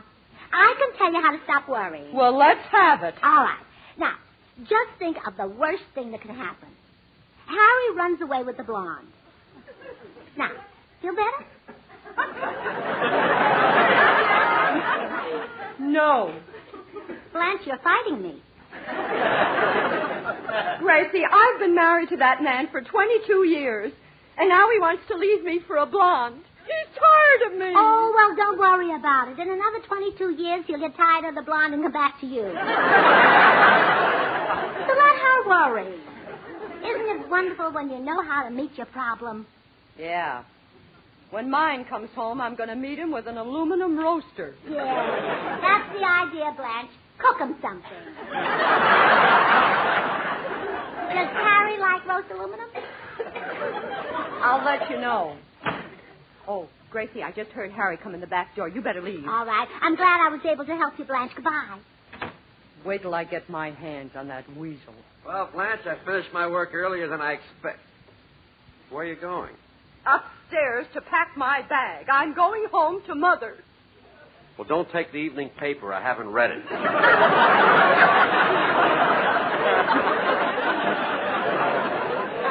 You beast.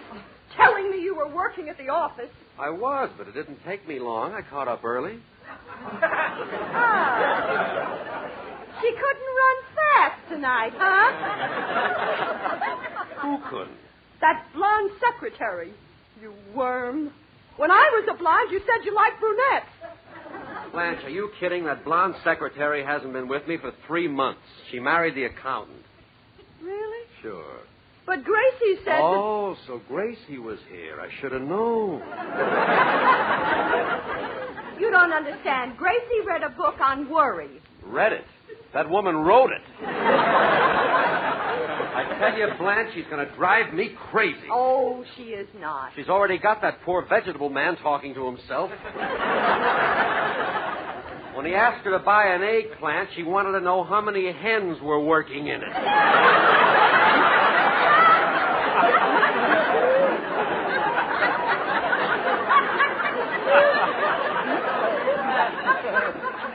I'm going to find George and have a showdown with him. I say Gracie ought to stay home with her husband.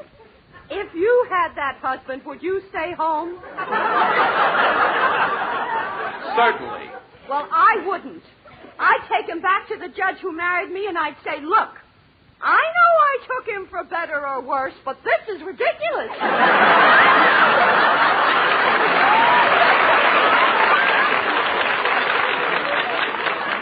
I'll see you later. I'm going to find George.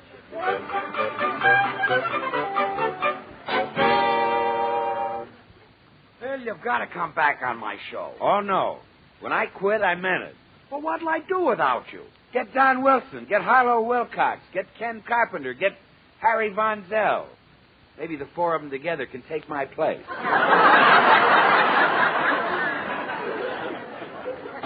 Now, suppose you tell me why you quit.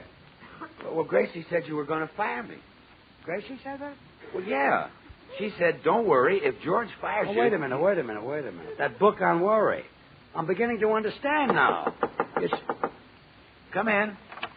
Listen, George, are you going to keep your wife at home, or am I going to flatten your nose?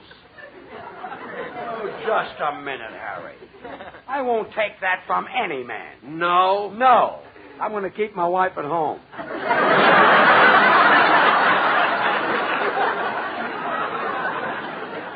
Harry, what did Gracie do? I don't know exactly, Bill. Blanche said something about a book on worry. Oh, again with that worry routine, I see. You've got to keep her at home, George. Yeah, but how? In the old days, a man was the master. He could lock his wife up.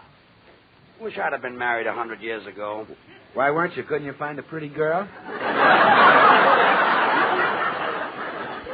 I take back the raise. Wait a minute. I think I've got an idea.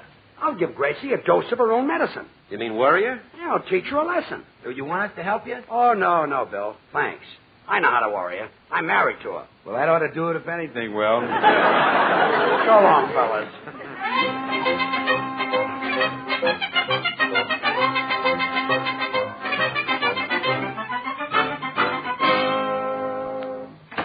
Oh, hello, George. I just finished the last chapter of this book. Oh, good. Sit down, Gracie. I've got some news for you. I just came from the doctor's office. Really? Yeah. He examined me for insurance. Oh, did he find any? You don't understand, Gracie. I went to the doctor to have a physical examination. Oh, why did you do that? To take out an annuity. Will that leave much of a scar? An annuity is an insurance policy. Oh, good heavens. When did you swallow I didn't that? swallow any. I want to buy some more insurance. Oh.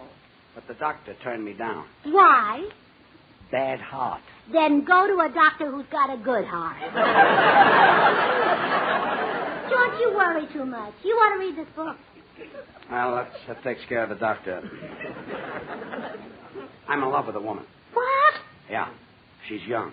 Seductive woman with a beautiful face and a gorgeous figure. Oh, George, you scared me for a minute. I thought it wasn't me.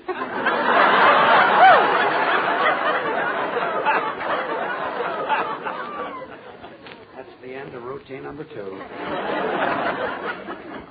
Remember that $5,000 we saved up and I bought some stock with it? Oh, sure, I remember that. Well, the stock collapsed and our $5,000 is gone. And now you'll never be able to buy new hats or dresses with it. Does that worry you? It did when I first heard it. When you first heard it? Mm-hmm. While you were at Bill's, your stockbroker called and told me about it. Oh, no.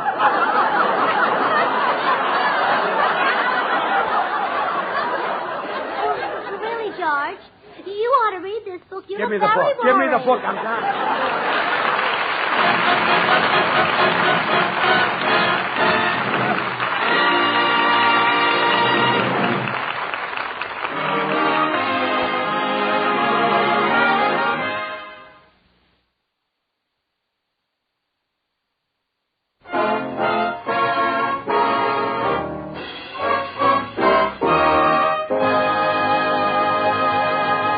George Burns' Gracie Allen program was transcribed in Hollywood. Now here are our stars. Good night, folks.